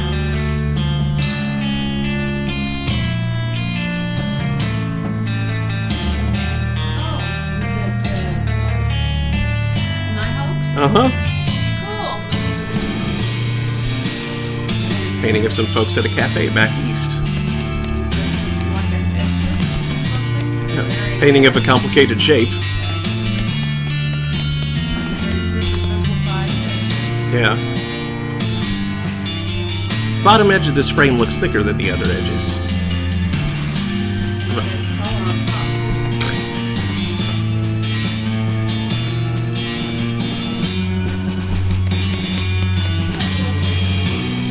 I don't know. I think it's Vince.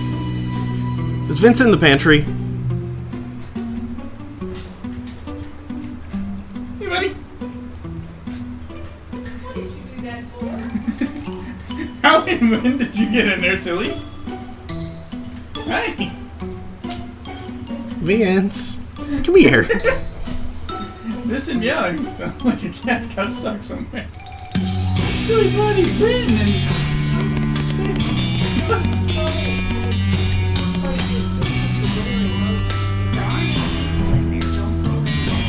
But he has to patrol. Yeah, he needs to check in there every once in a while. Gotta make sure the mice haven't tunneled through the walls and into it.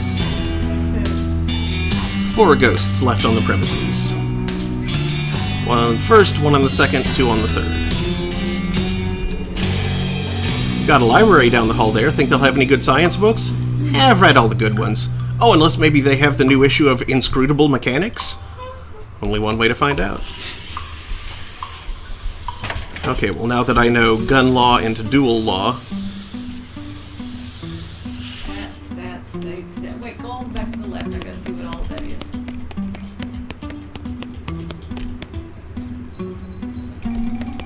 T's? Mm-hmm. Okay.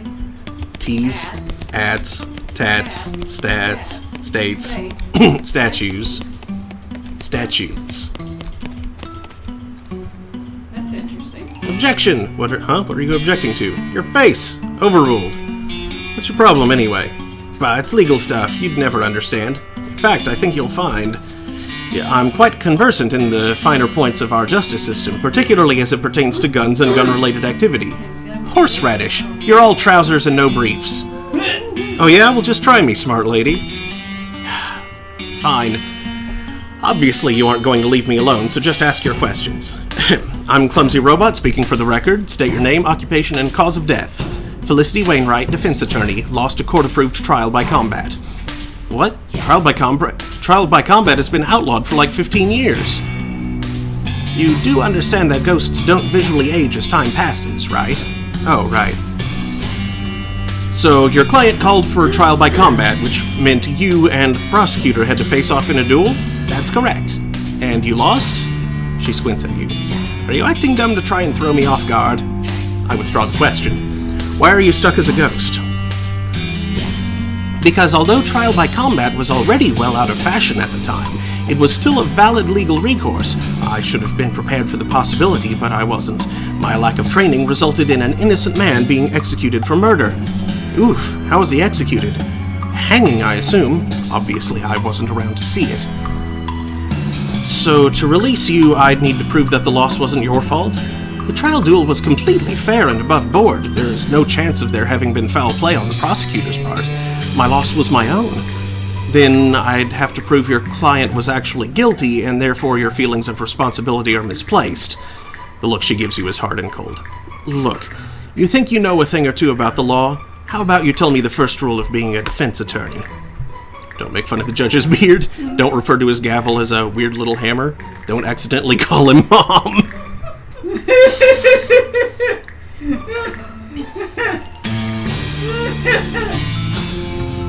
Don't refer to his gavel as a weird little hammer. You have to trust and believe in your client.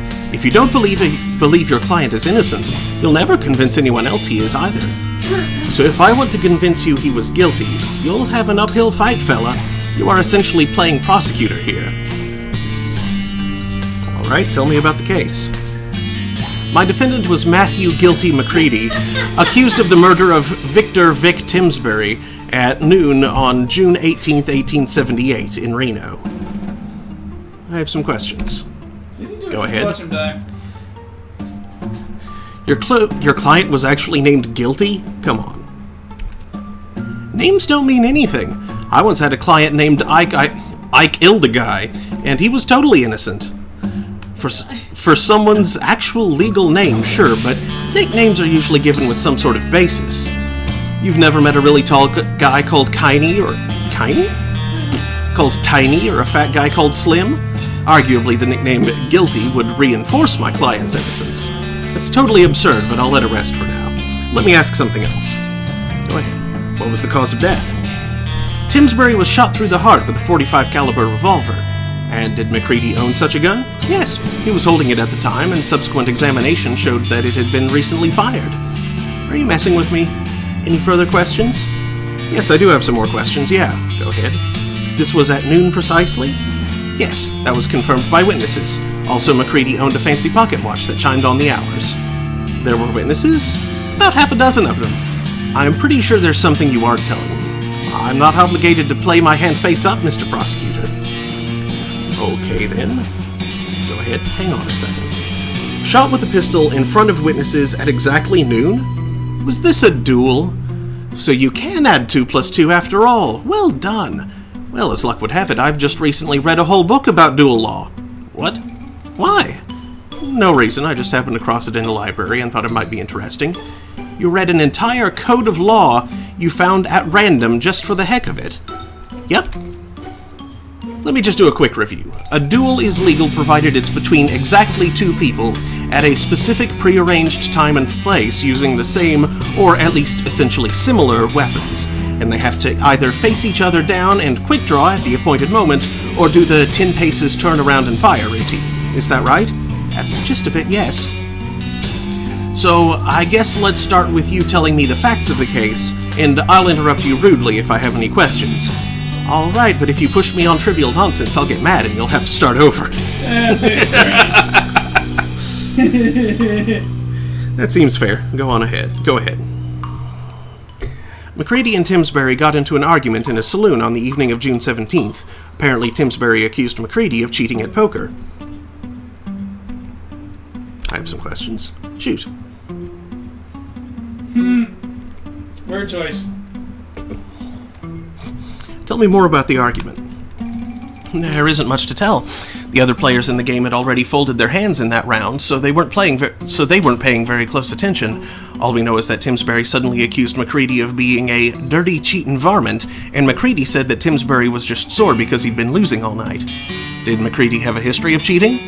He'd been accused of it once or twice before, but Reno's a gambling town, and he hung out in the rough part of it.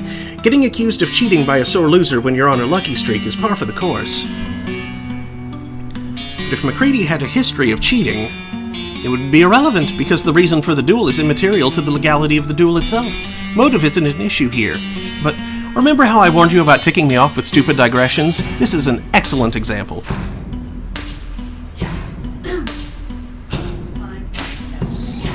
Objection, this is extremely relevant.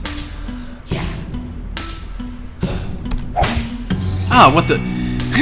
This is extremely relevant. If MacReady was a habitual cheater, it's likely he would have cheated in the duel as well. And somehow you're going to prove to me that MacReady was a habitual poker cheat 17 years after the fact? How exactly do you intend to accomplish that, Mr. Prosecutor? Even if you did somehow pull that off, it would be circumstantial evidence at best.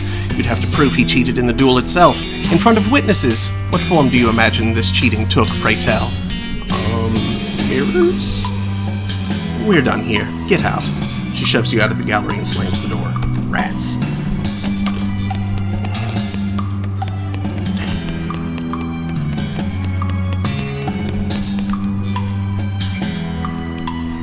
The ghost fixes you with a steely glare, preparing to argue with you some more.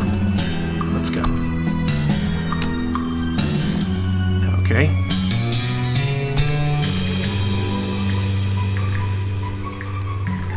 Go on. The bartender yelled at them to take it outside, but since it was dark out, they agreed to meet for a duel the next day. And that would be the 18th, you said? Yes, June 18th, 1878. Okay, go on. Well, the next day they both showed up shortly before noon and squared off about 30 feet from each other. When noon struck, MacReady fired, fast enough that Timsbury didn't get his shot off on account of having his head shot off. That's pretty much the long and short of it. I'm gonna have to ask for some more details on that. Go ahead. What weapons were they using? MacReady had a .45 caliber single-action Army revolver. Timsbury had an older model .36 caliber cap and ball Navy revolver, which he loaded with paper cartridges instead of packing the gunpowder by hand. Objection, those are significantly different weapons. Are you kidding me? They're both pistols. A modern cartridge revolver versus an antique cap and ball loader? Ridiculous. That antique was in production until 1873 and was considered one of the most reliable and popular six-shooters in the territories. Furthermore, the restriction against differing weapons in a duel is about pistols versus rifles, or the proverbial knife in a gunfight. Or, as a more recent example, a nitwit trying to argue the law against a professional attorney. Geez, that's a bit harsh. We're done here. Get out. Rats.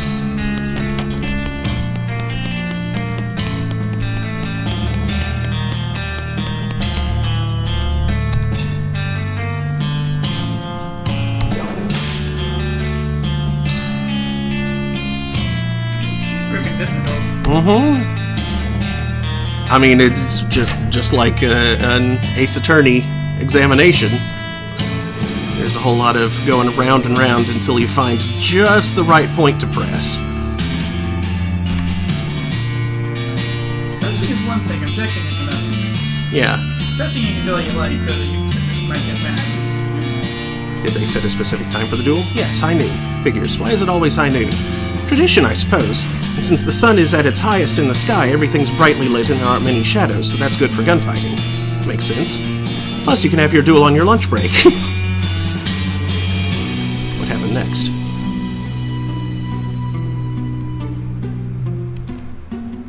Okay.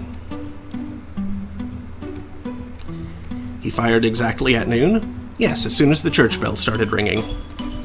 You also mentioned MacReady's pocket watch.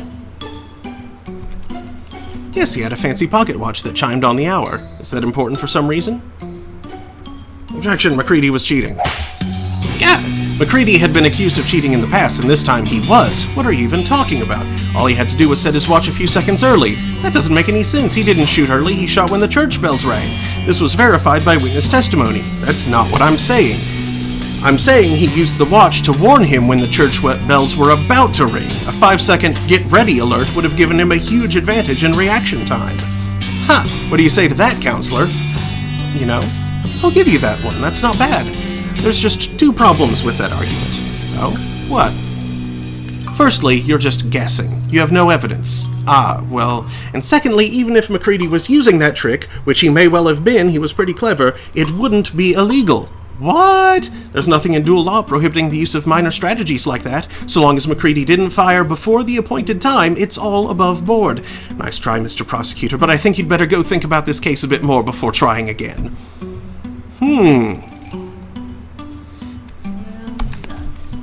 Yes, pushing is one thing. You can do it all you like. Though the witness may get mad. However, objecting without evidence is how you lose.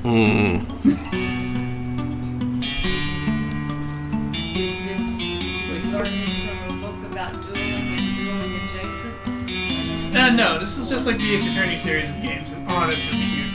And he just rolled over like that. That's super cute. He was like about 3/4 on his back, like is. And the way you. The way you defeat opposing counsel is to catch the witness in a lie. And object when they lie and have evidence to back up the fact that they are lying. Yes. Now, she's probably not going to lie, however, she may have been lying too, and there may be proof that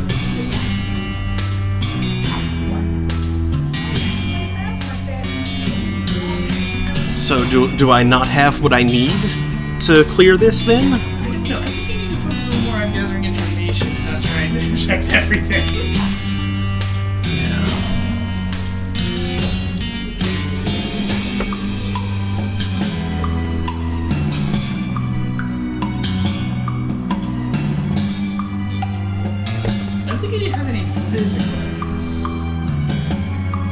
I was just wondering if something like when dealing with gunfighting, I can see how the geometry textbook might come in handy. It's possible. And so I'm wondering if that isn't. Let's go.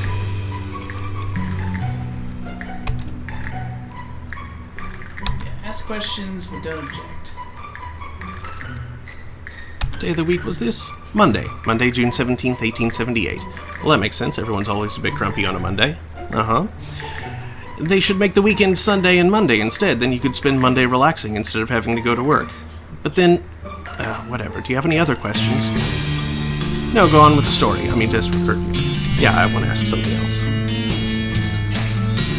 What was the name of the saloon? The Two-Headed Horse. Weird. Did they have one? No, I think the proprietor was going for a sort of double entendre, but it doesn't really work. Huh. No, it really doesn't. Two-Headed Spider, maybe, but... Anyway, do you have other questions, or can we get on with this? That's right, it's fine. Tell me more about the argument. History of cheating. But if MacReady had a history of cheating... I have another question. Actually, never mind. What happened next? I have a question. Why didn't they just fight right then? Because it was dark. You can't have a gunfight in the dark. No, I get that, but they could have just had a regular old fist fight. They were mad enough to shoot each other to death, but not to punch each other? Well, without getting too psychoanalytical, these guys were gunfighters. I mean, they counted that as a significant part of their identity. Fighting without guns was not justified. Fighting without guns was not just outside their wheelhouse. They considered it a waste of their time and talents. Like asking a fancy French chef to make you a grilled cheese sandwich. Let me ask something else. Why didn't they just not fight? What? Well, if a fight breaks out in the heat of the moment, that's one thing. But they cool off enough to schedule a meeting for the next day and still go through with it? A card game is a heck of a thing to get killed over. It's an honor thing, I suppose. That and they were each confident that they wouldn't be the one getting killed. Yes, it's dumb, but it's also extremely immaterial. Toxic definitions of masculinity and the general lawlessness of the frontier are not what's on trial here. Fair enough. Immaterial, says the ghost. Let me ask something else. Set a specific time. Noon, yes. What happened next?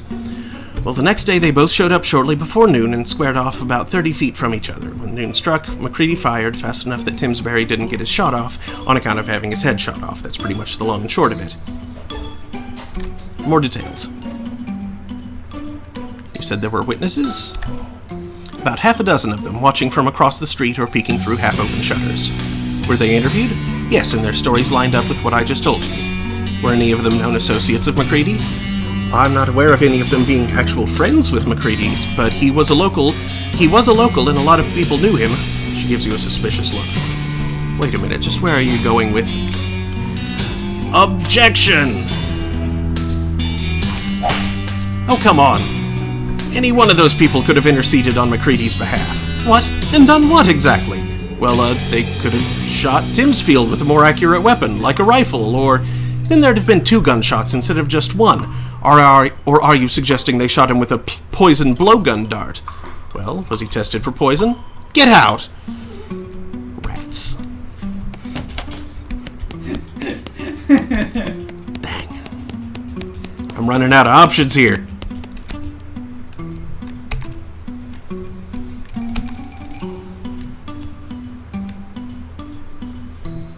Just keep drilling into the story. She's probably going to wind up revealing something that doesn't mesh with something else she earlier said.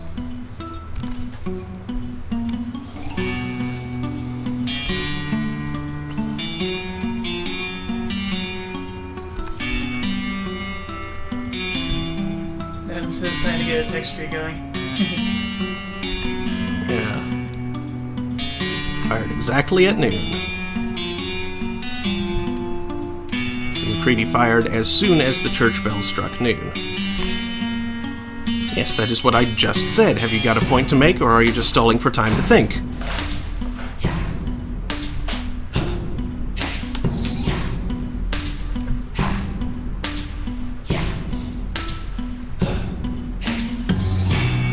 Objection! Yeah, what the heck? MacReady fired at the wrong time! What are you talking about? He fired exactly at noon with the church bells. There are witnesses. That's right, he fired at clock noon, but the duel was set for high noon. They aren't the same thing. High noon is just when the sun is at its highest point in the sky, depending on geography and the time of the year.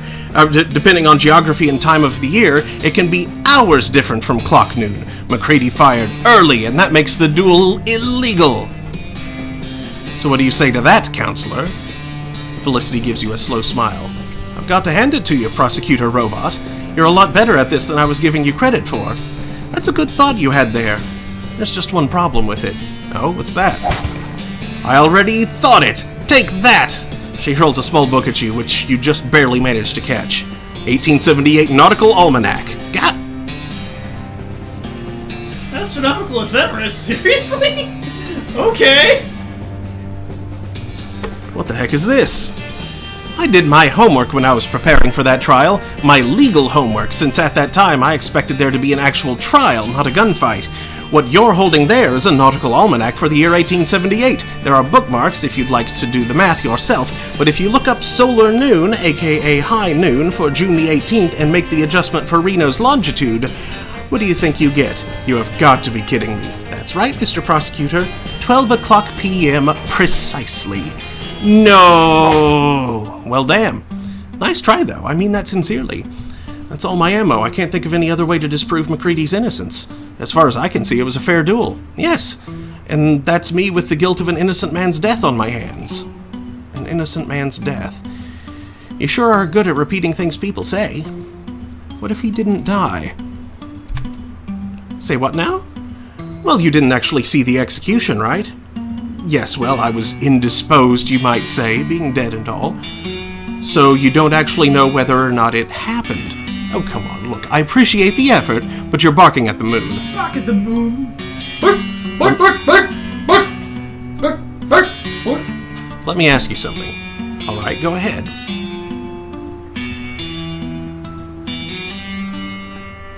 Was the trial right after the duel, the 19th? Ha, no.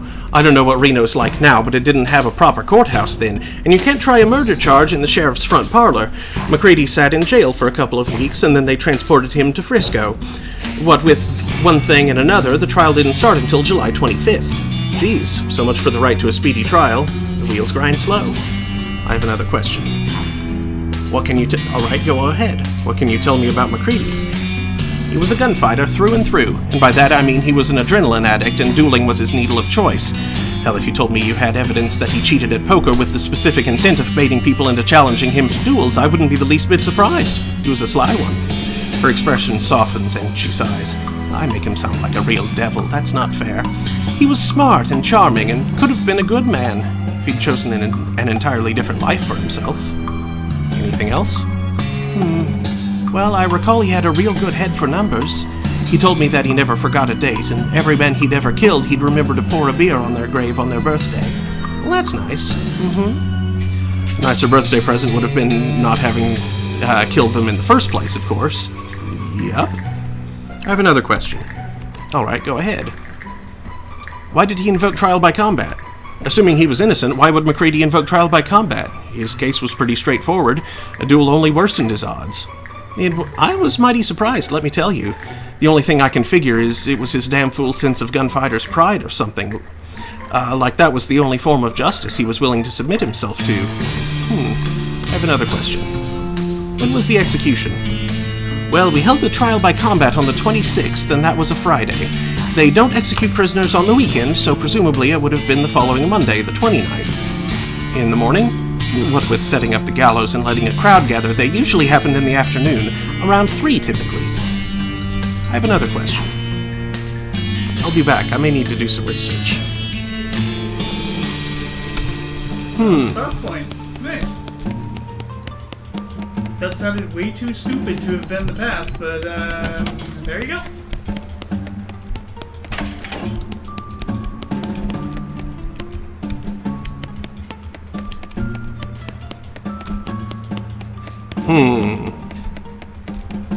Like, this seems like the right place, but,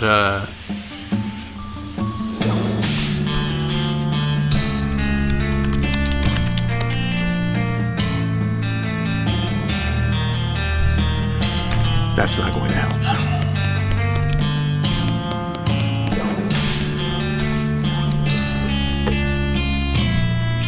Look up a date in it.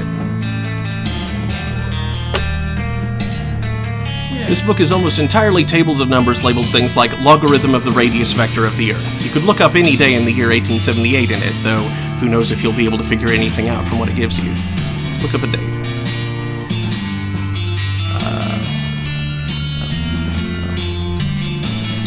July. You flip to the July chapter. Pick a day. 29. That was when Macready was going to be executed. Let's see. Wow, wait a minute. According to this, there was a total eclipse of the sun that day, centered right over the Western Territories, and with its totality at 2:47 p.m. That's a hell of a thing. Huh.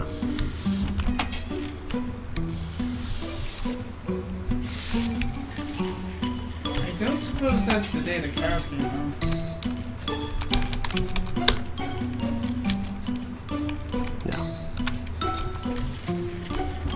I don't know the day the cows came home. So, the eclipse definitely is here.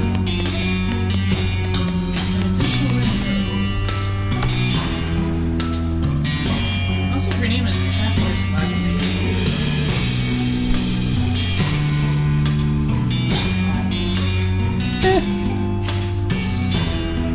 I looked up July 29th in your almanac. And get this, there was a total eclipse of the sun that day. What? Now you're just messing with me. No, look for yourself. Totality at 2:47 p.m. right over the Western Territories. Well, that's quite a thing, but I don't see how that affects... Wait, unless you're suggesting... Right, it was the perfect opportunity for Macready to escape. That's absurd. Absurd like a fox. You said yourself that Macready was really good at remembering dates. He could have read about the eclipse at any time and stored that knowledge away for future use, like to give himself an advantage in a duel or something. All right, that's reasonable as far as it goes, but Macready couldn't have worked the eclipse into an escape plan because he didn't have any say over the court schedule. You said, what with one thing and another, the trial didn't start until July 25th. Macready could have caused any number of those delays himself, by faking illness in prison or messing with the horses on the ride to Frisco or anything. This could also explain the trial by combat. You mean there ended up being too much delay, so if a regular trial went on too long and he was found guilty, he'd have missed the eclipse? Exactly. Whereas if he called for trial by combat, everything would be resolved one way or the other in, only one more day. Maybe you'd win and that'd be fine, but if you lost, he could use his escape plan. I have to admit this is pretty compelling, but it's all maybes and what ifs. Yeah, maybe it happened, but maybe Macready was rescued by leprechauns. Oh man, are there leprechauns in Frisco? You need some kind of hard evidence before this is any more than just a fun story, is what I mean. Well, let me ask you something else.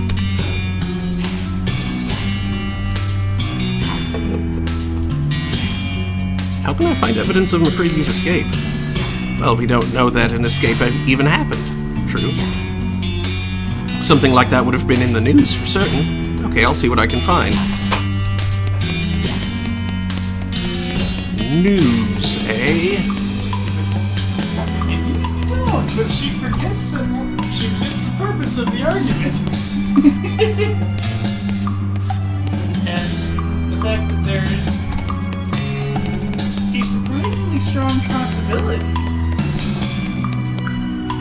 that he may have done just that is sufficient reason to see if there's like new additional discovery. Was from July 29th. There was somewhere else in the game that had a bunch of newspapers, wasn't there?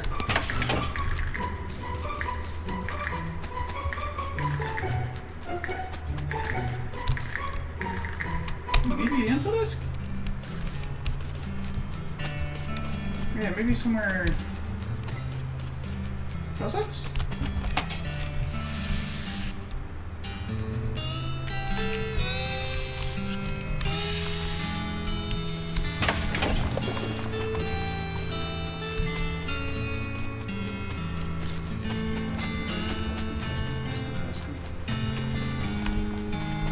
Whoops.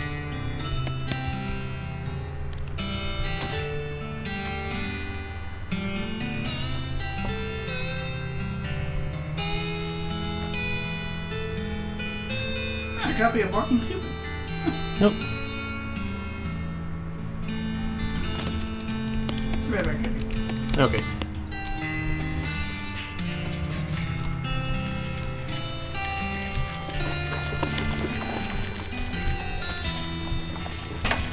Oops.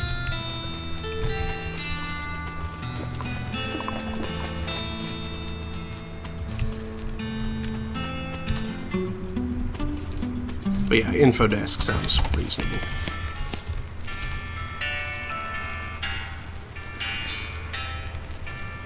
Sure.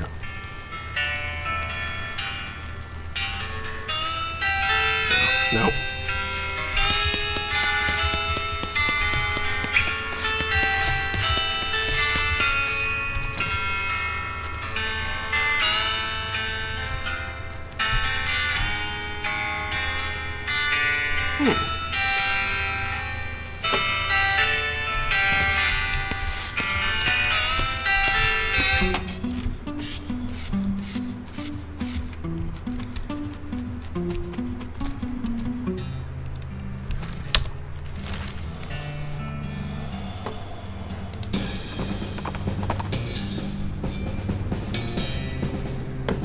Oh boy.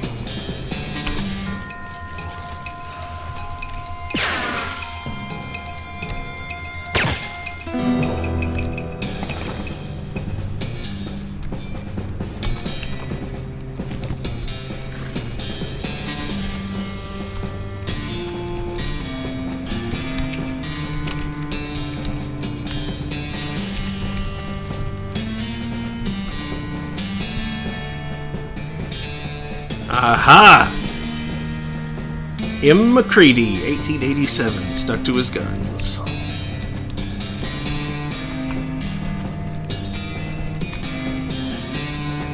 That's the right year, though, isn't it?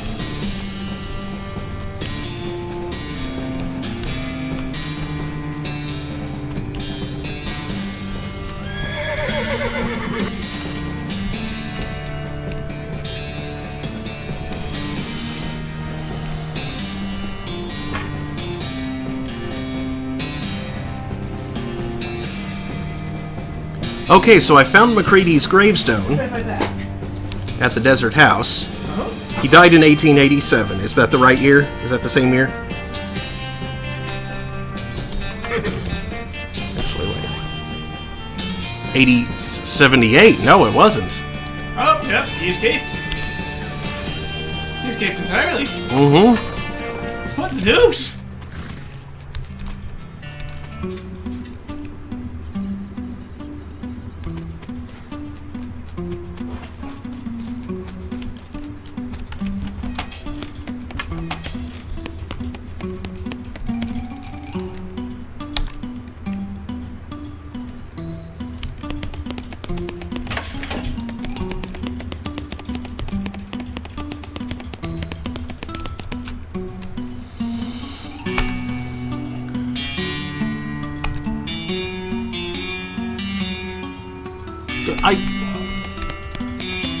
I found where he was buried. Okay, well that's apparently not what I needed. Damn it. Never mind, it's really solid evidence. Mm-hmm. I guess you can't necessarily prove you didn't just make it up without like a freaking picture of the grave or something. Any indications that it was actually the same McCready and not someone else. Yeah. You need something of sufficient time, space, locality to escape.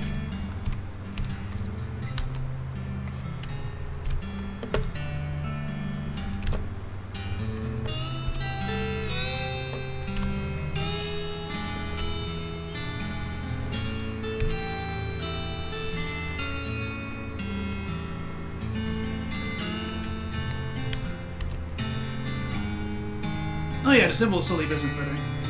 Okay, that's what I figured. I told the audience, but I forgot to tell you. Oh goodness.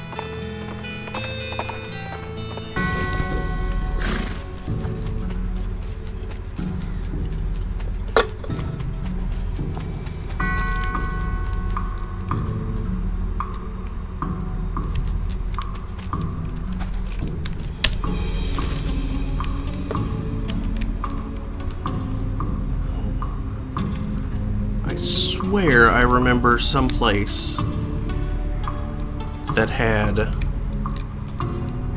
There's Boring Springs Gazette.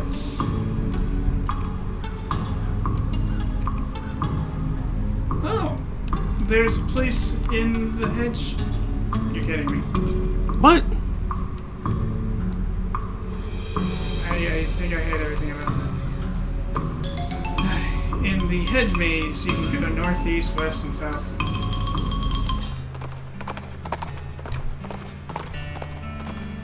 Are you serious?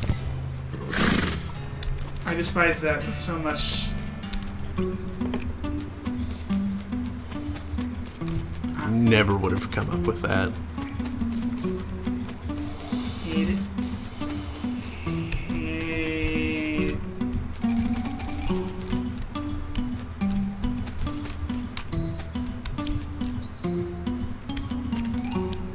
Oh, there sure are a lot of newspapers here. Someone in the hedge probably subscribed and then went on vacation. Oh no, wait, looks like these are all different newspapers? Weird. An old edition of the Milladella Standard? Oh, huh, the Ossadelster Helvetica Chronicle. Thought they went under. To be fair, neither of them. The Frandersfield City Examiner. This one has pictures. The Bermsonfield Times. A Pristing? Probably supposed to be pristine. Oh, this is interesting. A Frisco Examiner article about better living. I feel better already. Better living through news. What's that for? Let's find out.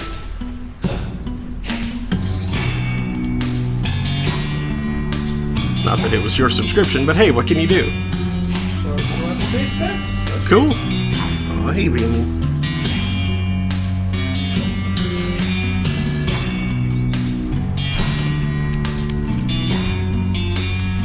The Ossignati Courier.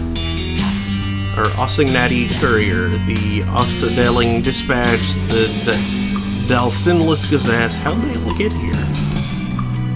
Oops. No.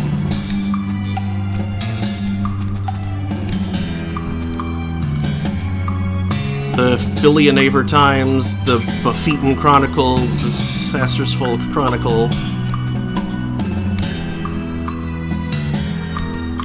Spokadelster, Fargeland. No, stop that.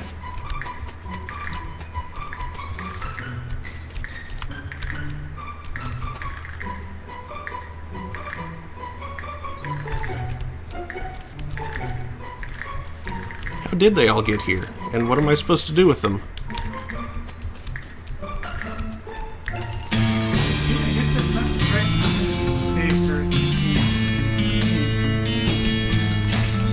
Okay, library. Alright, it's in the library. Once you realize the layer requires my credit, next you can find a few bundles of old newspapers at the bottom of one shelf. What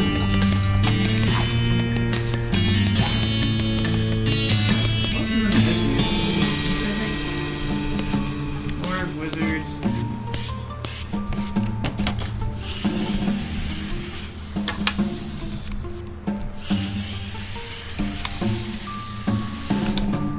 There we go. You find a few bundles of old newspapers at the bottom of one shelf. The Frisco Newsinator. You start at the bottom of the stack and flip through them until you find the paper for the week of July 28th through August 23rd, 1878. The main feature has to do with the eclipse and various accidents and spectacles that occurred because most people weren't expecting it. The editor apologized for burying the announcement in the previous week's weather forecast. Most notably, all 3 men scheduled to be hanged on the 29th escaped in the confusion, and only 2 of them were recaptured. Unfortunately, their names aren't given. Keep looking. You don't find anything else relevant to the case. However, as you're putting the papers back in order on the shelf, a headline on a more recent issue catches your eye. Husband of famous inventor missing. The article is light on information, but apparently Mrs. Gunn's husband, Dan, vanished on the road while traveling to Dirtwater on business about 6 years ago. Law enforcement suspected bandits, but no evidence was found. That's kind of grim. Well, there's more stupid, fun stuff in the...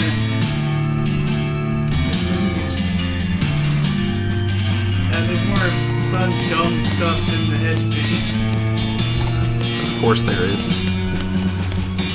Luckily, it's not a whole hell of a lot of it.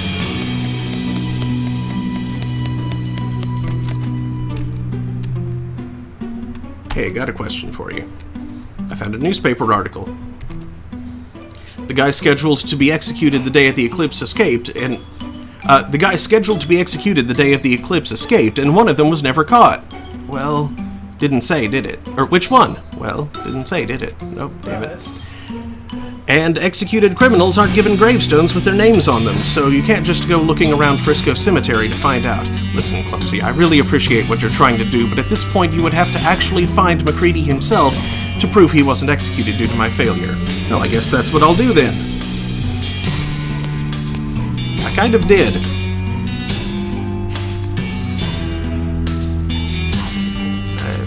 I have to imagine he got as far as the heck far away. If he's the one that escaped, okay. Well, let's go back to the coach. Yep. Map. Desert house. Dirt Water's pretty far from Frisco. Dig up the grave. You dig until your shovel hits a wooden coffin and haul the lid open. A skeleton blinks at you. Or, well, it doesn't, but anyway. Howdy? Howdy. Are you Guilty MacCready? Well, now, I ain't heard that nickname in... What year is it? 1895. 17 years. No, I tell a lie. There was that one time 8 years ago. The same MacCready that escaped the gallows during an eclipse? Heh. Well, now, since the statute of limitations is expired, I might as well fess up. Yep, that was me. Real sweet plan, too. Apart from the one little hitch, it went off smooth as silk. Even worked in a little misdirection to lead the law to them other two fellas instead of me. Serves them right, too. They was real murderers. Not like me. I never killed a man except in a fair fight. Except for that one little hitch you mentioned? You miscalculated how long to delay the trial. So in order not to miss the eclipse, you called for a trial by combat. Oh, well, yep, that's the truth of it. You're blaming me for Miss Wainwright's death, I suppose. Why didn't you just trust her? She would have gotten you declared innocent. She had a real good head on her shoulders, sure, but so did that prosecutor fella. I didn't rate the odds better than 50-50. Not good enough. And anyway, the trial by combat was part of her job. She should have been ready. That stinks, she trusted you. She's a ghost now because she feels guilty about losing that trial. I've spent ages trying to convince her you weren't innocent, and she backed you every step of the way, despite the fact that you got her killed. And you don't even care? Hell, you bite your tongue, Sonny. You don't know me. Don't care. I did what I felt I had to do to stay alive, and I felt damn guilty about what happened to Miss Wainwright. But I ain't taking all the blame for it, no, sir. She'll tell you herself she should have been better prepared, just like she told me that day, apologizing with her last breath. I gave up gunfighting for her. Gave up the only thing I lived for. That's how I felt about it. You gave up gunfighting? Weren't easy, but it did. Bought this house, bought this land, raised some chickens, and had a little vegetable garden. Place has gone to hell since I died. That's a shame. Anyway, I never fired my pistol again, not even at a damn fence post. That's not what it says on your grave. Oh, read it again. That's the fellow what killed me having a little ironic joke, I reckon. Someone killed you? You're only the second person to track me down. First one was 9 years after the trial. Vic Timsbury's brother, hunting for revenge. What happened? He challenged me to a duel, and I told him I ain't doing that no more. He asked again, and I said no, and he hollered at me, and I took my pistol out of the closet and threw it at his feet so he could see how the cylinder was all rusted shut. And he cocked his gun and asked me one last time, and I said no. And last thing I remember is the bang. Jeez. Kinda him to bury me, though. Guess you weren't all bad. Do you want to see Felicity again? I could take you to her ghost. Nah, I reckon I'll just go back to sleep. Ain't right, a dead fella walking around. Just tell her sorry for me, alright? Here, you can give her my pocket watch. She'll recognize it. MacCready's pocket watch. Alright. Bye, MacCready. Wow. Matt Guilty MacCready's fancy silver pocket watch. Even after being buried for 9 years, it still chimes the hours.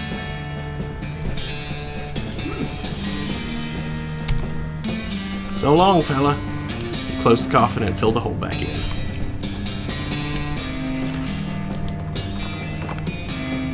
Your El Vibrato transponder starts beeping. You follow it to a small outcropping of El Vibrato ruins in a nearby creek bed. Look around. Oh boy.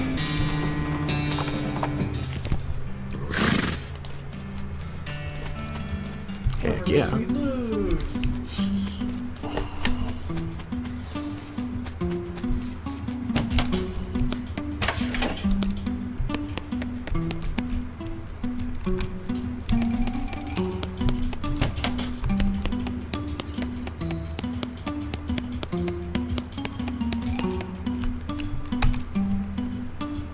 Are you ready for this? What now? I found MacCready's grave. He wasn't executed. You're 100% certain it's him, not some other man named MacCready. It was him. Here, he gave me this watch to give you.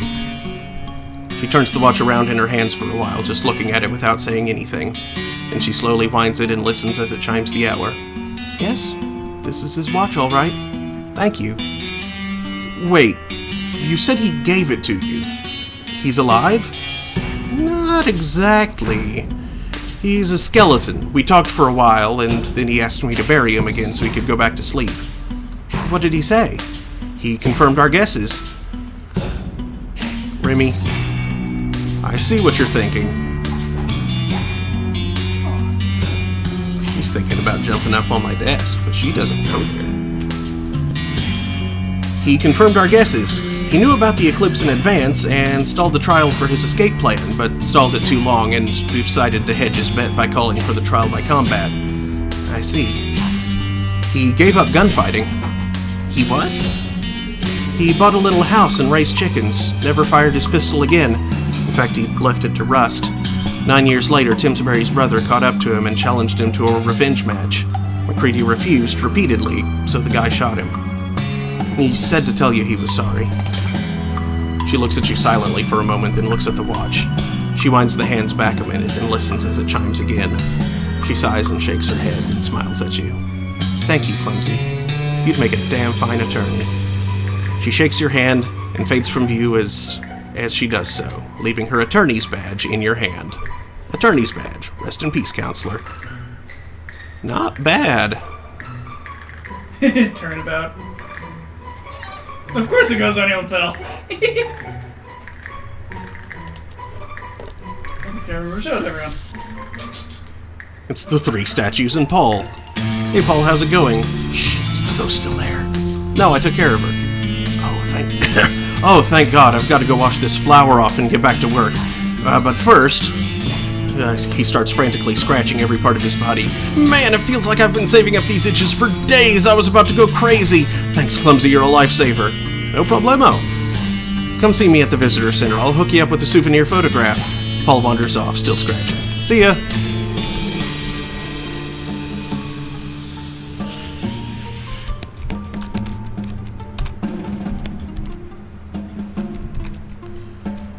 Well, that was real sweet. How you handled that ghost? Yeah. It was also wildly inefficient. Jeez, Florence, you always want to take the violent option. Look, I didn't make this science gun for baking cookies.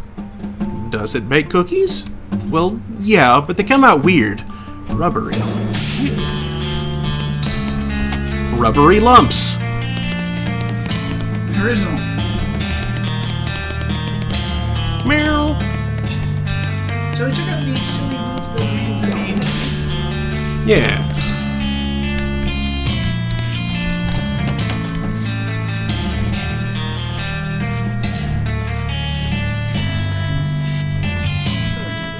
Okay. Okay, so good news. Try going.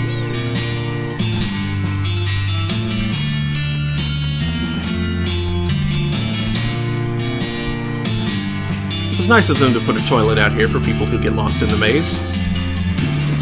Take that, toilet. I went wee. So that's incredibly sweet. Mm-hmm. You can also go south, northeast. Found by looking up the cardinal directions in the Library Dictionary.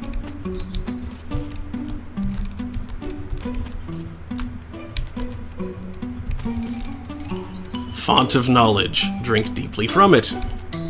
You drink deeply from the font. Your mind fills with obscure trivia. You gain 350 XP. You are no longer thirsty for this particular knowledge. And finally, you can give the old lost woods.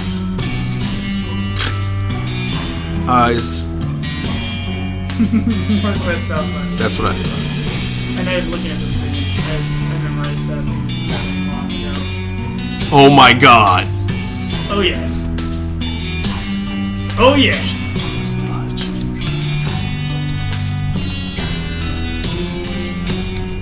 You know which one it is. I thought I did, but I already tried it and it didn't work.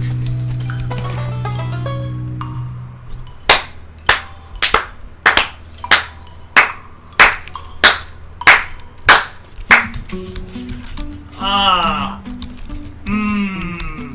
In the childhood. Mm-hmm. I don't remember there being bombs in there, though. Me neither. And sometimes the genies would drop me, but, you know. The guineas. Yeah. The guineas. Guinea. Guinness. Guinness. Okay. Oh, okay.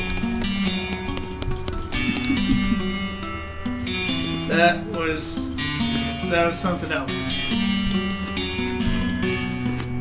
I knew it was a Zelda reference because the site says it's a Zelda reference. I didn't think it was going to be that beautiful.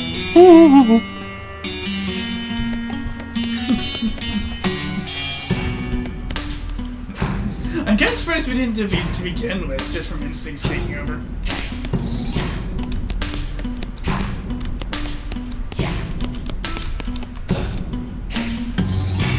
One of them kind of smells like chili.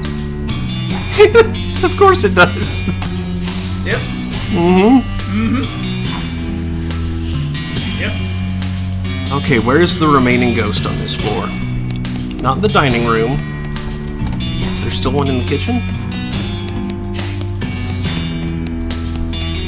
Oh yeah, this guy. Oh yeah, you gotta kill for him. How about this skirt? Look, I understand that genderization of clothing maybe shouldn't be a thing, but I'm kind of old-fashioned. Did I say skirt? I meant kilt. What's a kilt? It's a special kind of foreign legless pants for men.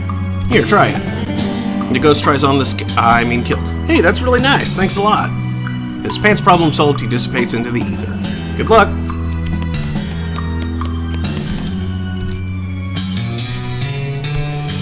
I guess it's just as well that you took the peaceful option. Why's that? Shooting half a ghost doesn't really seem sporting, you know? Yeah, true.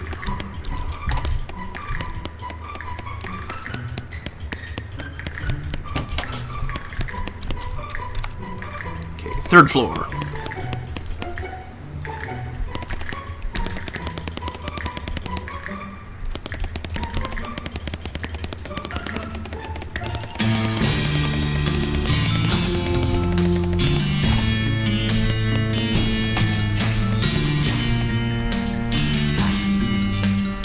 Challenge him to his game. Or to a game. You chalk up your cue and the ghost racks the balls. It's a close match. You have to consult that geometry book a few times just to work out all the angles. The game comes down to a fight for the 8 ball, and you manage to barely squeak out the win when the ghost catches an unlucky bounce off the corner of a pocket. Well, shucks. Nice shooting, Tex. Wow, so you needed the blue chalk and you needed the geometry book, otherwise that would have lost. Mm-hmm. Dang. Hooray! That explains why the chalk I found was blue, too. Indubitably.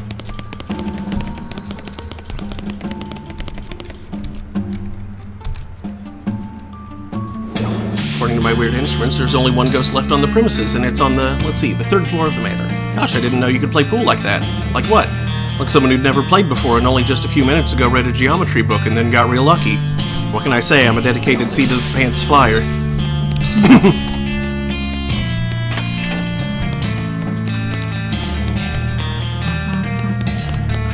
Already took care of that guy.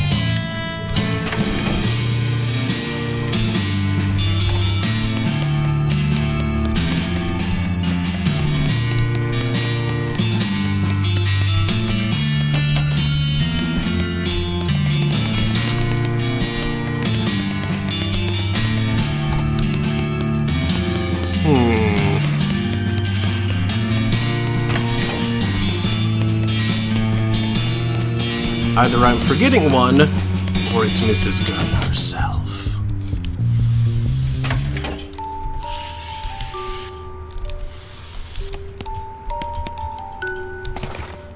Sure, why not? Nursing scissors?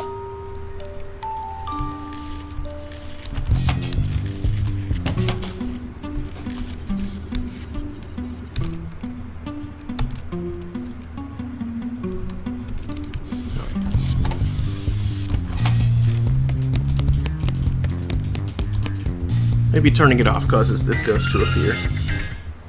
You yank the needle away from the cylinder and hide the handle away.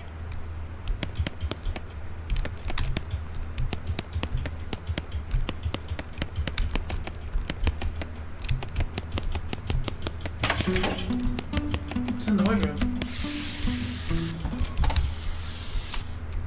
Probably? Yeah, well, there might be a portal to a magical fantasy realm in the back or something. I mean, you never know. Search it.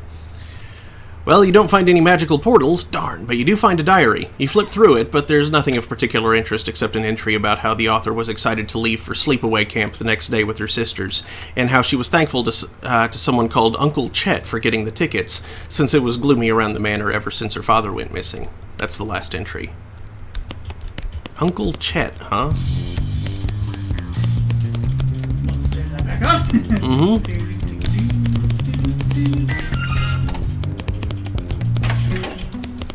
Who is Uncle Chet?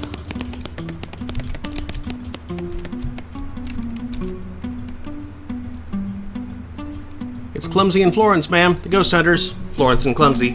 Whatever. I do feel significantly less haunted. Did you get rid of all the ghosts? We sure did, ma'am. Actually, my scanner says there's still one. Shh. Yes, ma'am. All ghosts accounted for. Well, that's splendid. Come right on in. Thanks. Yep. Yep.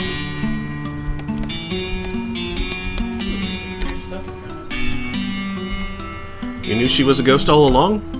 I had my suspicions. You must be more in tune with all this narrative stuff than I am. Yeah, you get used to it. Sign on this case says break in case of attic.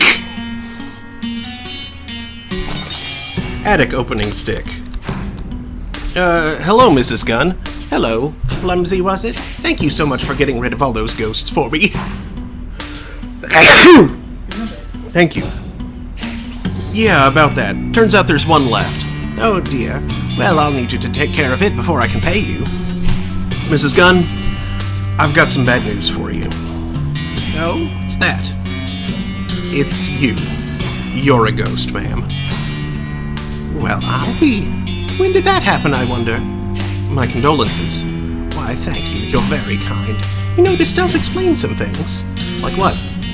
Well, I haven't had any appetite for months. Nearly a year, in fact. They keep sending food up from the kitchen in the dumbwaiter, but I've just been dropping it out the window and sending the empty plates back so the chef won't have her feelings hurt. There's also the fact that you're, well, translucent. Yes! I thought it was just cataracts. Mrs. Gunn, this prompts a question, you know. Oh? What's that? Why are you a ghost? Well, I'm sure I don't know. You're the expert, perhaps you can tell me. Actually, that's me. I'm the expert. Do you have some kind of unfinished business? Something that's tying you to this place? Well, now that you mention it, yes, I suppose I do. Do you mind telling me about it? My entire family disappeared a few years ago. My husband and 3 daughters. Oh yeah, I heard about that. I'm sorry for your loss. The sheriff suspected they'd been kidnapped for ransom, but no one ever made any demands. They just vanished. Never found out what happened. I always thought they were taken away by ghosts. Why did you think that? I've always felt guilty about how many people have been killed by my invention. The belt buckle? The gun. Oh, right. I used to worry that their ghosts would come back to haunt me. When I built this house, I had an electrical anti-ghost field installed in the walls of this room, so they couldn't get in. No way! Awesome! Wait, doesn't that affect you? Well, I'm sure it would if I attempted to walk through the wall, but it never occurred to me to try. Aha. After Dan and the girls disappeared, I became so sure that ghosts had gotten them that I locked myself in here. After donating the rest of the house to the Historical Society so that there'd be someone to look after the place. Now I feel rather silly about the whole thing. Silly? I mean, ghosts do exist, obviously. Well, yes, but now that I'm a ghost myself, I can sense the presence of other ghosts. And they only just arrived in this house yesterday or the day before. That was when I called for an exterminator. You know, I didn't even question how I knew they were here. But I don't think there have been any ghosts here before then. Why did they all show up yesterday? I couldn't say. They all seemed very angry and confused, but since they couldn't get in here, they gave up and started just wandering around the house. They gave up quite easily, actually. Maybe because you were already a ghost yourself. Well, Mrs. Gunn, what are we going to do with you? What do you mean? You did contract me for 13 ghosts, ma'am. You're the 13th. Oh, yes. Obviously, I could simply renegotiate the number with you, but perhaps you should go ahead and exorcise me, or whatever you do. I'd rather find a more peaceful solution. Peaceful solution? What do you mean? Well, we can also release you from your ghostitude by solving the problem that's keeping you here. In your case, I guess that means finding out what happened to your family. Oh, well, I would be very grateful if you could. I assume they're dead, and to be honest, I think I've gotten used to that fact, but I surely would like to know what actually happened. All right, I'll see what I can do. All of these books are about gun parts, such as firing pins, extractor rods, and vacuum tubes. Mrs. Gunn's vanity is elegant, but not ostentatious. You take a long, hard look at yourself in the mirror and think about the things you've done. A lot of those things were pretty cool. You gain 24 experience.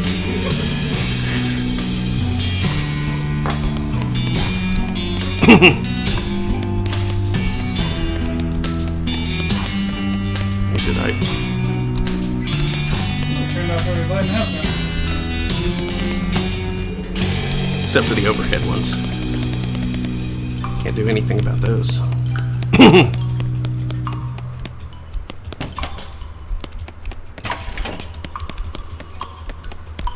Oh. Grab one. 3 ball. You grab the most appealing ball. The balls are still now. So you can access the attic.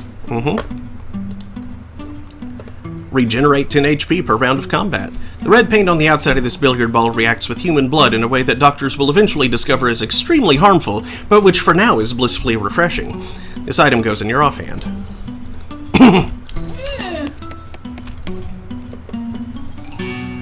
And you just happen to have the stick for opening it. Attic opening stick.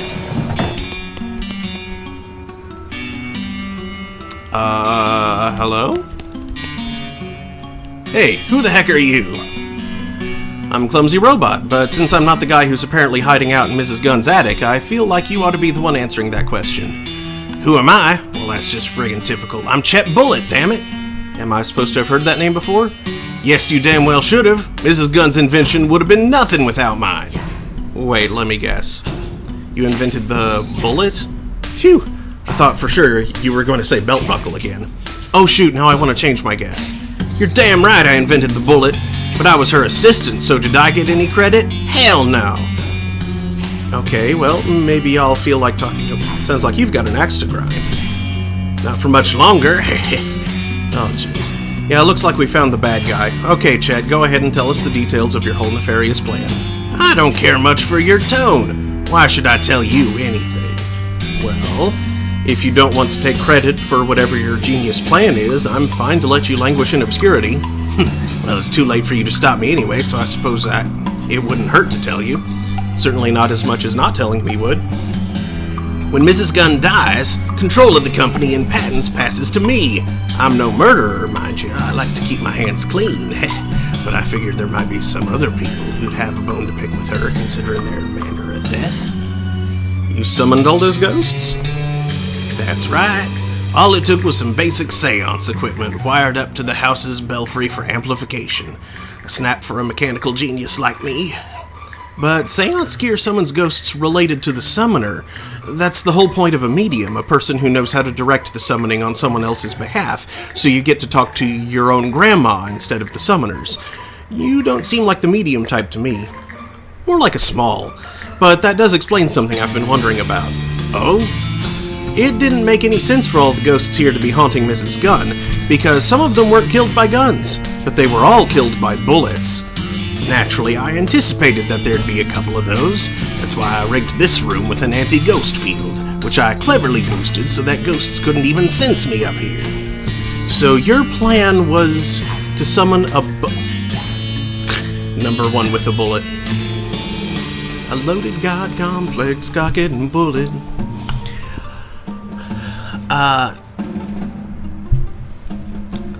So your plan was to summon a bunch of angry ghosts who would initially be looking for you, but would haunt Mrs. Gunn instead when they couldn't find you. Correct!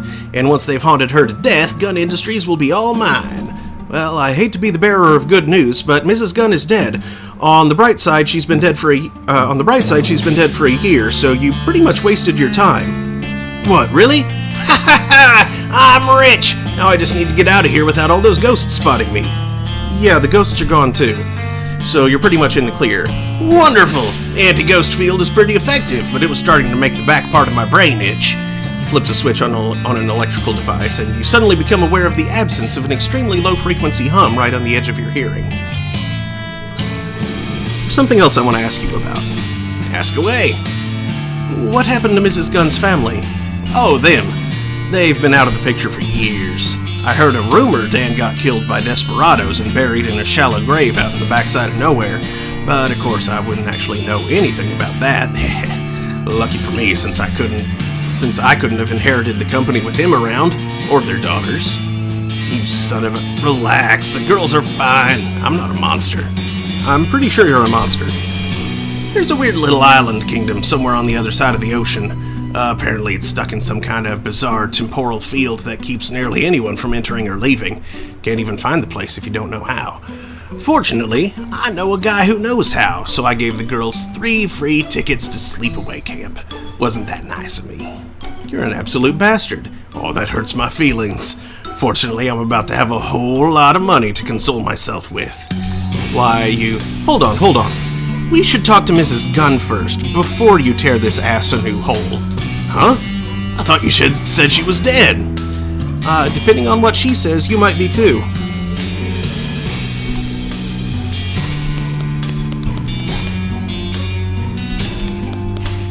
More boxes and covered up furniture back there. Boxes of old hats. Their old hat. Box of boxes. Holy cow, there are some really big bells hanging above you. This house has all the biggest bells of them all! Doogies! More power. This looks like maybe it operates the large bells hanging above you. I'll leave them alone for now.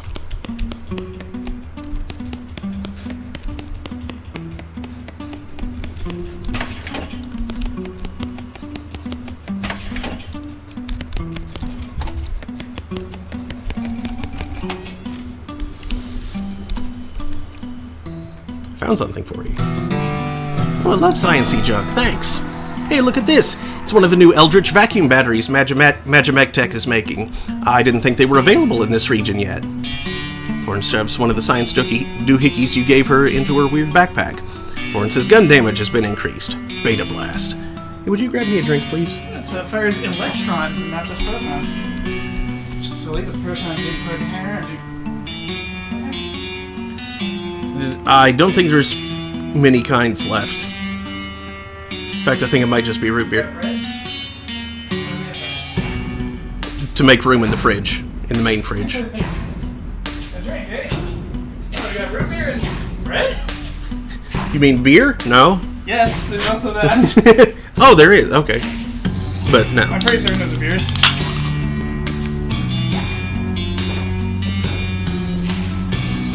They have strange labels. I think most of them in there, they're probably beers. Have you managed to find anything out? Yeah, I have good news and bad news. Go on, I'm ready. Chet Bullitt had your husband killed and your daughters kidnapped, so he'd be the sole inheritor of your company when you died. He's also the reason all the ghosts were here. That son of a... I should have suspected something when he suddenly started being so ingratiating back then, and when he wrote off desperados on his expense account. I'd write him out of my will, but I suppose it's too late. That's rather galling. What's the good news? He says your daughters are safe. They're just on a magical island somewhere that nobody can get to. That's not exactly comforting, but at this point I'll take it. Plainly, if he'd wanted to kill them, he'd have just done so. Wait, you spoke to him personally? Yeah. He didn't know you were already dead, so he's been hiding in your attic for the last couple days, waiting for the ghosts to kill you. What do you want me to do with him? I'll leave it up to you. I'm not in a state to make any reasoned judgment. In any case, you've answered my question, and I can feel myself moving on already. Thank you for all your help. With a sad wave, Mrs. Gunn fades from view. Then, almost as an afterthought, the lock on her desk drawer pops open. Inside, you find a check written out to Cunningham Ghost Annihilation Services, which Flo snags with a cha-ching and a blueprint. This blueprint represents what would have been the crowning achievement of Mrs. Gunn's career if she hadn't died before actually getting it into production. Alrighty. So now you can make something less crappy than the worst gun. Do I use it or no? Okay. First floor.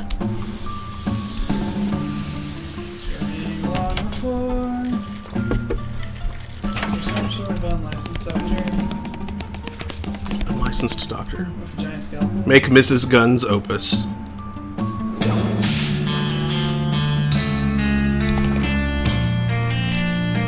Follow the directions on Mrs. Gunn's blueprint and construct her final gift to the world, Mrs. Gunn's opus. 999. This is the best gun Mrs. Gunn never got the chance to make. He vowed to commit so much violence in her name. I'm sure she appreciates that.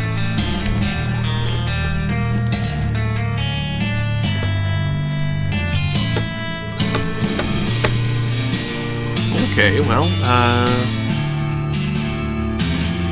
if I can silver plate it and silent it. It's got 9 marks instead of 6. And 9 of everything. Does that one damage? I mean, 9 of the other stats doesn't make it deal more damage, but the extra moxie does. Yeah. But the base damage, I didn't catch. Wait, the felt pistol. 20 to 25, and the befouled pistol was 16 to 20. So yes. It's stronger. And silver just makes it deal more damage to demons. Right.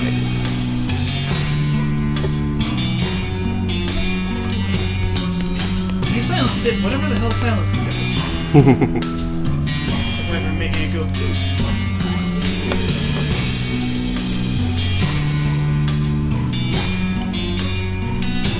Not sure. Poison anymore, but nothing you've shot around here has survived to be poisoned. Yeah. Well, actually, the thing didn't inflict poison, I don't think. It just dealt stench damage instead of physical. Oh, right.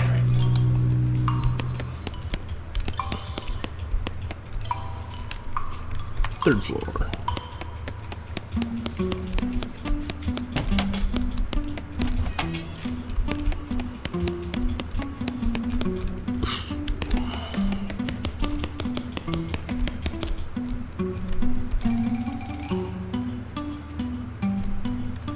Hey,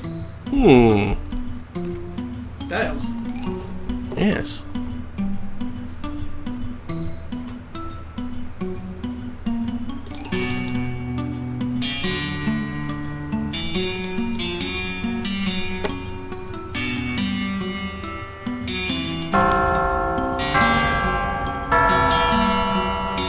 Well, that's nice. Yeah, that's a pretty good bell. Nice clear tones. Mm-hmm.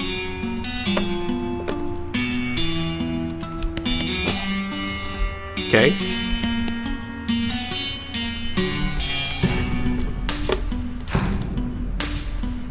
Oh, they just notes. Yeah. C prime? Oh?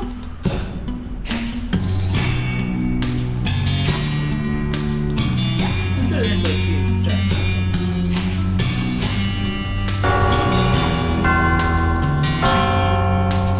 What the?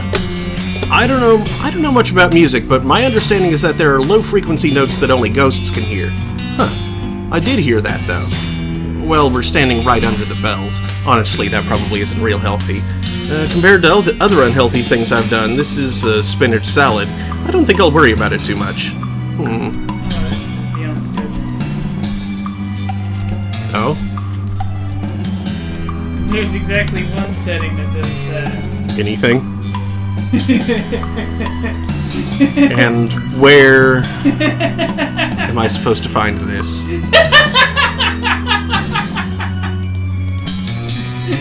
Oh, think about it. Look at how many notes you're allowed to use at once. 3.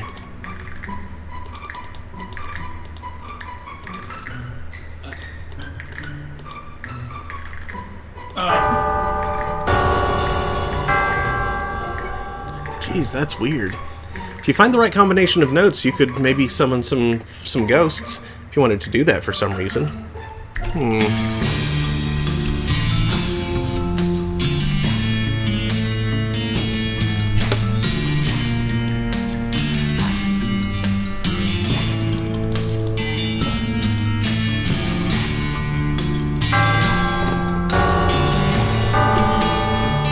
Oof, bizarre. Are you trying to summon ghosts? Maybe. Well, I guess that wasn't the right tones then. Needs to be spookier. What'd you do that time? God. Come on, dude. Think about it. Oh my god! Yes! Why do you think I was laughing maniacally? It's so dumb.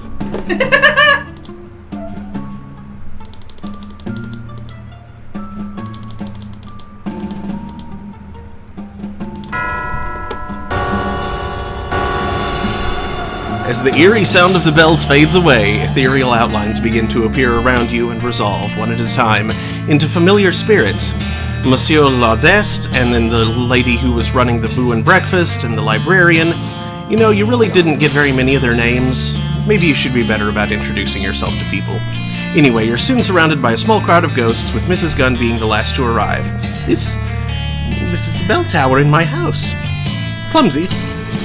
What's happened? Yeah, nice to see you again, but what's up, counselor? I suppose you're all wondering why I've summoned you here today. I did just ask you that, yes. Well, I've come into some information that I think you all might be interested in. This won't take long, will it? I need to get back to the afterlife. What's the hurry? You've got an all-you-can-eat buffet with every kind of meat in nugget form. Oh my gosh. You unholster your pistol and slowly put it against your temple. Can't get there that way, you dummy. Rats. You put the gun away again. Wow. Every kind of meat in nugget form. Anyway, let me explain. Felicity, how did you feel when you got here? Originally, I mean. Well, I remember being very angry. I wanted revenge for my death, but the feeling went away pretty quickly, and I couldn't remember why I'd felt like that. I'm not the vengeful type. It doesn't even really make sense in your case. Yes, exactly. I never bore any ill will toward the prosecutor that shot me. Was it basically the same for the rest of you? Yeah, just like that, yes. Myself as well. Me too. Thought so. Well, here's the deal. You were all summoned for the explicit purpose of taking revenge on Mrs. Gunn here. Attendez, I was not killed by Le Gun. I wasn't either. Yeah, some of you weren't. The summoning happened based on your connection to the summoner himself, Chet Bullet, the inventor of the bullet. But he was hiding with anti-ghost technology and assumed that enough of your deaths would be gun-related that you'd turn your attention to Mrs. Gunn instead. Well, that's just dirty pool. And I should know, considering I got shot for playing dirty pool. The thing is, he didn't know that Mrs. Gunn was already a ghost. So, with nobody to take revenge on, you all just reverted to your regular state of mind. Huh. Well, I appreciate the info, but was it really necessary to call us all back just to tell us that? What I really wanted to tell you is that Chet Bullet has turned off his anti-ghost field. He's over there at the other end of the attic. Now, I'm not going to make any noise about how he's ultimately responsible for all your deaths, because that would both be crazy and also belittle the actual circumstances of your deaths. But Chet Bullet murdered Mrs. Gunn's husband, kidnapped her daughters, and attempted to use you all to kill Mrs. Gunn herself. So, if y'all are interested in a little frontier justice, 13 is a pretty good number for a posse. The ghosts all turn to look at each other, and their eyes begin to glow red. The hunter is the first to leave the circle, closely followed by the poacher. Soon they've all left except for Felicity Wainwright and Mrs. Gunn. Mrs. Gunn looks hesitant for a moment, then seems to make up her mind. She gives you a stern nod, then follows the others. You turn away and soon hear a man screaming, but the sound quickly decreases in volume as though he were being pulled a great distance away, and then it's gone entirely. I figured you wouldn't be into it, Felicity. Yeah, despite everything, I still believe in the rule of law. Didn't see you trying to stop them, though. Nope. No, you certainly didn't. Well, I won't keep you any longer. Happy trails, counselor. You too, counselor. She fades away with a wink. All's well that ends well. Well, that's it. You reckon that your careful recon of the situation has brought some true reckoning to Gun Manor. Congratulations on getting the best ending. Feel free to wander around the grounds and enjoy the scenery. Maybe wrap up some loose ends. But otherwise, you're pretty much done here. Thanks for playing the Reckonin at Gun Manor. Woo! Yay! And This it's probably just should have been 2 episodes because it's 1:10 a.m. Oh wow, But seriously? we were having too much fun. Yeah, Crap. this was good. I noticed it was like 12:50 and I was like, well, it's too late. Yeah. And, I mean, you don't work tomorrow anyway, right? Right. So yeah, no harm, no foul. There's just a weird black scorch mark on the floor where Chet was standing.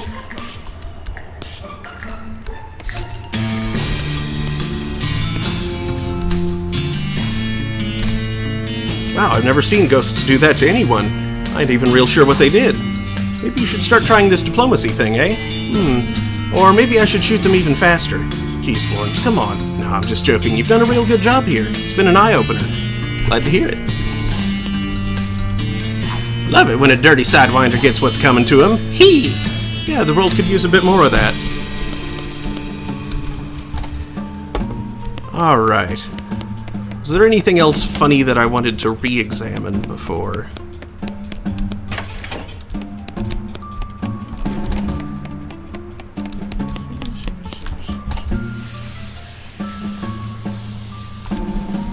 Oh, I think there's some folks at the visitor center that I hadn't spoken with yet. Oh yeah, now you're free to know. Mm-hmm.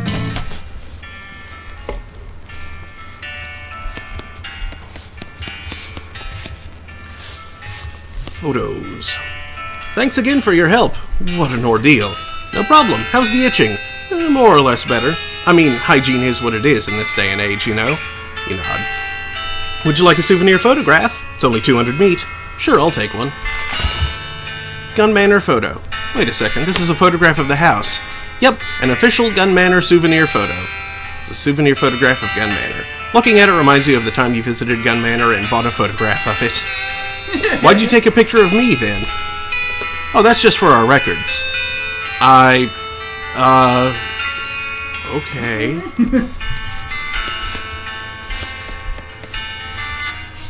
Thanks to you, the snack counter is now staffed. Oh, yeah.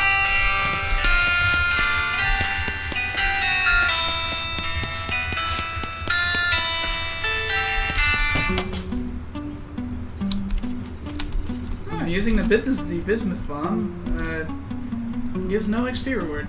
Oh. Huh.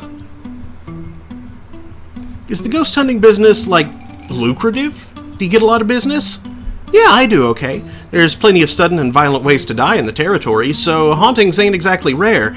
Never gotten a call for so many at once, though. Why's that? Ghosts are pretty territorial.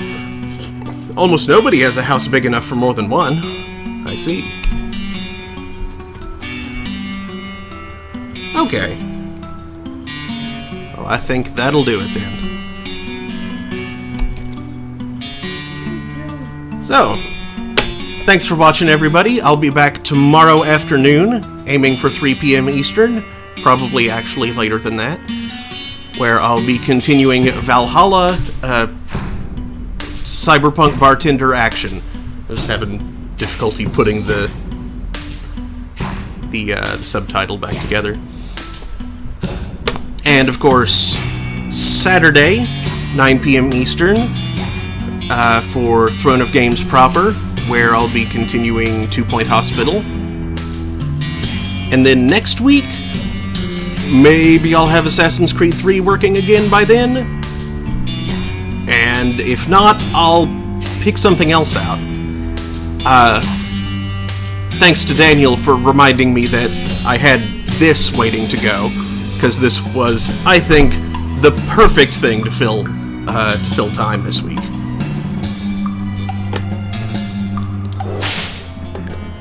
So, thanks again, and I do hope to see you next time. Good night, everybody. Sorry this wasn't a two-parter. We got engrossed. Oh, yeah.